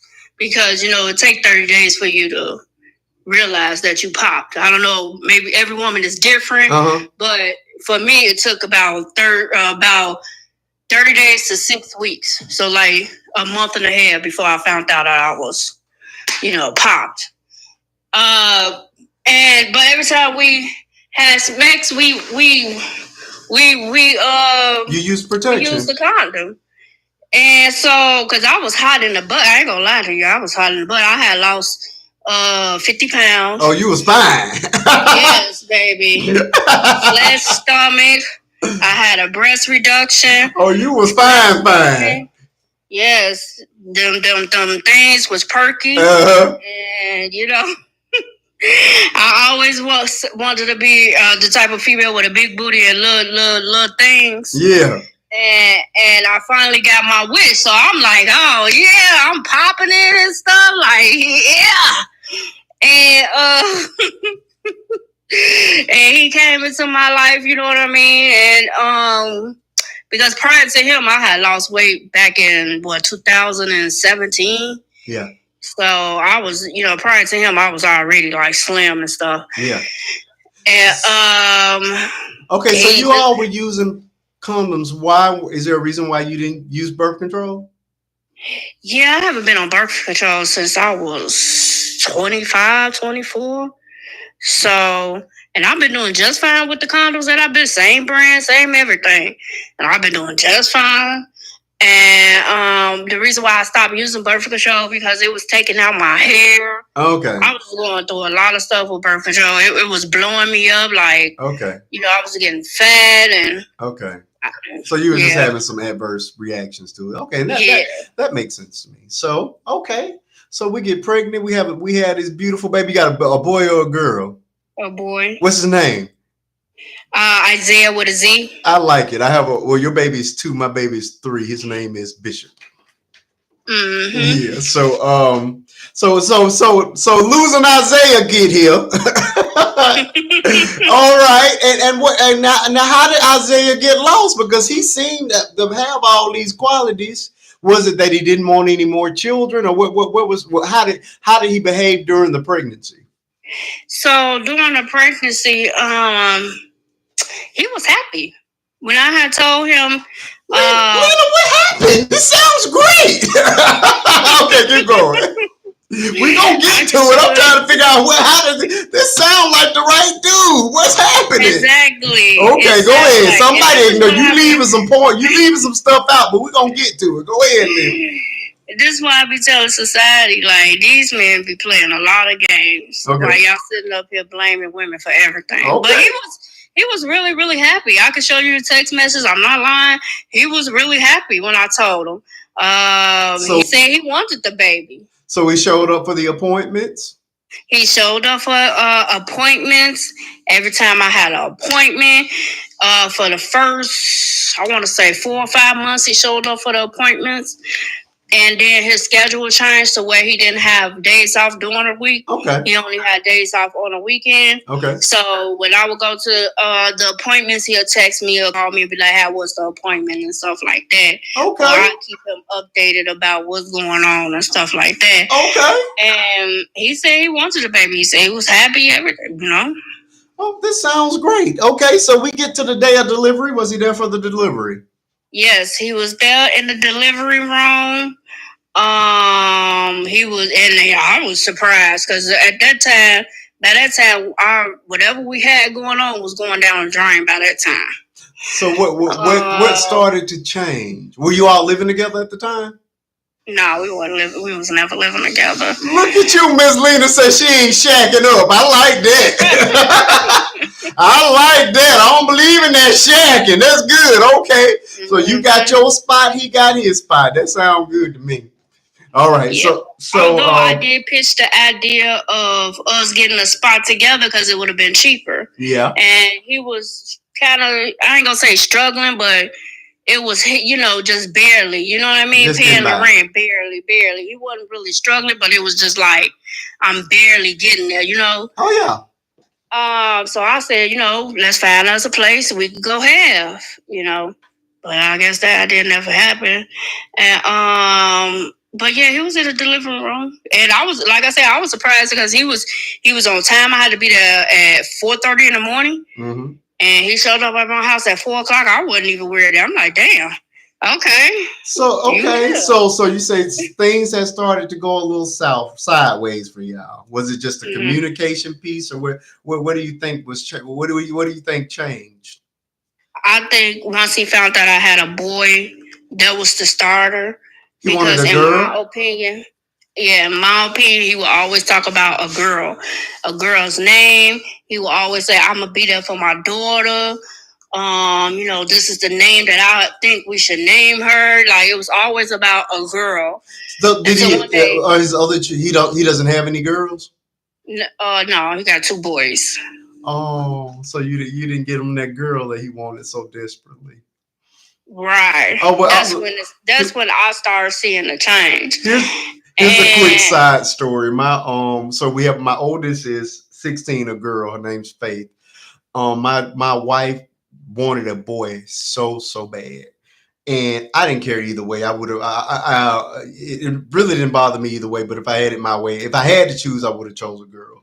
So we do the ultrasound, and the lady, Faith is spread eagle, so you can see everything. And they was like, "Oh, this is definitely a girl." So they go down. You see a little pocketbook, whatever. And so she was like, "Y'all want to know?" I was like, "Sure." She's like, "It's a girl." My wife just turned white, just mad. I had never seen an expression like that ever. She was so mad. She was like, "Are you sure?" She was like, "Yeah." She showed a little lady part. She was like, "That's the blah blah blah." Check again. She made that lady check 4 times, and she went into a depression. She did. She went into a depression for like. I didn't mean to laugh. Oh, it's fine. It's funny. She went into a depression for like 2 weeks because it was a girl. But I later found out it was a psychological thing with my wife. My wife, she had a stepdad, but her bio dad wasn't really there for her, and she felt somehow, I guess she got it in her brain that if you give him a man child, then he would be more adept and more uh he would want to stay more for a boy than he would for a girl, which, like I say, that was just some stuff that she hadn't dealt with, growing up, and it didn't make any sense to me at the time. But I'm like, okay, you had some unresolved daddy issues, and that's why you wanted a boy so bad. It wasn't that you didn't like girls; you just thought it just triggered you from the situation you had, with your dad not being there for you. Yeah, so that's just that quick story. So we got the girl. And it's so funny because we joke around the house now that Faith is my daughter and Bishop is her son. It's the truth. I was like, well, my daughter almost grown, and I'm just here to help you raise yours. So, we play like that. We play like that. But okay, I'm sorry. Let's get back to Miss Lena, because we've been sitting up on this mountain real high. I'm loving this relationship, and I'm pretty sure it's about to go downhill now. So we got this baby boy that disappointed Pookie, and what happened after baby boy got here? How do we lose Isaiah? Ray. That's when his schedule started changing, and he was no longer to come to the doctor's appointment. I wanted a girl as well. Did you? I always thought I was gonna have a little Isabella. That's what I was gonna name her. Isabella. That baby did not deserve that old name. See, that's what happened when you mess with old folks, getting these old names. Okay. But at least she wasn't trying to name it Margaret. Henrietta. Okay, let's get. Hold on, we trying to lose Isaiah now. Y'all got to be quiet. Let's get back to losing Isaiah now. Come on, Helen. We ready, Miss? Go ahead, Helen. Now, how do we lose Isaiah now? But you said, how did we lose Isaiah? Yeah, because he's gonna disconnect from the baby at some point, right? Oh yeah. So after he found out the smacks of the baby, it kind of then his schedule changed. Okay. So that kind of correlated with him not even wanting, really wanting the baby. He never said he didn't want the baby, but his actions speak louder than his words. Okay. He didn't come to the baby shower. He didn't come to the reveal. Oh. He said that, that's all girl stuff. That's what you want. That's not what I want. Or whatever. Wow. So I said, okay, whatever. All the time, this is my first pregnancy. I'm 39. This is my first pregnancy. I always wanted to be a mother. I always wanted to know how it feel to have a little rumbling in your stomach, and feel the baby grow and kick. So I'm trying to hold on to my experience while I'm seeing this man go down the drain. Wow. You know what I'm saying? Wow. And I try, black men are always saying give us the benefit of the doubt. So in the beginning, he was a great guy. In the beginning, he was the ideal man that you would want to date. Yeah. He worked hard. He took care of his kids. He made sure his kids went to school and made sure his kids had things. They might have not had everything, but they had things. They had the things that they needed. We went out on dates. We talked for hours on the phone. Because I was a traveling nurse during that time. Right. When I came back to Vegas, we would go out on dates. While I was gone, we would talk on the phone for hours, text for hours, whatever the case may be. And then after he found out the smacks of the baby, it was like you could feel the switch. And then and I should have said before this happened, the reveal party. Not the reveal party. It was like the announcement party. I had like an announcement gathering. It wasn't really a party. It was just like my family there. And I had a cake made with some pacifiers in there to let my people know that I was pregnant, because everybody, I'm 38 years old at the time. And everybody like, oh, how family be pressuring you to have a child. Like, when you gonna have a baby? You getting old, blah, blah, blah. Right. When you gonna get married? There's an other. So that one time he did come to that. And my family was asking me, like, who's the father? Who's the father? Who's the father? So when he got there, I was like, oh, here's the father. But I never introduced him as my boyfriend or anything like that. So he took that in offense. And we never really bounced back from that. Why didn't you introduce him as your man? I didn't really mean it like that. I did not mean it like that. And I tried to explain to him that I did not mean it like that.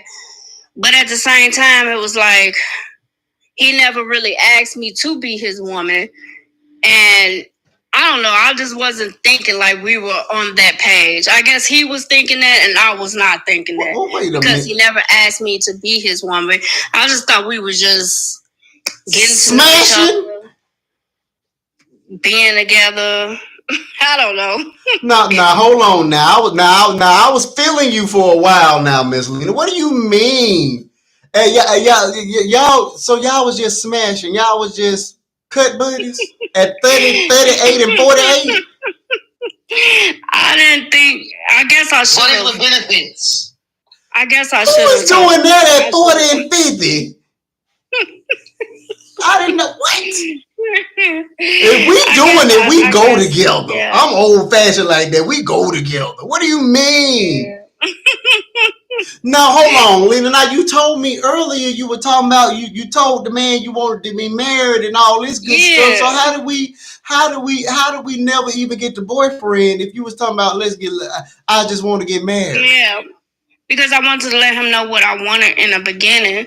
But I guess, I should have just put two and two together, I guess.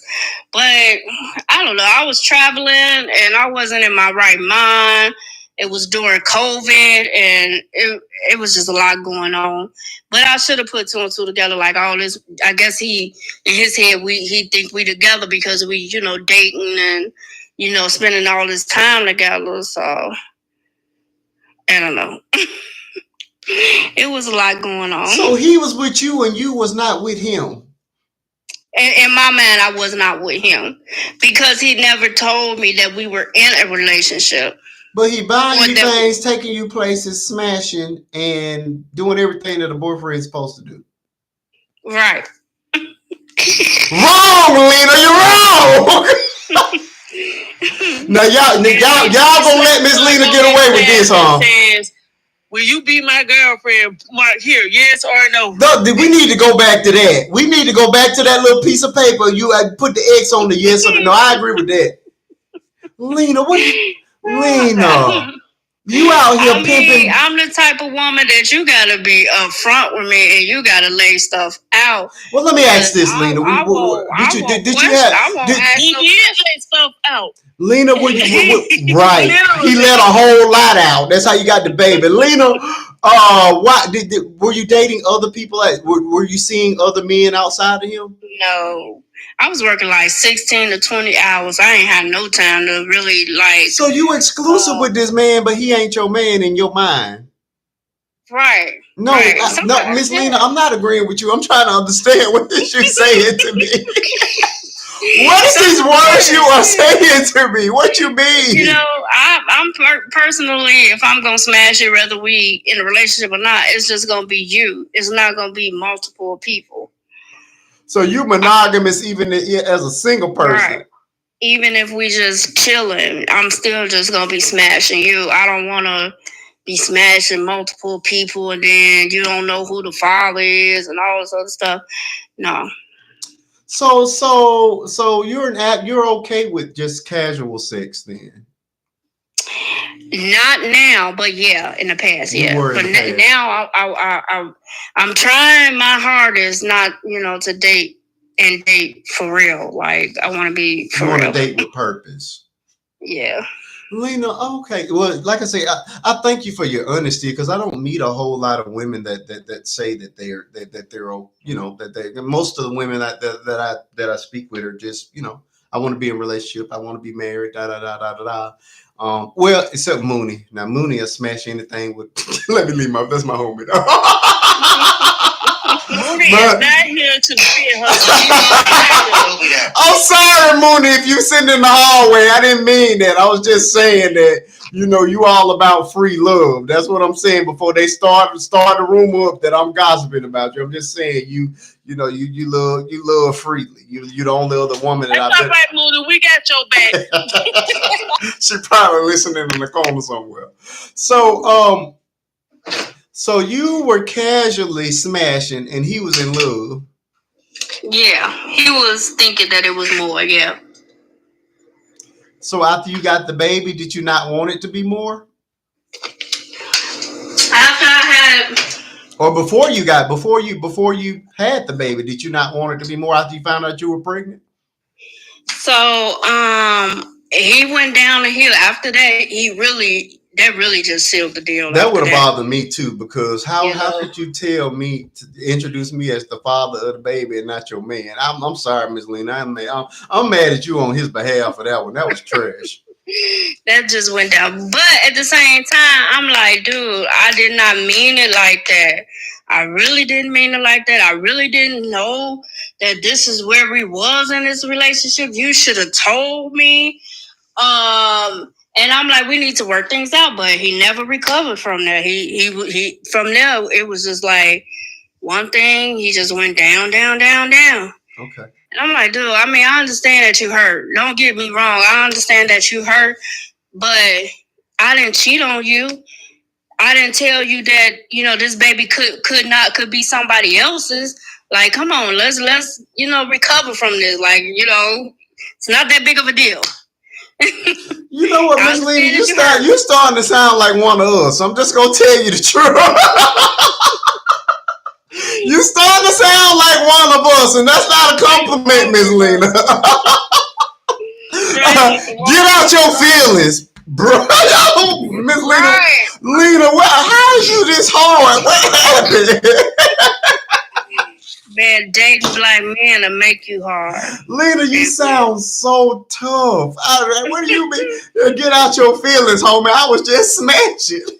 Oh, you want to be in love with me? Oh, well, get over it. No, Miss Lena, that's not good. And then I told him, like, I went back and I told my parents and I told my sisters that you was my man, this, that, and the other. Now that I know this is how you feeling, this is what I told him. He like, no, I'm good, you bogus. He just never recovered from that. And I'm just like, are you serious? I don't think I could have recovered either. Lena, do you not understand how disrespectful that is? It is this, and I did not. They kept asking me who was the father, and when he came in the door, I was like, "Oh, here is the father," but I didn't mean it. That's all he was to me. I didn't mean it like that. You see how these women quiet? They don't make no sense. Now, a man came in here and said this stuff. Y'all be tearing him up. Of course. Y'all getting the pretty lady pass. Y'all always passing out pretty passes. Not necessarily. Stop saying that. You can't talk for us. I'm not saying that she has. I'm not saying that I'm giving her a pass. I'm just looking at it like so. Now the men can see what it's like when a woman does it. Oh, that's not good. Because men do us the same way all the time. Yeah, and that's what I say. She sounds like one of us. That double standard is real. Yeah, she sounds like one of us. Yeah. I mean, not me, because I've never been able to conduct it. But now let's say it was vice versa. I would have been mad at him too if he introduced me as, here's this that's girl. My baby mama. There she go. But at the same time, if we sat down and had a conversation, and now we both on the same page, because remember I told you we both wasn't on the same page. He felt like we were in a relationship, and I didn't know. So if we sat down and had a conversation and got on the same page, then I would have let that go. Okay, from now on, you introduce me as your woman, because that's what we are to each other now. He done went through the whole pregnancy pissed off. Mad. He done went through the whole pregnancy mad. He never bounced back.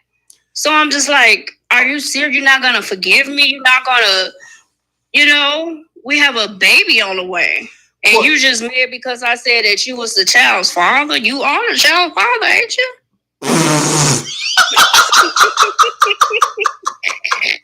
I'm sitting over here. I'm trying to keep a straight face. Ain't no way. Avenger coming up here. You just set Avenger off. Okay, now hold on, Miss Lena. So you were pregnant. So you mean to tell me that you never told this man you loved him, and vice versa? No. He told me he cared about me and everything, and I was like, "Oh, that's so sweet." But you don't love them H's. I didn't fall in love with him until he showed up. He showed up to the birth, and he was in not emergency room. He was in an OR room with me. No problem, Benz. So you were not even in love with this man. I cared about him. That's not Miss Lena. Don't play with me. I heard what you. That's not love. I care about my little puppy that walk around this house. Right? What do you mean? What do you mean? But you did not love him. Mm-hmm. So that's why he couldn't be your man. You didn't love him. No. In the back of my head, I got an issue with BLK man. I just don't trust them. And so why are you dating them if you don't trust them? To have a baby bound. That don't make no sense. I love BLK, man. I love them. I wouldn't have a baby by no other race. I wouldn't let no other race touch me. I can't even see another man of another race touching me. So he was a surrogate. I am done. This conversation is going down. What do you mean, Miss Lena? I don't trust black men, but I'm willing to have a baby by one. Miss Lena, do you not understand the contradiction in those statements? It's hard for me to 100% trust. Why? Okay, man. Why? Was your daddy not a black man? Yeah, he was. Was he there? Was he not a part of your life? I would say that from birth until 11, he was an awesome dad. Okay, so you had a great foundation. Even though he might have not been there the whole time, he was there for the pivotal years and stuff. I mean, no, don't get me wrong. He's been in my life throughout my life, my whole life. He's still with my mama. I just seen him today. I just took him to the his doctor's appointment today. But I had broke my neck when I was 11. And I think that affected him a lot. And he just changed. He wasn't the same father from 11 on up. He wasn't the same father. Okay. He probably thought you was porcelain and you was going to break again. Yep. And did he become extremely overprotective? Because I would have been. You almost broke your neck. I broke my neck, and then after that, after I healed, it took like a year and a half for the whole process. Took a year and a half for me to heal, and I had to go through a lot of things. I had a halo vest on and all types of stuff. And it took about a year and a half for all of it to be done. And then after that, he just sometimes he'll come home and he won't come home. And it's 2-3 days later. He stopped working. He became more a AB. You know, he was ABing me and my mama, and not. I mean, I don't know what if there's a level of AB, but you know, he would slap my mama around, or you know, he was just really, really bad. Do you think he got into drugs and alcohol? Yeah, he definitely got into alcohol. Okay. He's an alcoholic now. Okay. He's a bad alcoholic now. Okay. I mean, obviously, we're not using that as an excuse, but you know, drug use and alcohol use can and will change your personality. So, I mean, the other stuff is questionable. We think he is. His mom unalived 5 years ago, so that really kind of took up the alcohol for him. Like it went from 5 to 200. It's like that man is. I mean, all day, every day. A bottle will last him about 3, maybe 4 days. That's it. Yeah, he going at it. It's kind of hard to see because you know he looked like a toothpick. Yeah. It looked like a skeleton and a toothpick at the same time. Yeah. And how did you break your neck, Lena? Was it like school related, or did you fail or something? So what happened is that I don't know because my cousin that night. The night before I broke my neck, my cousins was over there, and I had like a little twin size bed. Yeah. So it's 3 of us in this twin size bed sleeping. So when I woke up the next day, everybody thought it was a crick in my neck. I don't know how I broke my neck. I don't know. I know we was playing basketball. It could have happened then. I don't know. It could have happened in our sleep while they were sleeping in the bed with me. They could have kicked me in my back. Or my neck. I don't know. Okay. But just a freak accident. Yeah, for 3 months, people thought it was a crick in my neck, and people will pop my neck. Like, you know, when you pop your neck, your kid's neck, thinking that you're trying to get the crick out of their neck. Yeah. And it will go back to the same place. They will pop my neck and go back to the same place. My uncles would come over and pop my neck. My mama just letting everybody just pop my dang on neck. And I used to tell my mama, like, something wrong, because y'all popping my neck ain't working. Right. And my mama used to try to massage my neck, put hot towels on my neck. So finally, they took me to the doctor, and the doctor said if somebody would have popped my neck one more time, I would have been paralyzed from the neck down. I bet. Yeah. I'm surprised they didn't call CPS on y'all. That is crazy. They should have called somebody. They should have called 911, the fire department, somebody. Yeah. Okay, so your distrust of black men came from the second half of your childhood. No, my distrust just came from overall dating black men. I've been AB, the bad black man. I've been, can I say the M word? What is M word? SM. What is it? SM? S-aid? SA? Yeah, okay. SA. Sexually assaulted. A black man cheated on, lied to, and now I have a whole baby by a black man, and I still ain't gotten nowhere. Okay, so you've had very bad experiences with black guys. Okay, and I can gather that, but you date. You told me you date.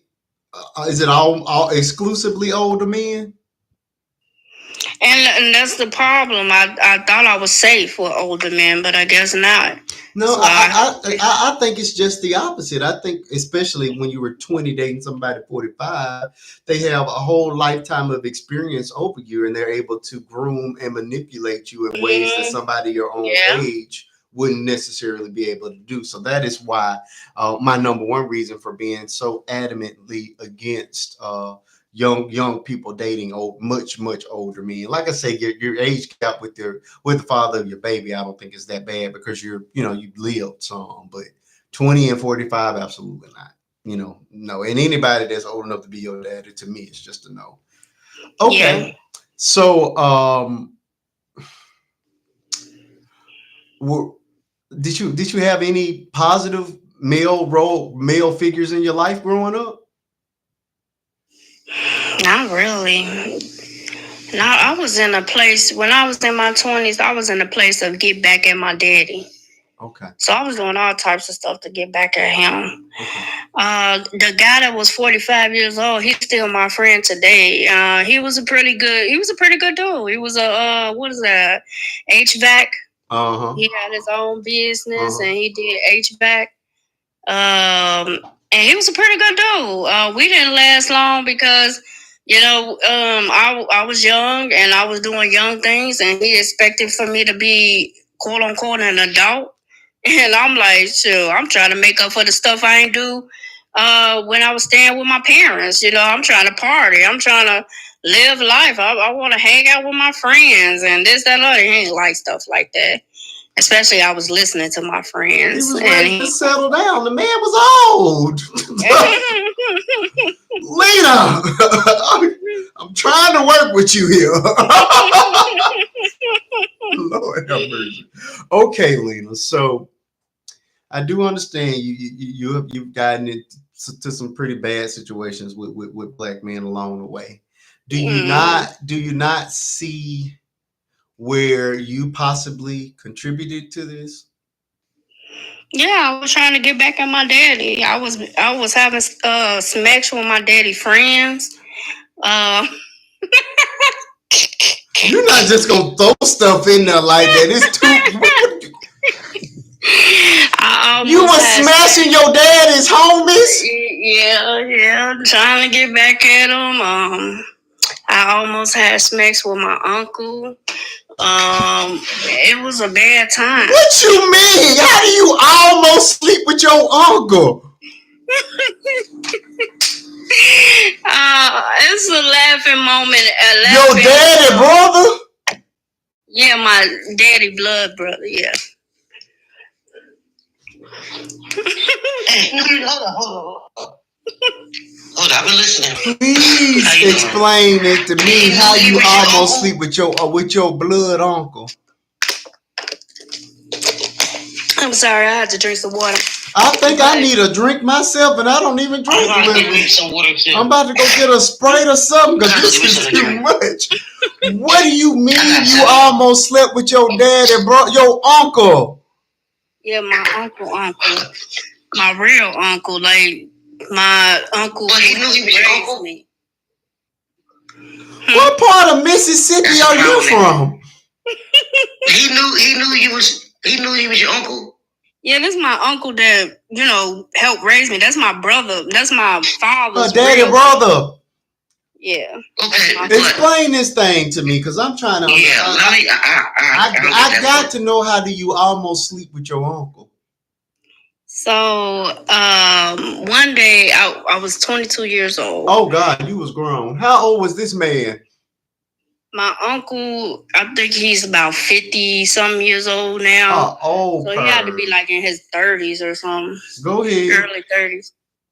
And we were all hanging out one day, and me and my uncle shared, me and my uncle, we hang out a lot, basically. We used to hang out a lot. From 16 on, every time he came to Chicago, because he didn't live in Chicago.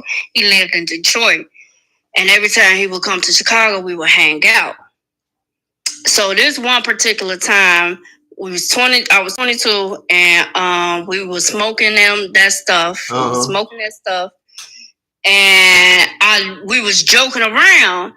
So I was like, if only you wasn't my uncle, I'll do that to you. You know what I'm saying? Like, I'll, get up with you or whatever. And but I was just joking with him. But we was just, talking or whatever, and he took that seriously. And next thing you know, every time he would come to Chicago, he would try to stay with me, and he would tell me, "Listen, if you come to Detroit, I'll get you a room. I'll put you up in a room. Give you some money. Woo, woo. All you gotta do." He was sick. So this one particular time, fast forward from that night, because I just like kind of brushed it off because I'm like, man, I can't believe he actually felt like I was for real. And this one, but I kept hanging with him because, it was kind of like I was in the middle because my father would call me and say, yeah, your uncle is coming to Chicago. And my father never knew this. And he gonna need a place to stay, or he comes to Chicago. Make sure you get up with him, make sure you hang out with him or whatever. So I felt like I had to, because if I didn't, then they gonna ask me why you ain't gonna let your uncle stay with you, or why you ain't hanging out with your uncle. So this one particular time, my grandma, who passed away 5 years ago, was moving to, where was she moving to? Texas. I think she was moving to Texas to be with her daughter. So they had to pack everything up to drive, and it was gonna be my uncle and the friend of the family. The friend of the family is the one that I smashed. So both of them was gonna be.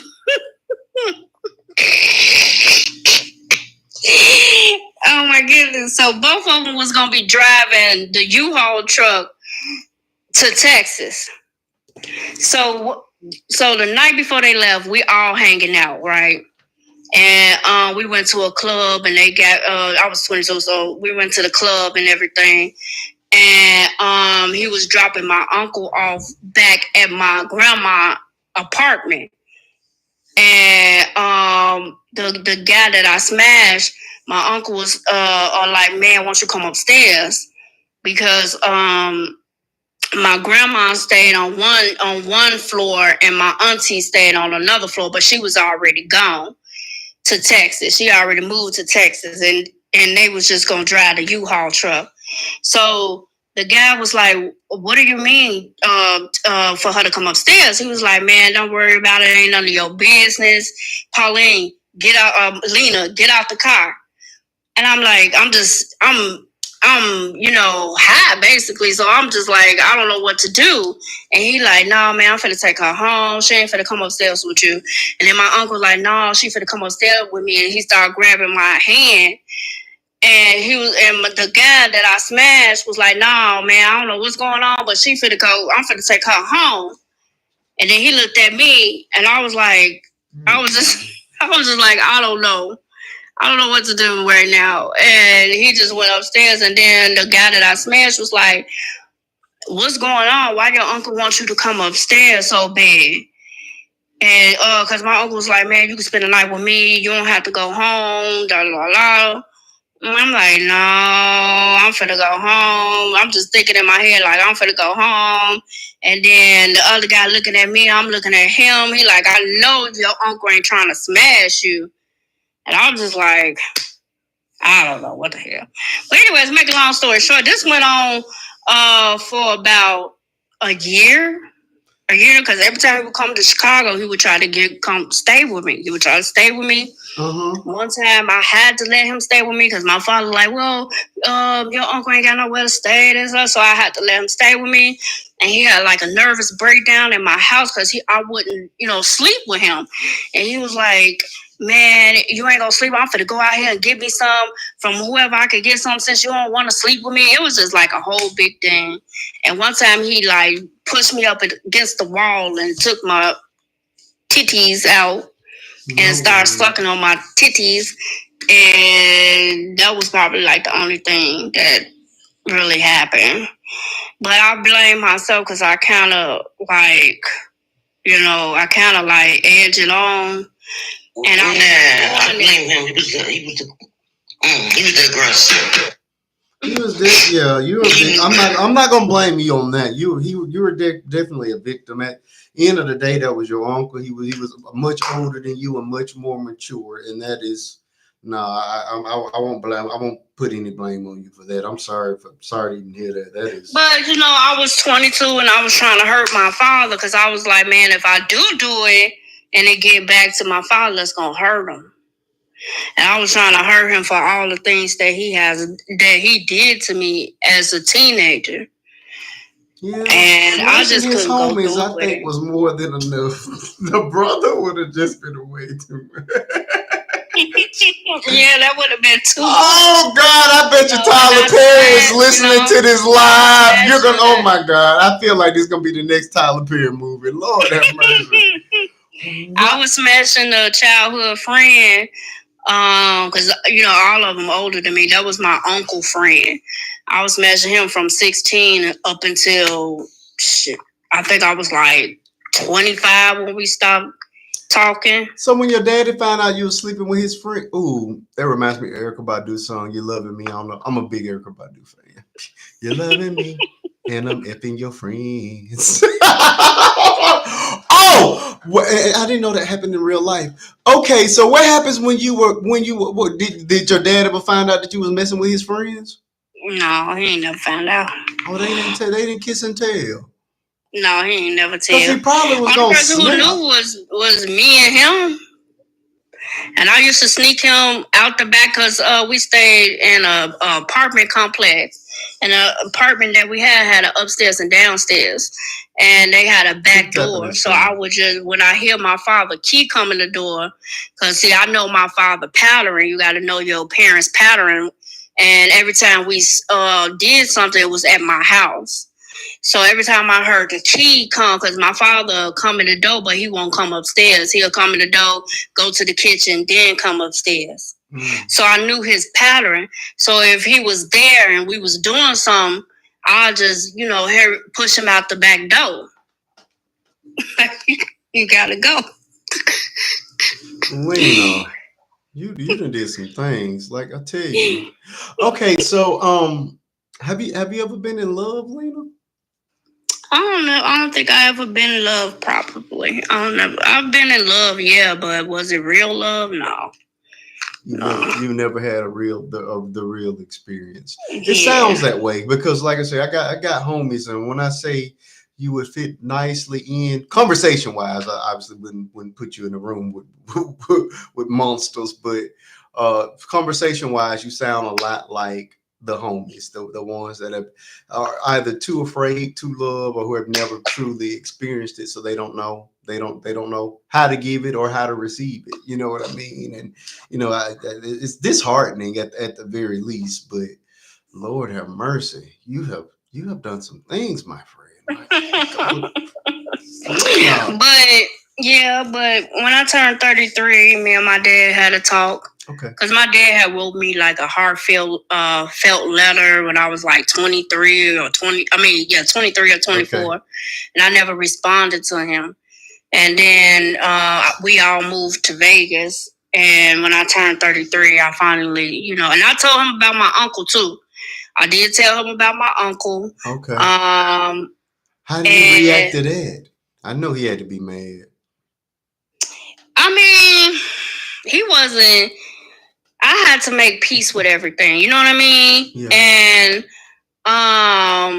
And I had to make peace with what my father did. Me and my father, you would never think that anything happened to in our parent or connection as father and daughter, because we cool now. I talked to him when I was 33 and we cool. Yeah. But the reaction of his brother wasn't what I was hoping for. What did he give you? Huh? So he knew his brother was a creep? No, he just never, he was like, oh, I'm going to talk to him. I'm going to ask him what was going on in his head. Why would he do something like that to my daughter? Because he got kids too. Right. And he was like, I ain't never looked at none of his kids like that. So why would he do me? But when I told him that at 33, I think about 34, 35, our auntie died.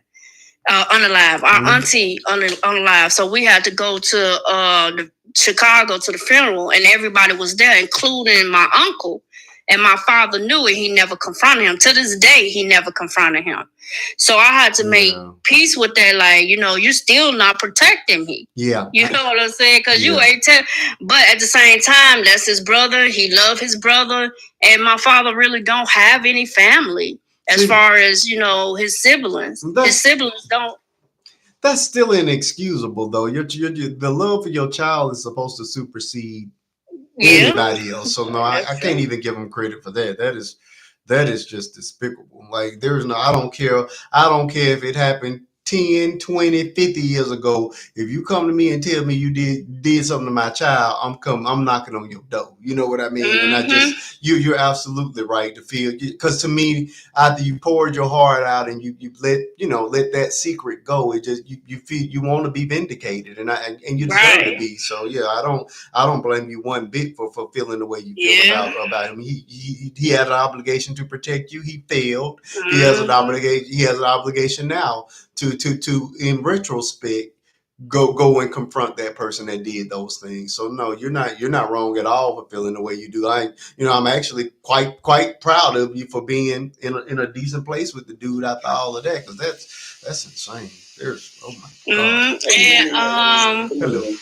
It was an incident that happened when his son, my uncle's son, that unalive. My uncle's son had a lot of medical issues. He was on the way out the door anyways. He had a lot of medical issues. But we all came to Detroit to go to the funeral. And while everybody was sleeping, my uncle was trying to, push up on me and stuff like that. Oh.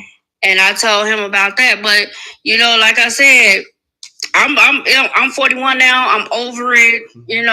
I really wish that my father did say something to my uncle, but he never did. He never did. So I just left it alone. Even to this day, they be trying to, talk to me about him, like, oh, your father talked to, your uncle and this, that, and the other. And I'll just be like, I don't know why y'all telling me.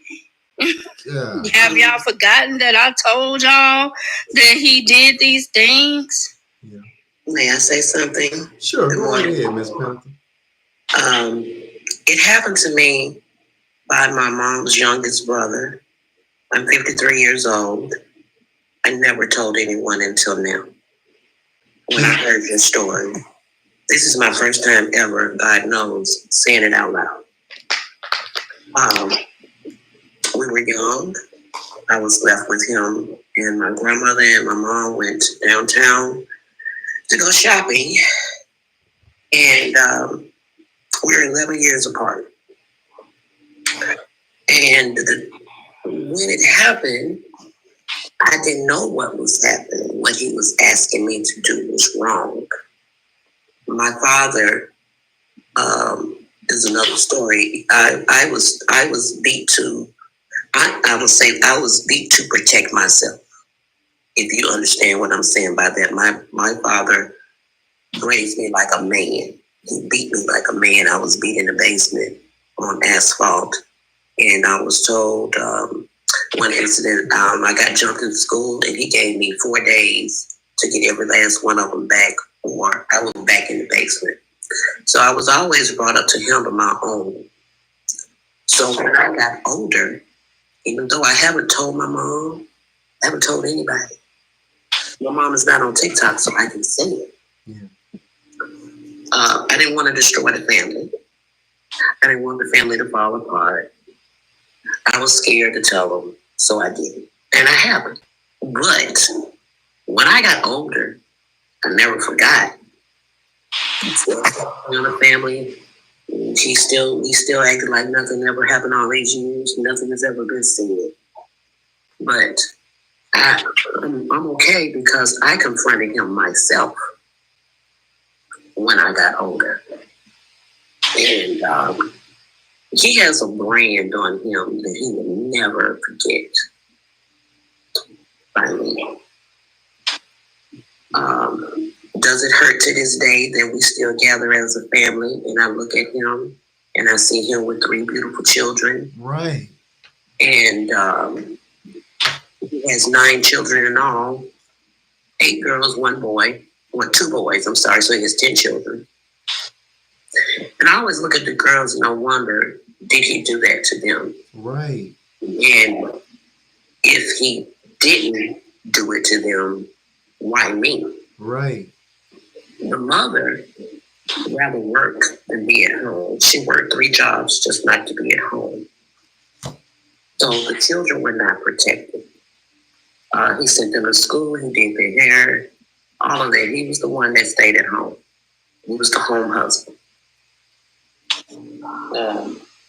He works now. And I can say he's doing much better, he's older, whatever. I don't know if he even think about it or remember it when he sees me. I don't know if he remembers or he thinks about it or anything like that, but I can't forget it. You know? But at 53 years old, I've gotten over it. I really have. I look at him as a simpleton. I did what I did to him. Did it make me feel good? Unfortunately, yes. I have not repented. I have not asked God for forgiveness because I don't even want forgiveness for what I did. I don't, because I meant it. Why should I ask for forgiveness so that's totally meant to be a purpose? Till this day, I don't regret it. Because when he goes to take a shower, he remembers. Even though he has not told anybody, that mark is there. Yeah. So I say all that to say, don't do what I did, but don't hold it in either, because it would eat you like cancer. Yes. It would eat you up from the inside out. Your emotions, to this day, I love them to death. I love my black men, but I'm always questioning them. I'm always looking for an alternate counter of what they may want from me. I'm always looking for them to ask me to do something that I don't want to do, or they expect me to do something that I don't want to do. And I guess that's why, even in my marriage, I gave all of me to my husband with no hesitation and no fear. But then when my uncle came around, I didn't tell my husband either. So he don't even know. So it does bother you for a while. Yeah. Don't get it wrong. When you learn to mature mentally, spiritually, and your body as a woman, when it happens to your body, it takes a counter turn. The mental takes a counter turn, and it's not always a good one. So I just came on here to let you know, for those that are out there, don't hold it in. I did what I did. My family does not know, will not ever know. I'm not going to tell them. I'm not. But why not? It's been 52 years, Panther. Why not? Why should I tell them? Now, I mean, it's still going to destroy the family. It's still going to make and they're not going to believe me. They're going to look at me like, oh, you waited all this time to tell me. I don't want to go through the ifs or did he really or not. And I'm okay. But you're okay, but there could be other victims out there. That's why I did what I did. After I found out that his wife was pregnant with the first girl, my eyes raised. I'm like, oh shit, I'm sorry, but oh wow. And when she had her baby, only thing I told her to just be careful, because she knew that the type of person he was. He's the type of person that he had sheets put up, the white sheet for the wife, the red sheet for the concubine. That type of person he was. So when she was at work, he would have other women come to the house. And if she come in early and see a sheet up, she knew it was not her time in her own house. That part. So I'm okay. I really am. I'm not going to tell the family nothing. It's on me. I know it, but I'm not going to tell him nothing. I did what I did. He knows what he knows. He'll remember. You can't help but to when he going and take a shower. You know, you can't help but to. I'm all right. My family's okay. The girls are okay. I did talk to them one-on-one, every last one of them. I said, as your cousin, I want to know something. And I asked them. And they said, no, the only thing Dad made me do is smoke. They made them smoke. He didn't touch them, but they made them smoke. He made them smoke weed. So they would go to school sleepy and stuff like that, but that quick too. They start making better grades. He started going to church.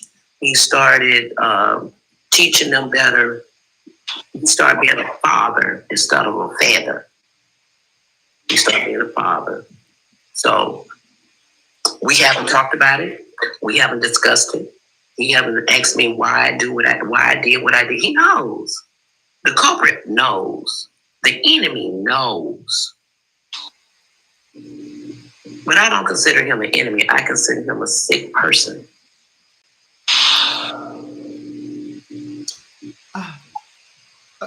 Okay, but just as you've been able to hold your secret all these years, who's to say that one of those girls isn't doing the same thing? Because they're truthful to me. They really are. I've been close to them since they were babies. So when I talk to them, I ask them, your dad ever did anything funky to you? You know, it's to any type of strange way or thing. He did anything, you know. And it was like, no. They call me Titi, but I'm their cousin. Mm-hmm. It was like, no, Titi, the only thing Dad did was make us smoke weed. Because he didn't want to smoke by himself and Mom was never at home. I said, you sure? They were like, yeah, Dad, he was too busy with other women. We saw some of the women coming in and out of the house to we forgot which one was our mama. Made a joke about it, but it's not a good joke. But he didn't. He didn't. I know for sure he didn't touch those girls. I don't know if it's because of what I did to him, but he didn't. Now, he was a womanizer, of course, but I can't do nothing by grown women that know he got grown children and y'all still want to sleep with him and know he got a wife and y'all come in on the wife and all that. They grown. I can't do that back then. But the babies, yeah, I ask for sure. Now, if that had been a yes, oh yeah, I'd open my mouth. I'd have been singing in soprano, telling, but he didn't, and I'm okay. I really am. But why protect a PDF? Because in effect, that's what you're doing. Why protect him? You don't know my family. You would have to be in my family to know. Christian based. My family is like I say, I just told you what I went through with my dad. And, you know, he beat my mom. And I tell you this, every woman in my family, from my mom to my grandmother, has had to fight off men from hitting them and abusing them. And they still end up marrying the man that beat them. I don't understand that. Sounds like generational trauma to me. Of course. Generational curses. Generational hell.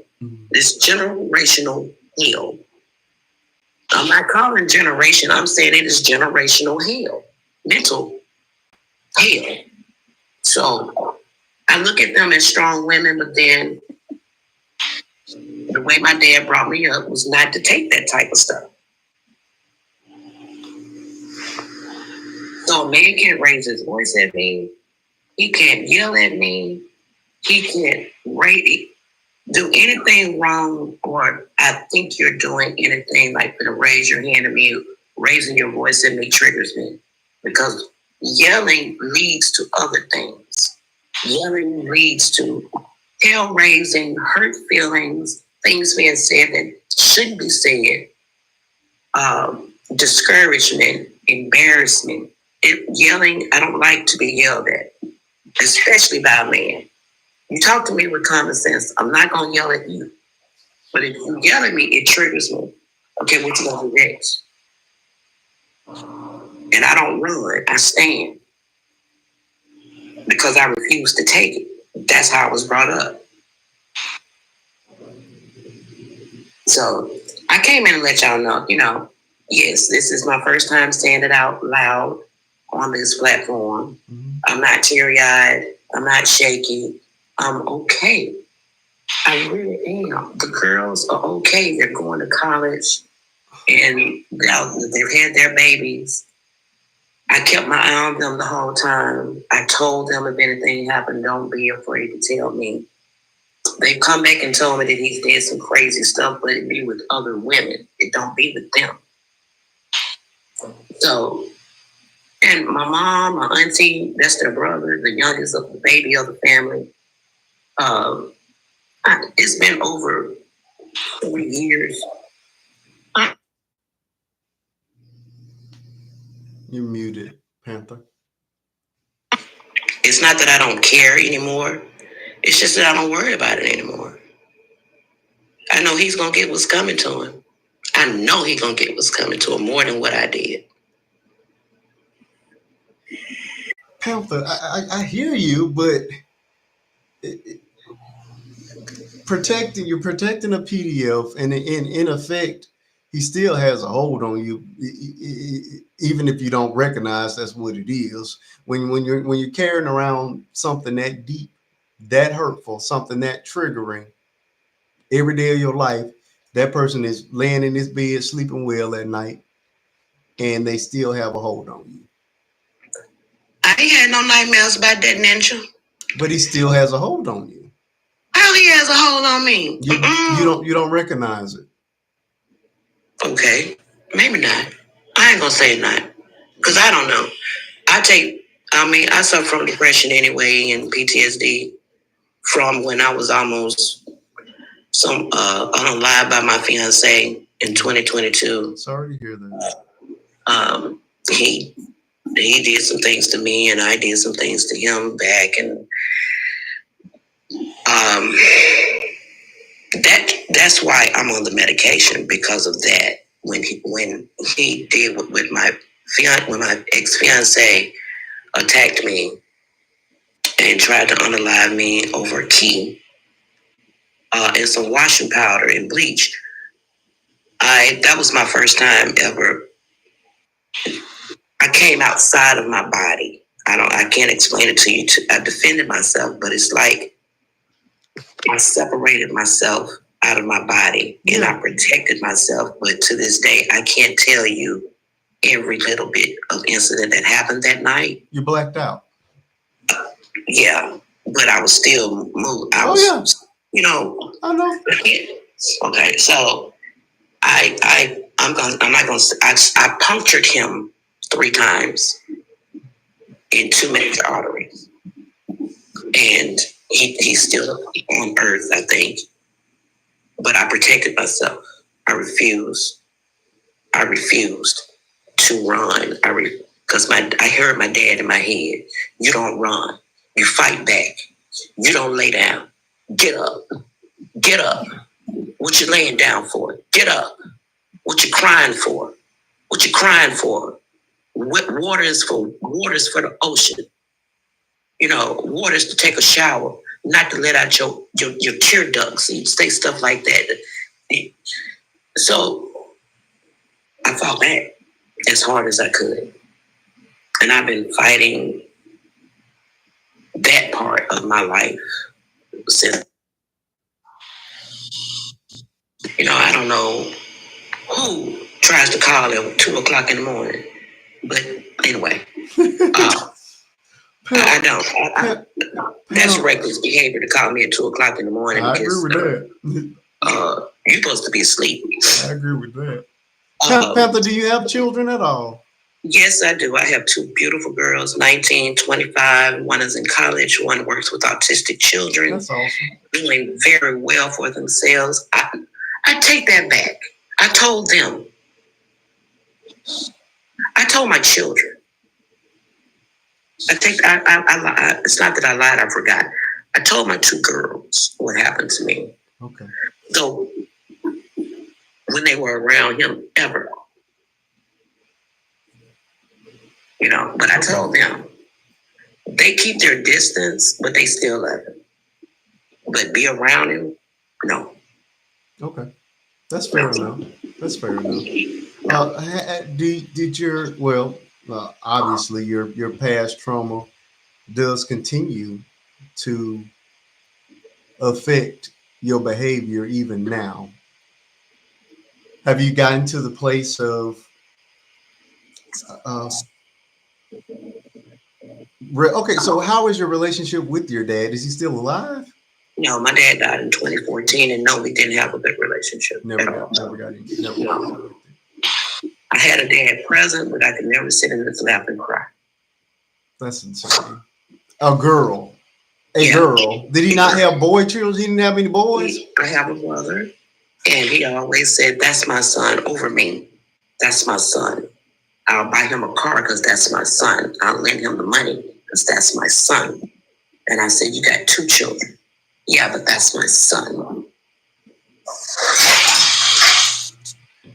Why do you think he favored it?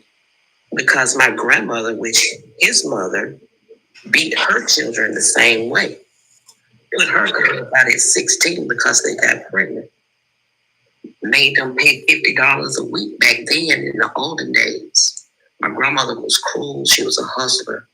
She was all about business. And she'll tell me all the time, a woman don't sit on money that make noise. She make that quiet money.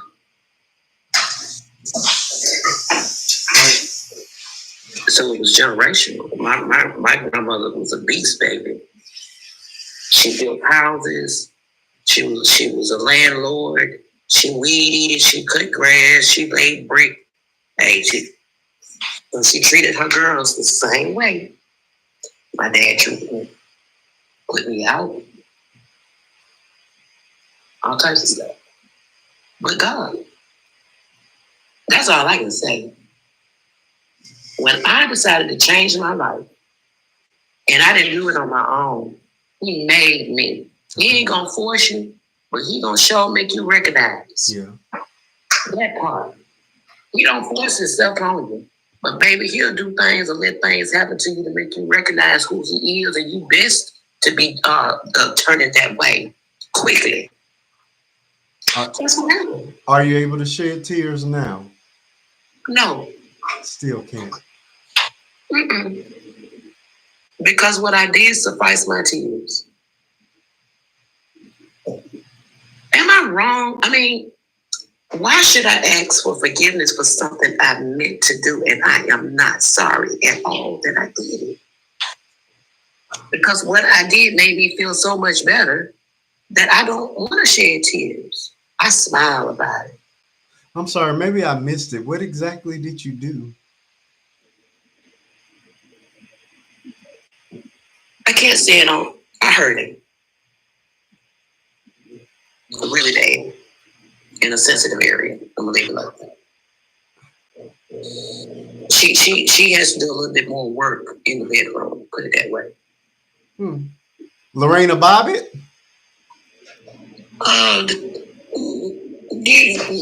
Yeah. A culture or two in it, yeah. Okay.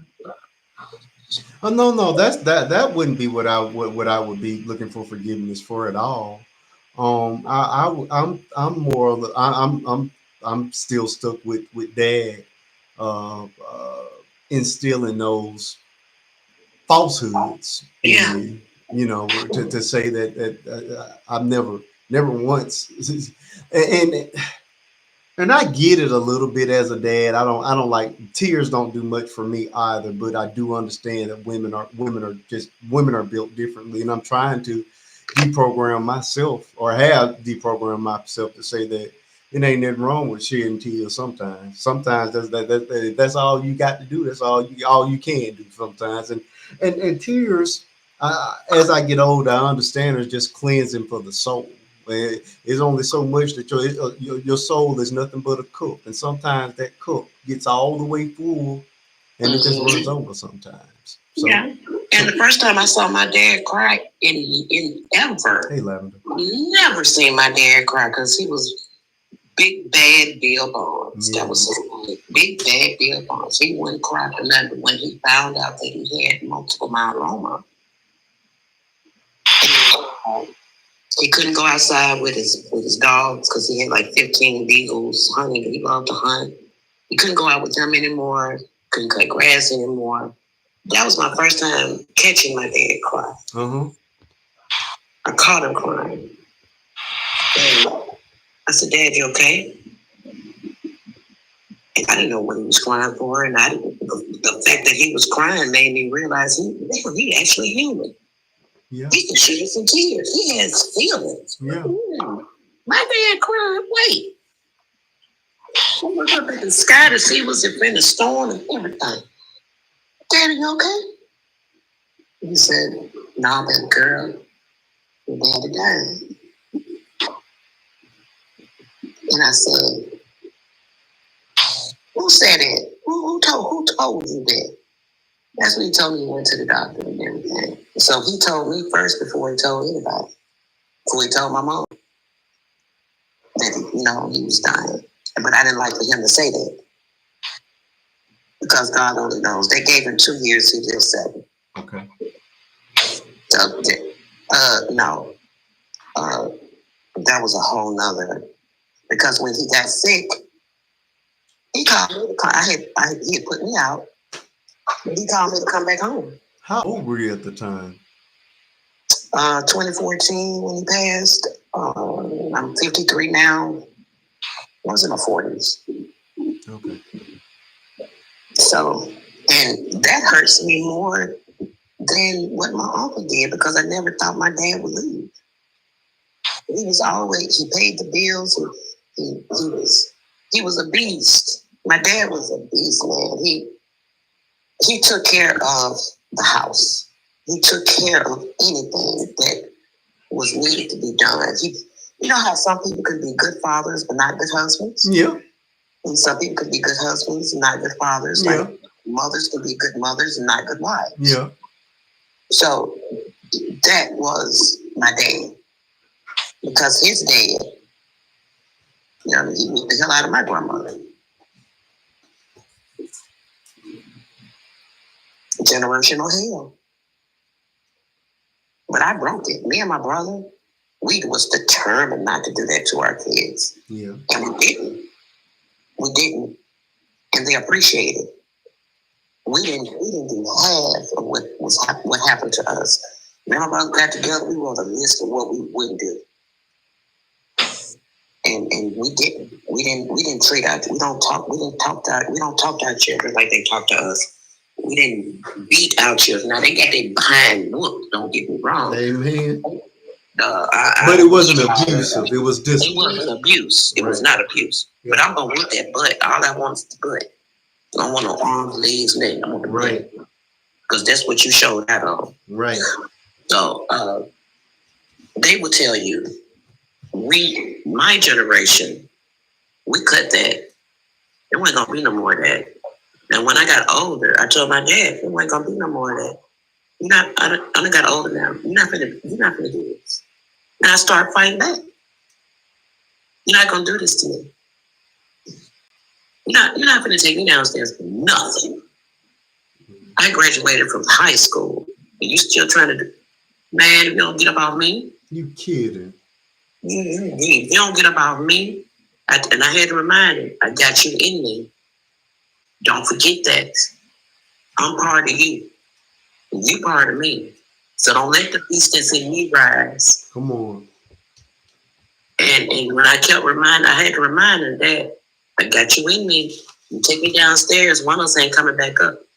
But we all gonna be coming back up limping. But you're not gonna beat me like that no more. I'm not. going to school with belt buckle burns. I'm not going to school with asphalt burns on my back. I'm not going to school with whips on my legs and my face. I'm not doing it. You through. You put your hands on me again. You through. And that's when he said, he wiped his hands in front of me. He dusted his hands in front of me and said, you off in school now, you grown, I'm through with you. He dusted his hands. He Matthew 14th me. So why do you think that you were the target of his abuse? Because I was the only girl. If it was another girl, she'd have got the same thing. Because that's how he was raised. That's how my grandmother raised her 2, 3 girls. It was generational. She would have got the same thing. Now my brother, he attacked him with my money. My dad was about money and greed. So my brother was about making money. My dad saw that. So yeah, my brother would be like, Dad, I need to get a $2,000 loan. He'll make my brother get a $4,000 loan. He get the other $2,000, and my brother have to pay the whole $4,000 back. That type stuff. Yeah. Wow.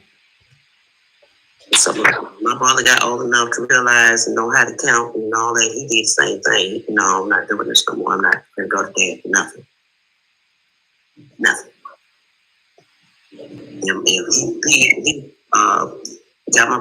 He signed for my brother's car. My brother had a $1,000 down payment. And my dad told him, I'll give you the $4,000 to pay on it, but you got to give the $6,000 back.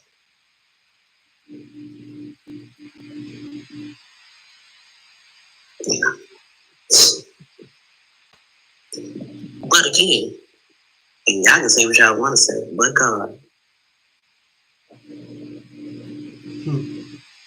When I say I felt relief and I felt my heart lift, like it was borders on my shoulders, and I felt heavy for so long, like I was carrying weights on weights on weights.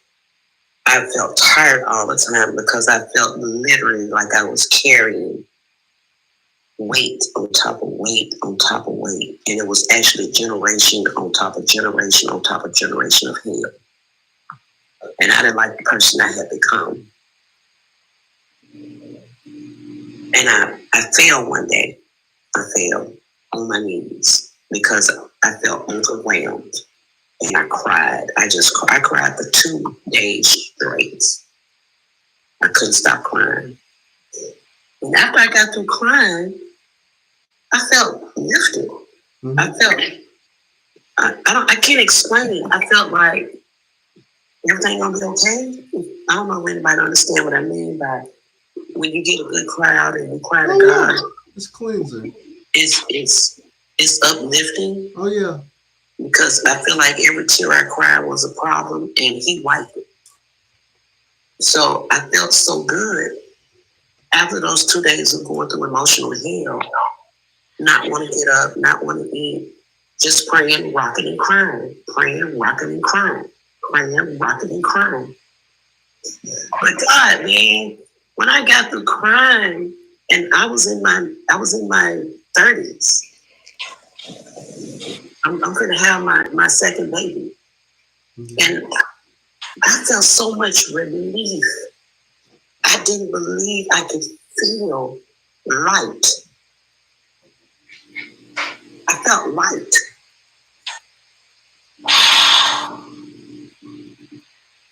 I don't know if this helped anybody. I don't know if it pissed y'all off at me or whatever. No, you didn't.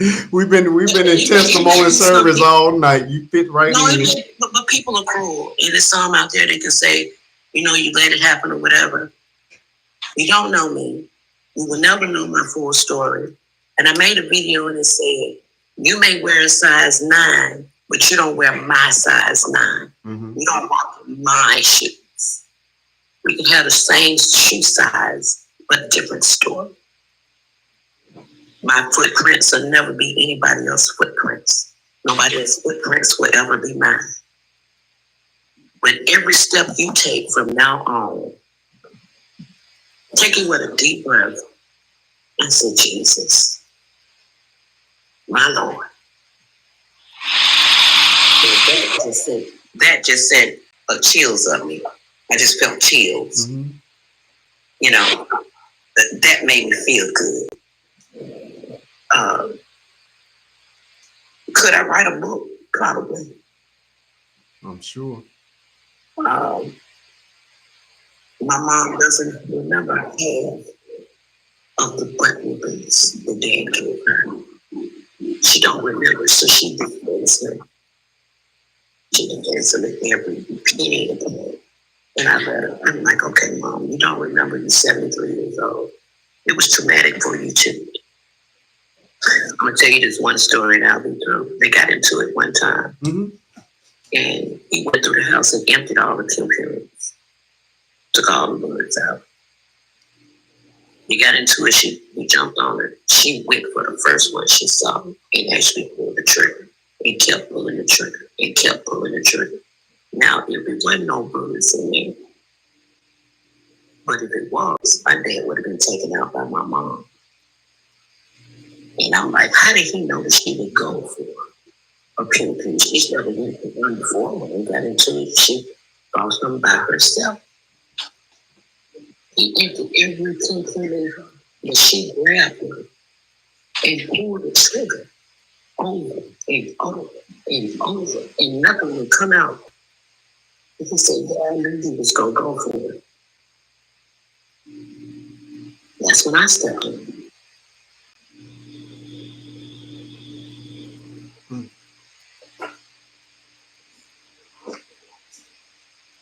And I asked him, I said, what do you think saved you that you took the brothers out? Who saved you? He said, I did. Because I knew what to do. I know how to think. But if they were in there, my mom would have been the one that took my dad out. So I'm a child sitting there and looking at this. My brother is gone. He's sleeping with one of his friends. I keep hearing that clicking and clicking and clicking. That's another reason why I suffer from PTSD. Right. When I was married, my ex-husband's son pulled a pencil on me in my face and put one in the chamber. And I stood there and I looked at him dead in the eyes and I said, God said, not tonight. Not tonight. Because I called the police on the nephew that stole my car at 3:15 in the morning. So the uncle got mad and pulled on me. And my husband's standing there like a Slim Jim on the wall. He ain't saying nothing. I've always had to protect myself. I had no man to protect me like that. Now, true, if my dad found out about my uncle, he'd have scrubbed it. Right. Because couldn't nobody mess with me but my dad. Couldn't nobody put their hands on me now but my dad. My dad didn't play that, putting their hands on me now. Yeah. That type person. But I survived that. And that was 4 years ago. Have you ever been to therapy at all? Of course. I'm in therapy now. Okay. Well, that's good. And I try to make light of the situation because it's like the older I get, it doesn't get better. The mental thing you have to have. When I say when you have mental issues and you are under mental duress, God is the only one that can regulate your mind, not a pill, not a drug. Yes, I take them, but God makes them work. Amen. Amen. What is it? I mean, but that's biblical. Faith without works is dead. So that's biblical. And I didn't look at it like you just. I just looked at it like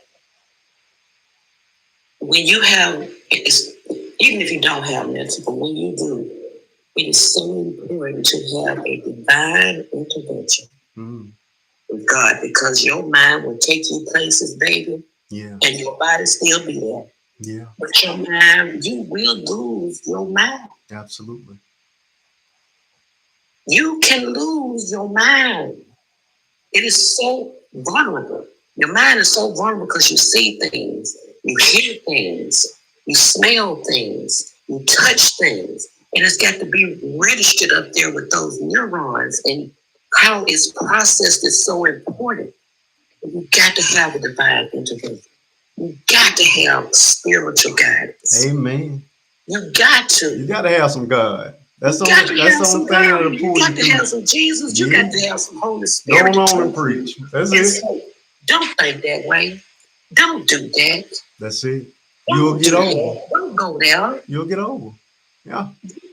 Don't. And man, I can't tell you. God has taught me out of so many things, going certain places. Mm-hmm. That when the next day they didn't something didn't happen. You got it. Or doing something to somebody because they did something to me, and he'll fix it where I can't. The car won't crank. Yeah. Or I can't find what I want or need or think I need. They ain't at home. When I get there, man, God is good. Divine intervention. Man, that divine intervention is something else. People underestimate that. They think that can't nobody intervene on what they got. That is a lie. Because he can change your mood.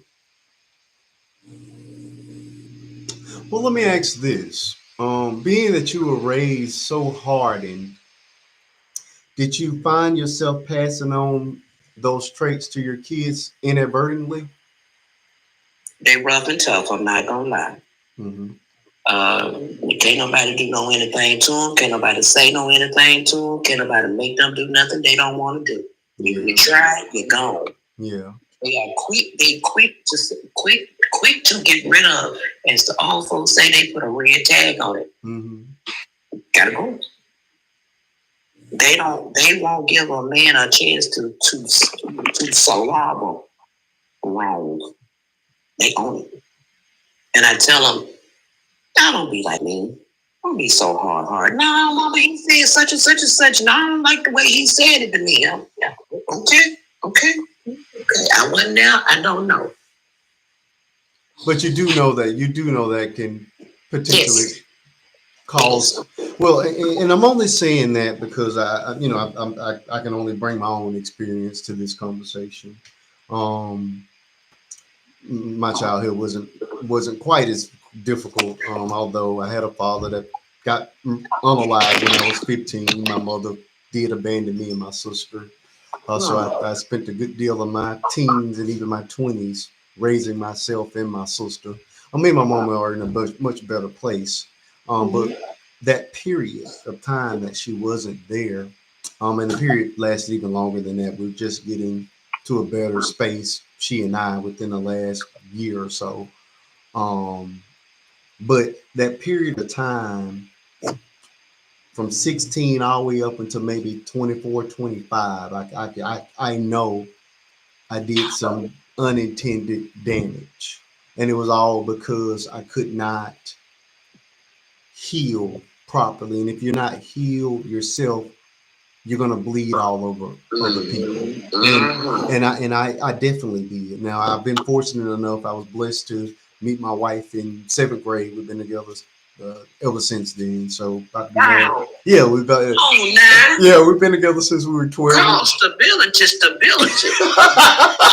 Yeah, since we were Stability right now. 12 and 13. And I thank God for it because of course that happened way back in the day, but we are the only couple that we know that's our age that have been together since we were Yeah, because my mom and dad would have been married 55 years. Yeah, but like I said, it just doesn't happen anymore. But it did for me, and I thank God for it because she became my anchor when my mom walked out. You know what I'm saying? And so she's been through all of those things, trials and tribulations or whatever.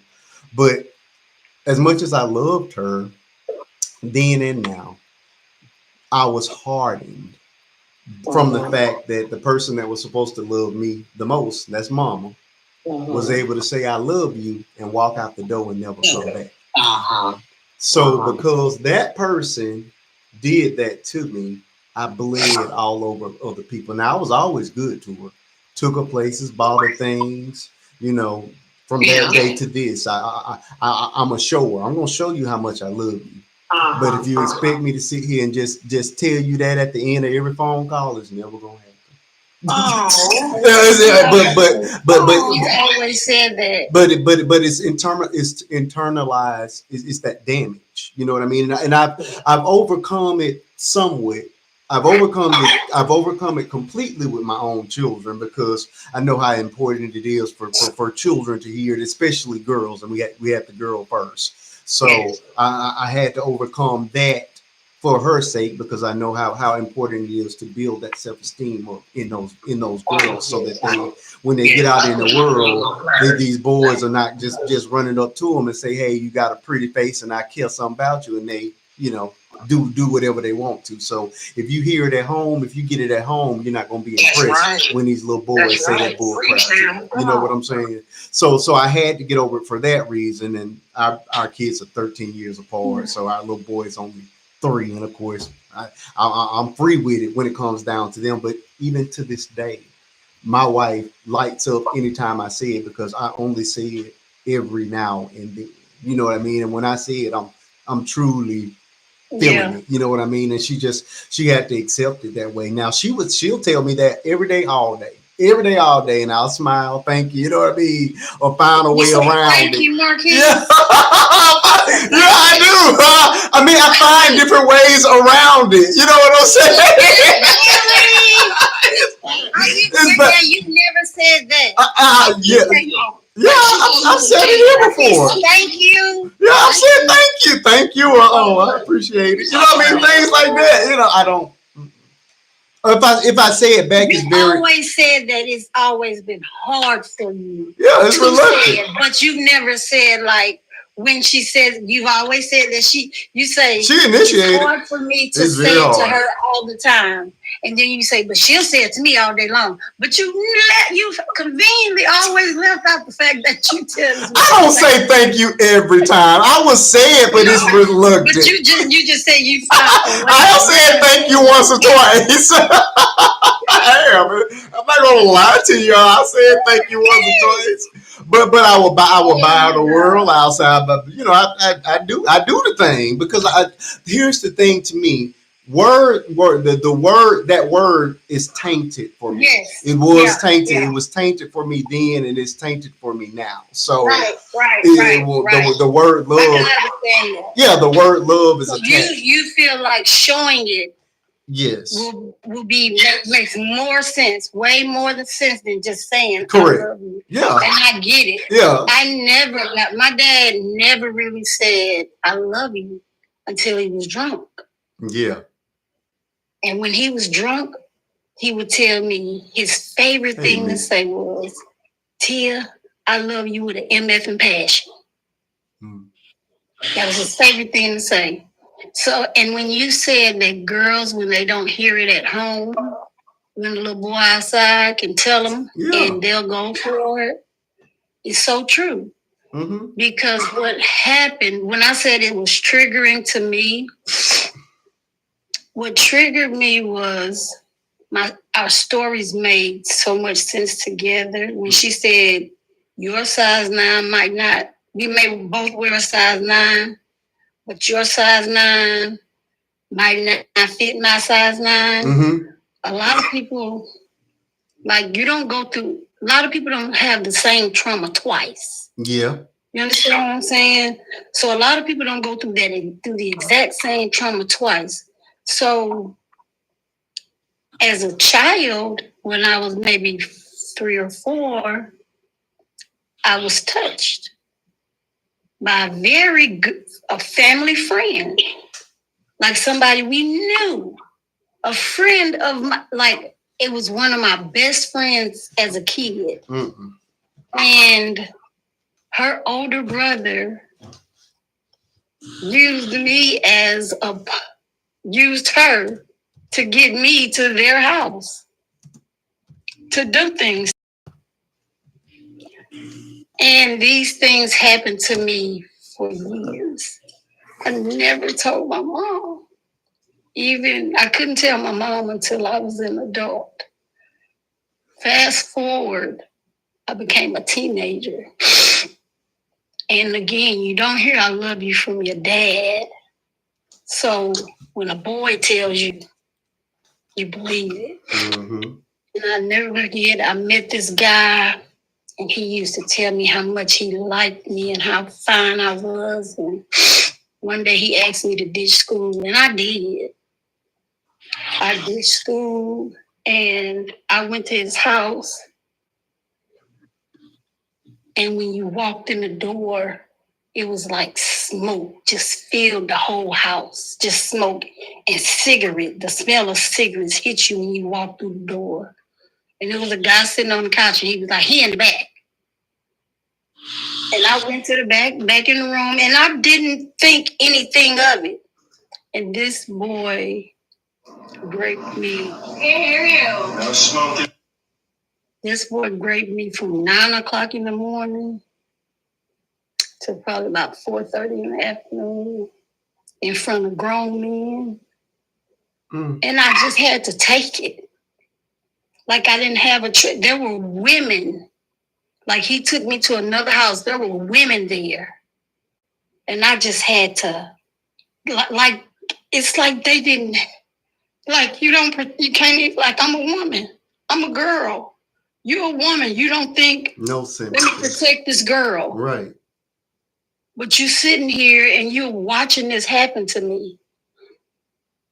And when he was done with me, he put me in a car, took me to the bus stop and told me to get the F out. I never heard from him again. And I had this mental block. I couldn't remember where the house was. Like I had a mental block. But you know what I had such a weird relationship with my dad. Marquise, I was more scared of telling him that I ditched school than I was of telling him that I had been raped all day. Oh. So I never told my dad. He left this world never knowing. Never, like, my daddy is gone. He hasn't, I never told him. And it only came out one time when me and my stepmother had gotten into a bad argument, and she was drunk. And she was trying to tell me how to live my life and how to be a woman. And I was like, how can you tell me how to be a woman when you let my daddy stay gone for days at a time and come back to the house? I said, do you know that when I was 14 or 15. I said, do you know that I skipped school and I was raped all day? I said, and I was scared to tell y'all that it happened because I didn't want to get in trouble for skipping school. Jesus. I didn't know if I would get it in more. I was scared to tell that because I skipped school. That you did something wrong, right? Who does that happen to twice?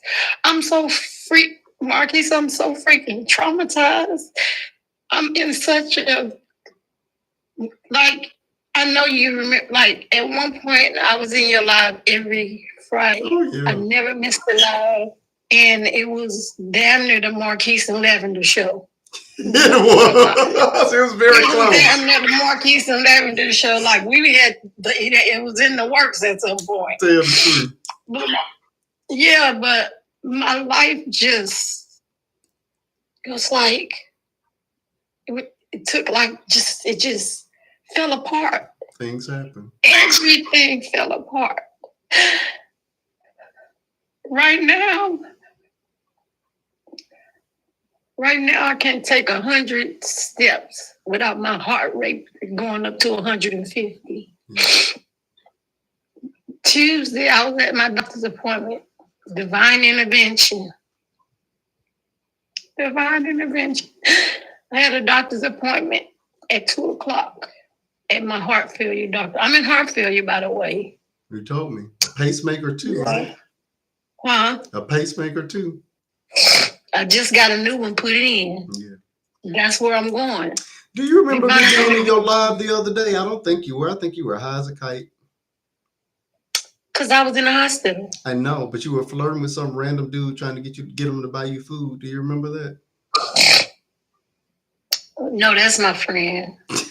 Well, I sent you a gift in the middle of that, and you didn't even know I was in the room. I did not see it. I'm so sorry. I did not see it. I sent you the necklace. I'm like, I never sent the necklace. It was the gold necklace. I was like, no. Yeah.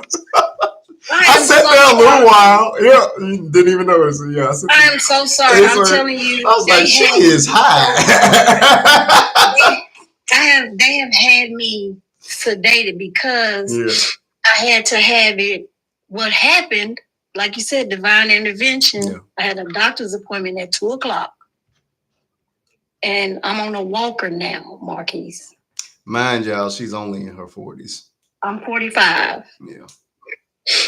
And I'm walking to the doctor's office. I'm in the parking lot. I see a nurse. I'm running out of air. And I'm asked this nurse, I'm like, ma'am, can you see if they have a wheelchair? And she doesn't answer me. And she's a YT lady. So I'm like, oh, so she's just not going to answer me. But like my heart is racing. So I'm like, let me just make it inside the building. My appointment was at 2:00. It was exactly 2:00. I was like, let me call upstairs and just let them know, hey, I'm downstairs. Just let me get on the elevator. I'm on my way. Marquise, by the time I got my phone out of my pocket and opened it, like it was nothing but God that let me open the phone. Because had I not been able to open it, they wouldn't have known who to call. God, I opened my phone and pow, my defibrillator fails. Who's standing in front of me?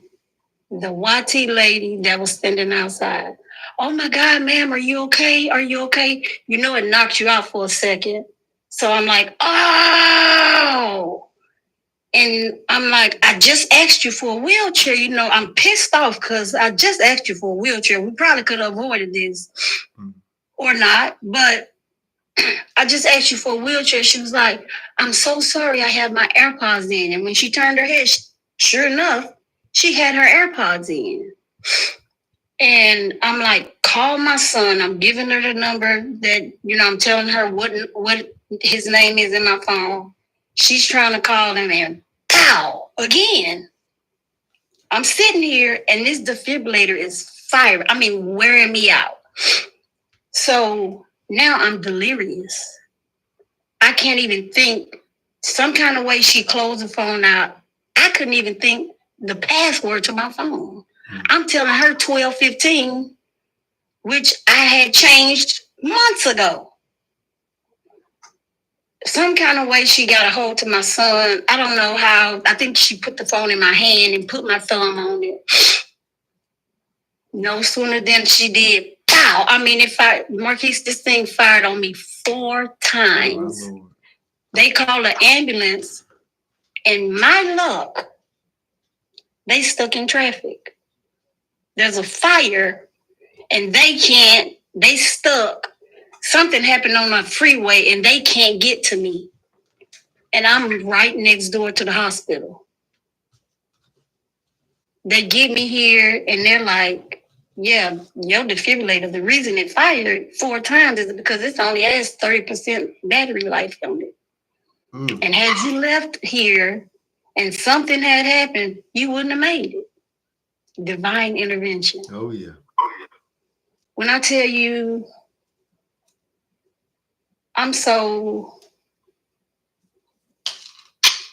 my life, Marquise, I'm not the same Lavender that I was that you met. I'm not that person. And I hate that for me. I hate that for me. Like, I can't tell you the last time I looked at myself in the mirror. Yeah. Yeah. I was doing something. I was wiping my face. And I realized I had dead skin in my face. Because I'm not even taking care of my skin like I used to. Like, I'm not taking care of me. And I can't because I don't know who I am anymore. Like, I just don't know. You asked about therapy? Yeah, I just started therapy. But I don't know who I am. I don't know this person. I don't know this person. You are a survivor.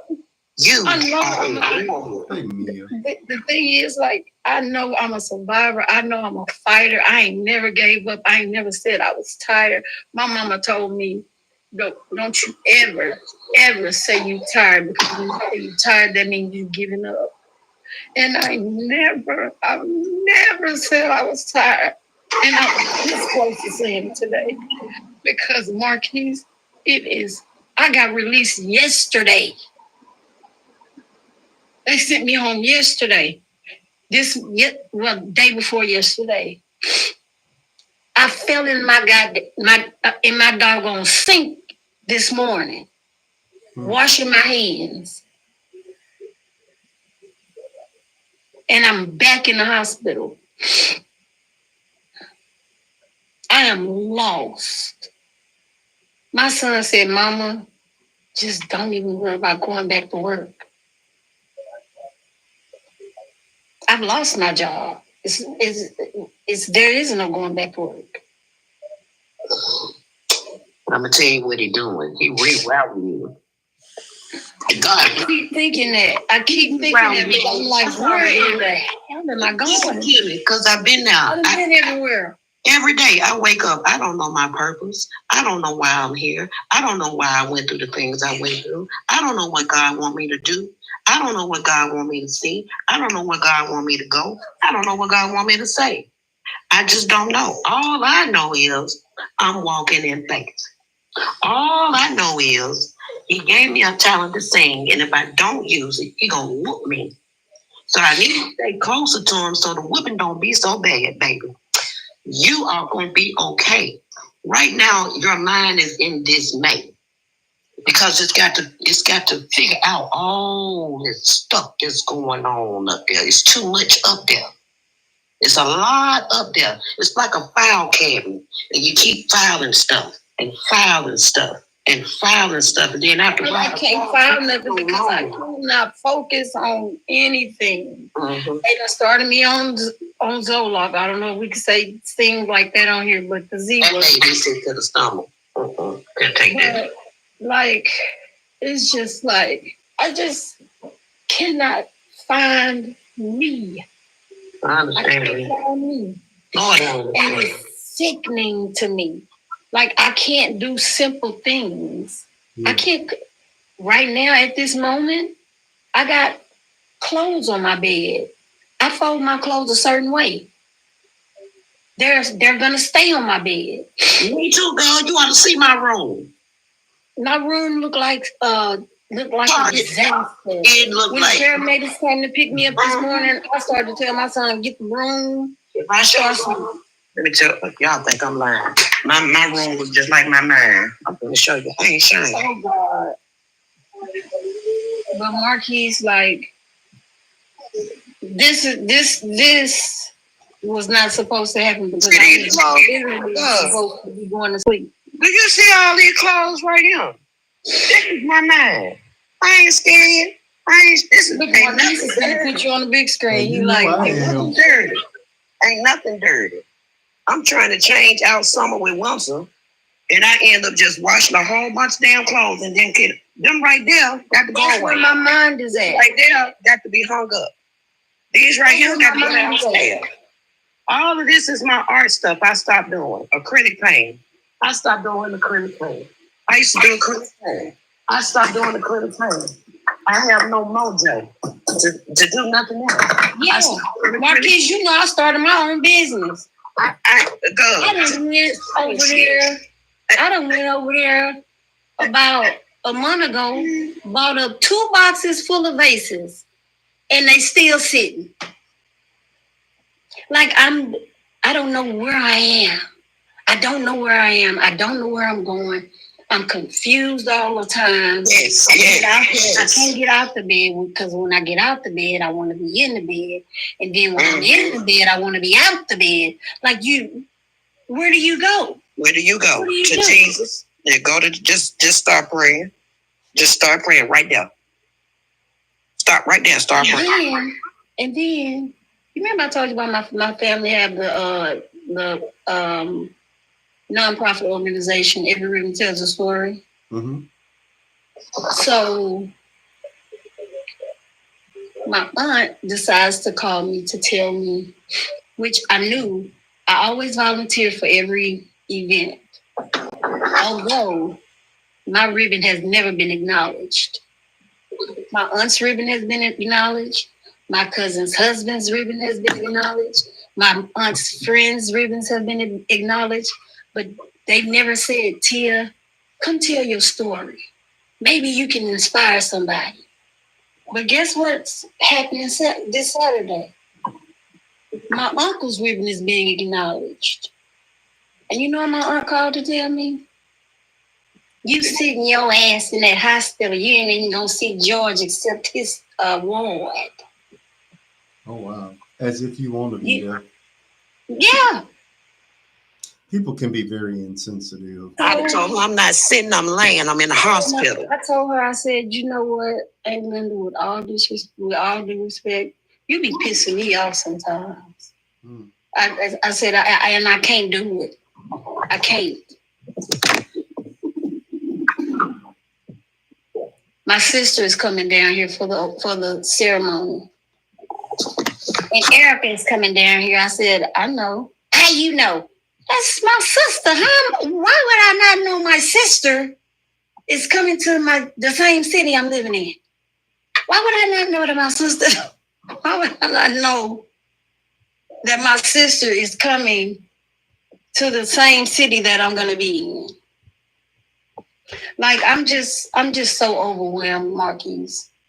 I don't know whether, excuse me, give me just one. Sure. I don't know whether to wind my ass or scratch my watch. Exactly. Think about it. I did. I deserved that one, didn't I? I told you I was going to let you have one. Yeah. You know, I was addicted also to opiates. Were you? Yeah. I've been there too. Big time. The doctors did it because I didn't know nothing about no doggone opiates or get addicted to nothing like that. All I knew was that I was in pain, I was hurt, and they helped. Oh, yeah. So I you told thought they're going to give them to you. 15 years. 15 years I was on pain pills and I was not supposed to be. And I wasn't weaned off them. I changed doctors. I changed insurance. The doctor didn't accept the insurance. I was cut off completely. I know. Did you get dope sick? I was going to say, did you go through withdrawal? I went through withdrawals at home. I didn't go to no clinic. I didn't go to no clinic. I came home. I didn't know what the future held for me. Excuse me. I am about to go to bed, so good night to everybody. Good night. Hope to see you next week on Friday night, Miss Linda. Thank you so much. Lena, I'm sorry. Thank you so much for joining. I'll be able to finish my story. All right. Sorry, we will try again next week, friend. Yeah. Good night. Yeah, I was good. But you know, with those opiates, the doctors will give them to you. Marquise, I had a doctor when I was 26. This woman was giving me, now this was my regimen. The pain ones, the Narcan. I was getting 160 a month. I was getting 175 a month. I was getting Somas. This one Somas was only 30 days in a month. That's like 8 pills a day. Every 4 hours. 8 pills a day. And I was up to 10. Somas, they was giving me the Somas. I think I was getting 90 Somas. Yes. Xanax. Oh, clonazepam for me. No, Xanax. I couldn't take And that. I was getting 190 of those a month. Mhm. Can you imagine? Yes. Marquise, can you imagine taking all of that? I don't take medication at all, so I But don't I know tell the you, first thing about it. you think you sent that doggone necklace and I didn't see that necklace. Yeah, you were high as a kite that day. I knew I that didn't. you I were wouldn't on see a something. necklace on my neck in real life half the Yeah. time. I didn't even know what day it was. But you know what? It got to where what happened was I had a friend that I noticed that was spiraling. And I noticed her spiraling, and I was like, that will not be me. Yeah. But you know what I did? And unfortunately, I became a street pharmacist. Me too. I'm sorry. Oh, Marquise, don't do me like that. I was searching for the street pharmacist. Well, Marquise, don't do me like that. So you were selling Look, and panther. Look, lavender selling and panther a customer. Yes, right. Listen, I'm telling you, I used to have it popping. But when I moved to Texas, when I was getting 190, I had one white T-boy who was All wrong. the entire script. Yep, me too. Yeah. I cut myself off. Now, when I needed hip replacement, when my hip went bad, when I lost all my cartilage in my hip, I had to go back on opiates, right? Mm-hmm. I'm on them, but I'm not taking them like the doctor's telling me to take them. Mm-hmm. And so I'm good. Thank you so My much. doctor tells me, when you get this hip replacement, you're gonna still. I said, no. I said, when I can't wait to have my hip replacement, I ain't gotta come over here no more. And he said, no. You're gonna still have to come over here. It's a pain management clinic. I said, no, why should I come over here? He said, we have to wean you off. I said, no, I'm not getting weaned off. He said, you've been on them too long. Yep. And when I got that hip replacement, that man did not see me again. He never saw me again until he saw me in the hospital again. And he said, Tia, I didn't think you was gonna do it. I said, I told you I was not coming back home. And I meant it. Right. You know, like I said, I'm strong, but this right here is getting me. Amen. And it's getting me. It's mental. More, for the most part, it's getting me because of me not being ambulatory. I can't move around the way that I want to. Yeah. You know what I'm saying? Yeah, it's things that you take for granted that are no longer there. I totally understand what you're saying. I can remember when I got Bell's palsy, the one and only time I've ever had it, and wow. Yeah, I was. You had Bell's palsy? Mm-hmm, when I was 19. You look great. Yeah, I had Bell's palsy when I was 19. And then what was funny, they claimed it was stress. It was just stress, and I didn't know I was stressed at 19. At 19, yeah. Well, I had a friend that had a heart attack, and he was 21 years old. Yeah, I mean, had my first one at 26. But at 19, you know my story. Yeah, what stress are you under at 19? My mom had abandoned me and my sister. Well, yeah, I forgot about that. Yeah, so I was that's stress. Right, I was taking care of myself. I had Bell's palsy. Yeah, I was taking care of myself, my sister. I was working full time and in college. Putting myself through college. You had Bell's palsy. So yeah, I got Bell's palsy. I didn't even know what Bell's palsy was at the time when I got it. I can remember going to work and it was a Subway sandwich. I went down to bite on it and my jaw locked. And it stayed locked for 20, 30 seconds. And I didn't think nothing of it. I thought it was odd. And I went Wait, you bit the sandwich and it was just locked. Yeah, that's it was just down to on the sandwich. Mm-hmm. And after about 30 seconds, the jaw, the muscle released. And I was fine. And I went to sleep and I woke up and you could draw a line down my face and the left side was completely paralyzed. Yeah. I had to take my eyes shut at night. And of course, I smiled and laughed all the time. So I had to droop and it was really, really bad. Wait, you had to tape your eyes shut at night? Yeah, your eye socket would dry out. You use muscle. You lose muscle. I mean, I know you lose muscle, but the eye should out. The eye won't blink. The eye won't blink. No. Oh my God. Yeah, it pinches. I could Bell's palsy pinches the nerves in the face, and so it looks like you had a stroke. That's the only way it basically looks like you had a stroke. Yeah. And this was at 19. 19. Mm-hmm. I could only imagine. Yeah. That's emotional for me to think of. Yeah, it was at 19. For me to think of it. Like I'm almost about to cry about that because like I can only think of at 19. Yeah. You're not having the mobility of your face. Yeah. And you gotta go to school every day and you gotta go over there and fear.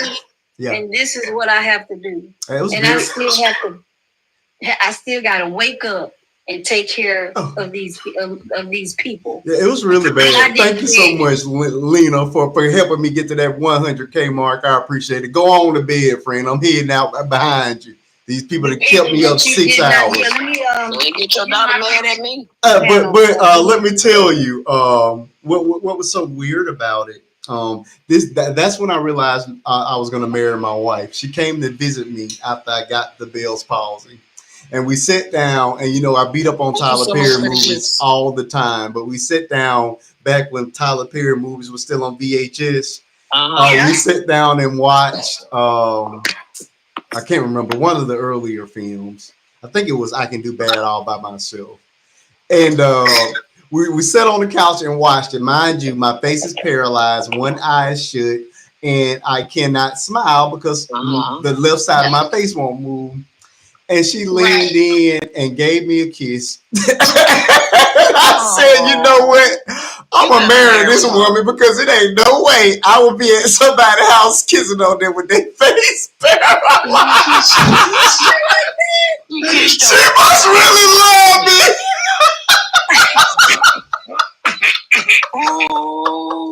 And I realized that I said I got to hold on to her because that's got to be love. Because ain't no way. I'd have been blowing kisses.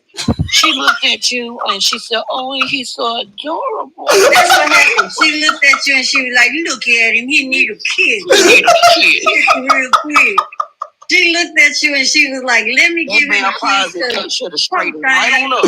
But when I tell you, and it did more damage psychologically than physically. It took about that's what I'm saying. Yeah, it took about 2 weeks for me to regain animation, and they say the more times you get it, the less likely you are to regain. The more times you get it. Yeah, you can get it more than once. You get it multiple times. Mm-hmm. Yes. Yeah, you can have it more than one time. Especially with strokes. Yeah. So once you are you more prone to get it once you've gotten it once, or they didn't say that. They didn't say the only thing they asked that I do is to just basically try my best not to stress. Mm-hmm. And from that, and what was so funny, when I regained the animation, I said I would never allow myself to get stressed out. And so from that day to this, I just go clean off. It's bad.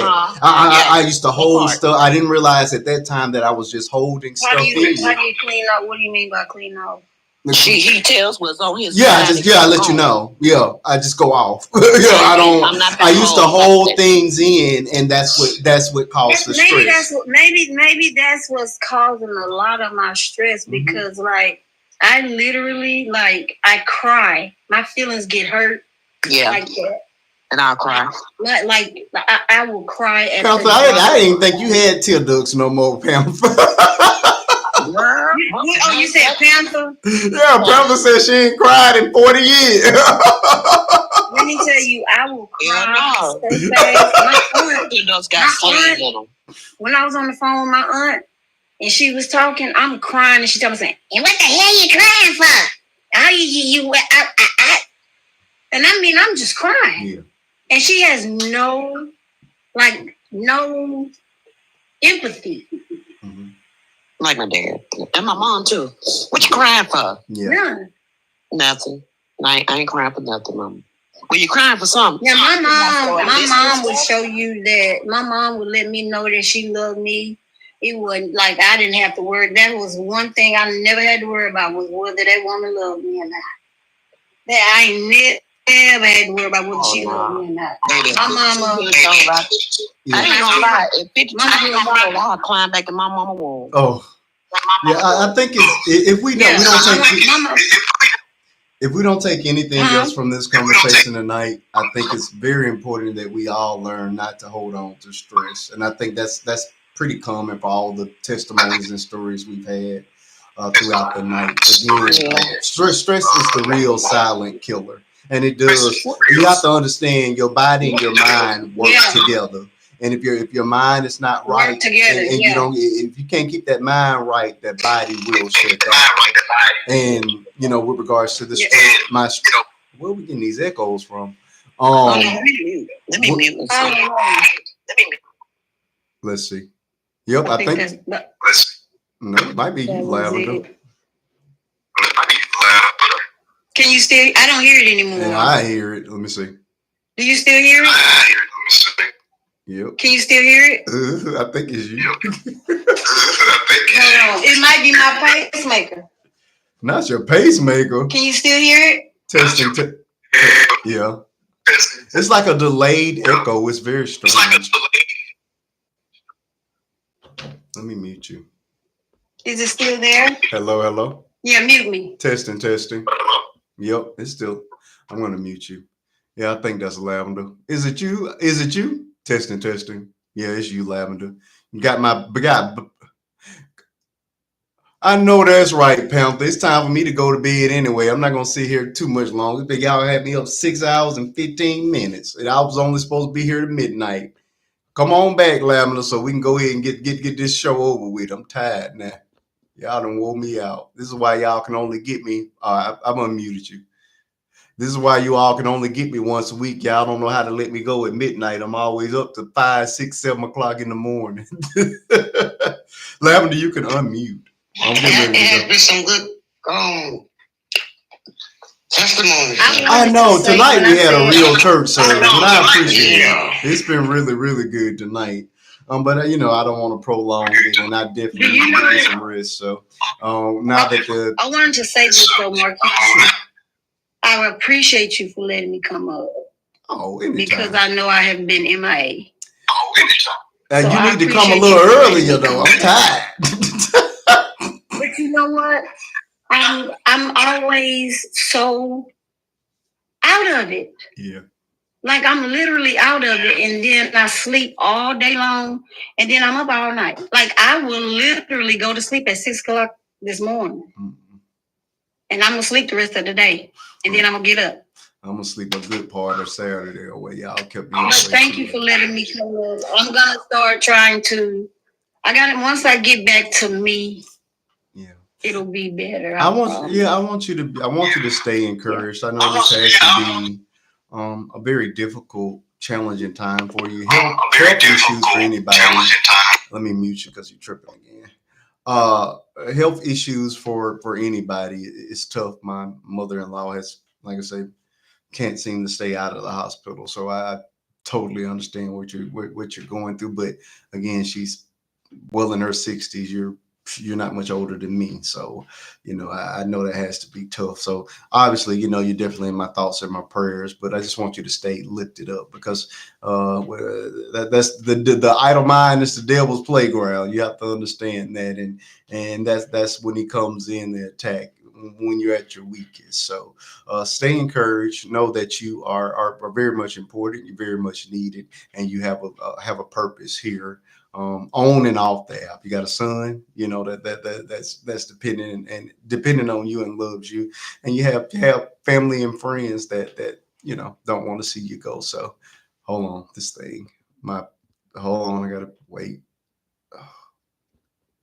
They're making me do the picture, the puzzle. They want TikTok tripping. Okay, but so just stay encouraged. You know what I'm saying? These things happen. You know what I mean? The one thing about life that is always true that is constant is definitely change. And we don't know when our test is going to come, but we all know that we're going to have a testimony. And you once you pull through this one, you'll have an even more powerful testimony to help other people that are struggling with ailments. Again, lupus, we all know is a very serious autoimmune disorder, and a lot of people don't spread a lot of awareness on it. So I happy to know you and to be able to shed light on this disease and how it affects disproportionately our people. And you know what I mean? Although I wouldn't want you to be necessarily the face of it, you know, once you pull through this thing, it'll be good for you to be able to spread awareness and be able to help people to understand and even overcome whatever they're going through mentally, because nobody talks about the mental aspect of sickness of any kind. We just talk about, hey, this part ain't working, this ain't, you know, these things I'm going through, what have you. So just stay encouraged. That's as much as I can say to that. You know, you got my number. If you want to call and cry sometimes, you know, you only got about a 30-minute window for the crying thing. Then we got to get back to the jokes. But if you want to cry for a little while, I can sit for a little cry, but we ain't crying for 4-5 hours. I can't do that. I give you about 30 minutes of tears, and then we got to lighten the thing back up. So with that, I'm gonna go ahead and try to close this thing on out. Come on back. Hopefully your mic working now, Lavender. I appreciate you. You know what? I think I need to go ahead and get a new phone because I really, absolutely, my phone affects my new. Like I just got a new device put in. Yeah. I got a new device put in Wednesday. And when my phone gets too close to it, yeah, it's working I go fine. field. It's working fine now. Yes. Do you hear that? Yep. Yep. Yes. It's when I'm gonna have to go ahead and get me a new phone because it never did this with the old device. Oh, well, we don't want your heart stopping. We definitely got to get us another phone before your heart skip a beat. Yeah, that's gonna be the. Yeah, that's the first thing on my list to do when I get this shot. And I'm gonna, while I'm here, I'm gonna let them know, hey, I get interruption on my phone Right. with this doggone thing. Because when it gets too close to my, like when I'm like maybe on TikTok or something and I get my phone right here, like I can feel my heart pacing back into rhythm. Wow. Yeah. Okay, well, we're gonna work on let's work on getting another phone and getting healthy and most importantly staying happy and knowing that you have so much more. I think that's what I need to learn how to. I think I gotta find me again and find my happy place. Yeah. Gotta find a happy place. I will.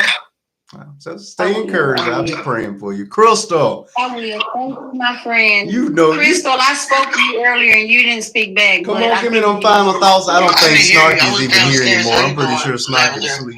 Eating my prayers. You know I didn't hear you. I wasn't on here. I ran downstairs, came back, and now I'm back. All right, Crystal, we wrapping up. I gotta go to bed. I'm sleepy. I like what you said. I'm gonna leave it like that.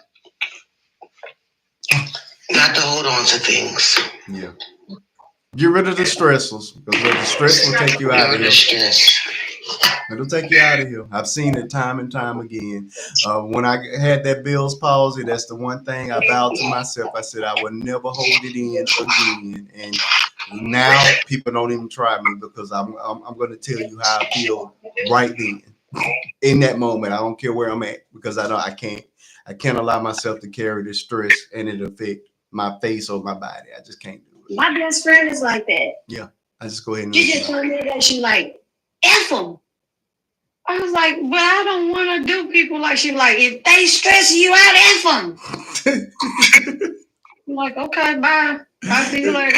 It sounds crazy, but yeah, getting that stress out. I'm telling you, it does wonders for the body. I can say that. Well, thank you for letting me come up here, and I appreciate you giving me a chance to cry. Now we laugh. That's now it. We go to bed. That's it. Now we can go to bed and get some rest, folks. All right, folks, let's wrap this thing up. I think Miss Snarky is gone. I thank her for an excellent interview, although I think I ruined the entire YouTube live. I'm probably end up having to scrap it because my microphone was not where it was supposed to be.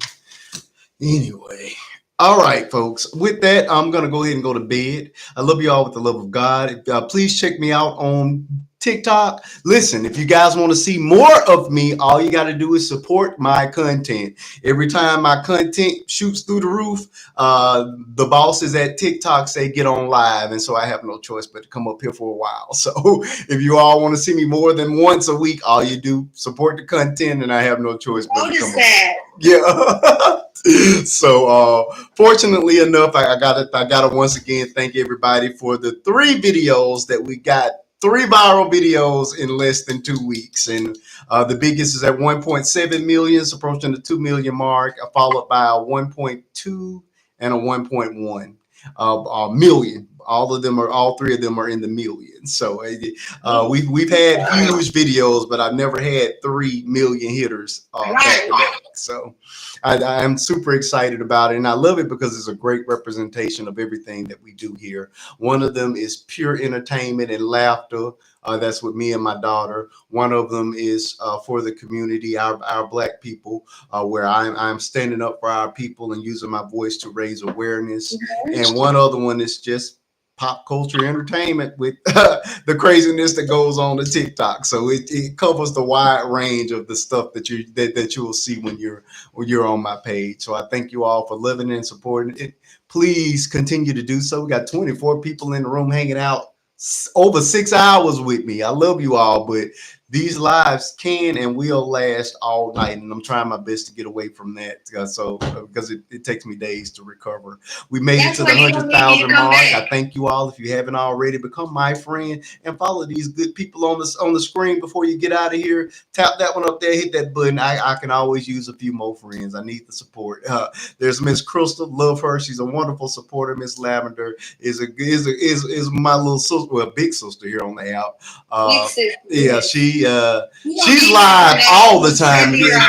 If you love people that go live, that's the one you will go see, because she goes live right from her hospital bed. She don't mind, and she will go to sleep during the live and let you watch her sleep. I don't do that. I try to stay woke with all of my people, but she will go to sleep on you. But when she's up, she's giving information and keeping you guys well entertained with all the chaos that is and was her life. So please go ahead and follow her, follow Miss Crystal as well, and most importantly, follow me, because I'm only here on Friday nights, 8:30 Central Standard Time until midnight. So, Did you hear me? What'd you hear me, Marty? What'd you say? And you can cuss on my page. Correct. They don't have very much decorum over there. So, yeah, you're more than welcome to curse as much as you want with Miss Lavender.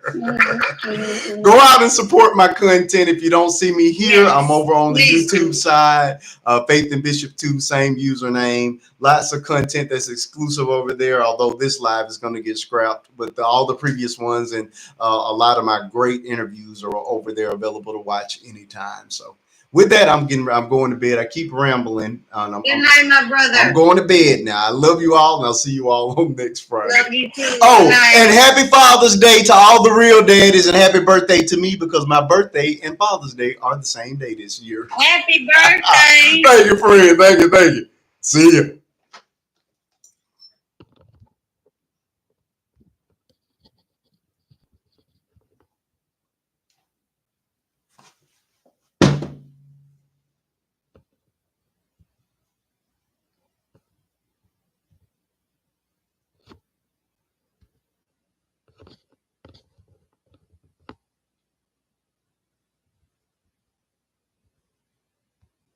Okay, so if Set It Off and John Q had an illegitimate Timu baby, it would be Tyler Perry's latest effort, Straw.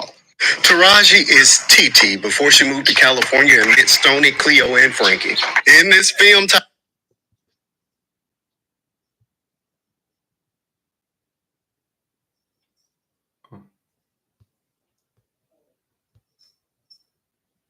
if you spin us, you're going to the hospital and in jail. If you hit one of us, you're going to the hospital and jail, and most likely get bitten by one of our big, beautiful dogs that we have here. If you throw a brick, a firebomb, or point a gun at one. All right, folks, I will be scrapping this particular show. I apologize. My microphone was not in the right place. So if I'm unable to save this show, it's likely going to get scrapped.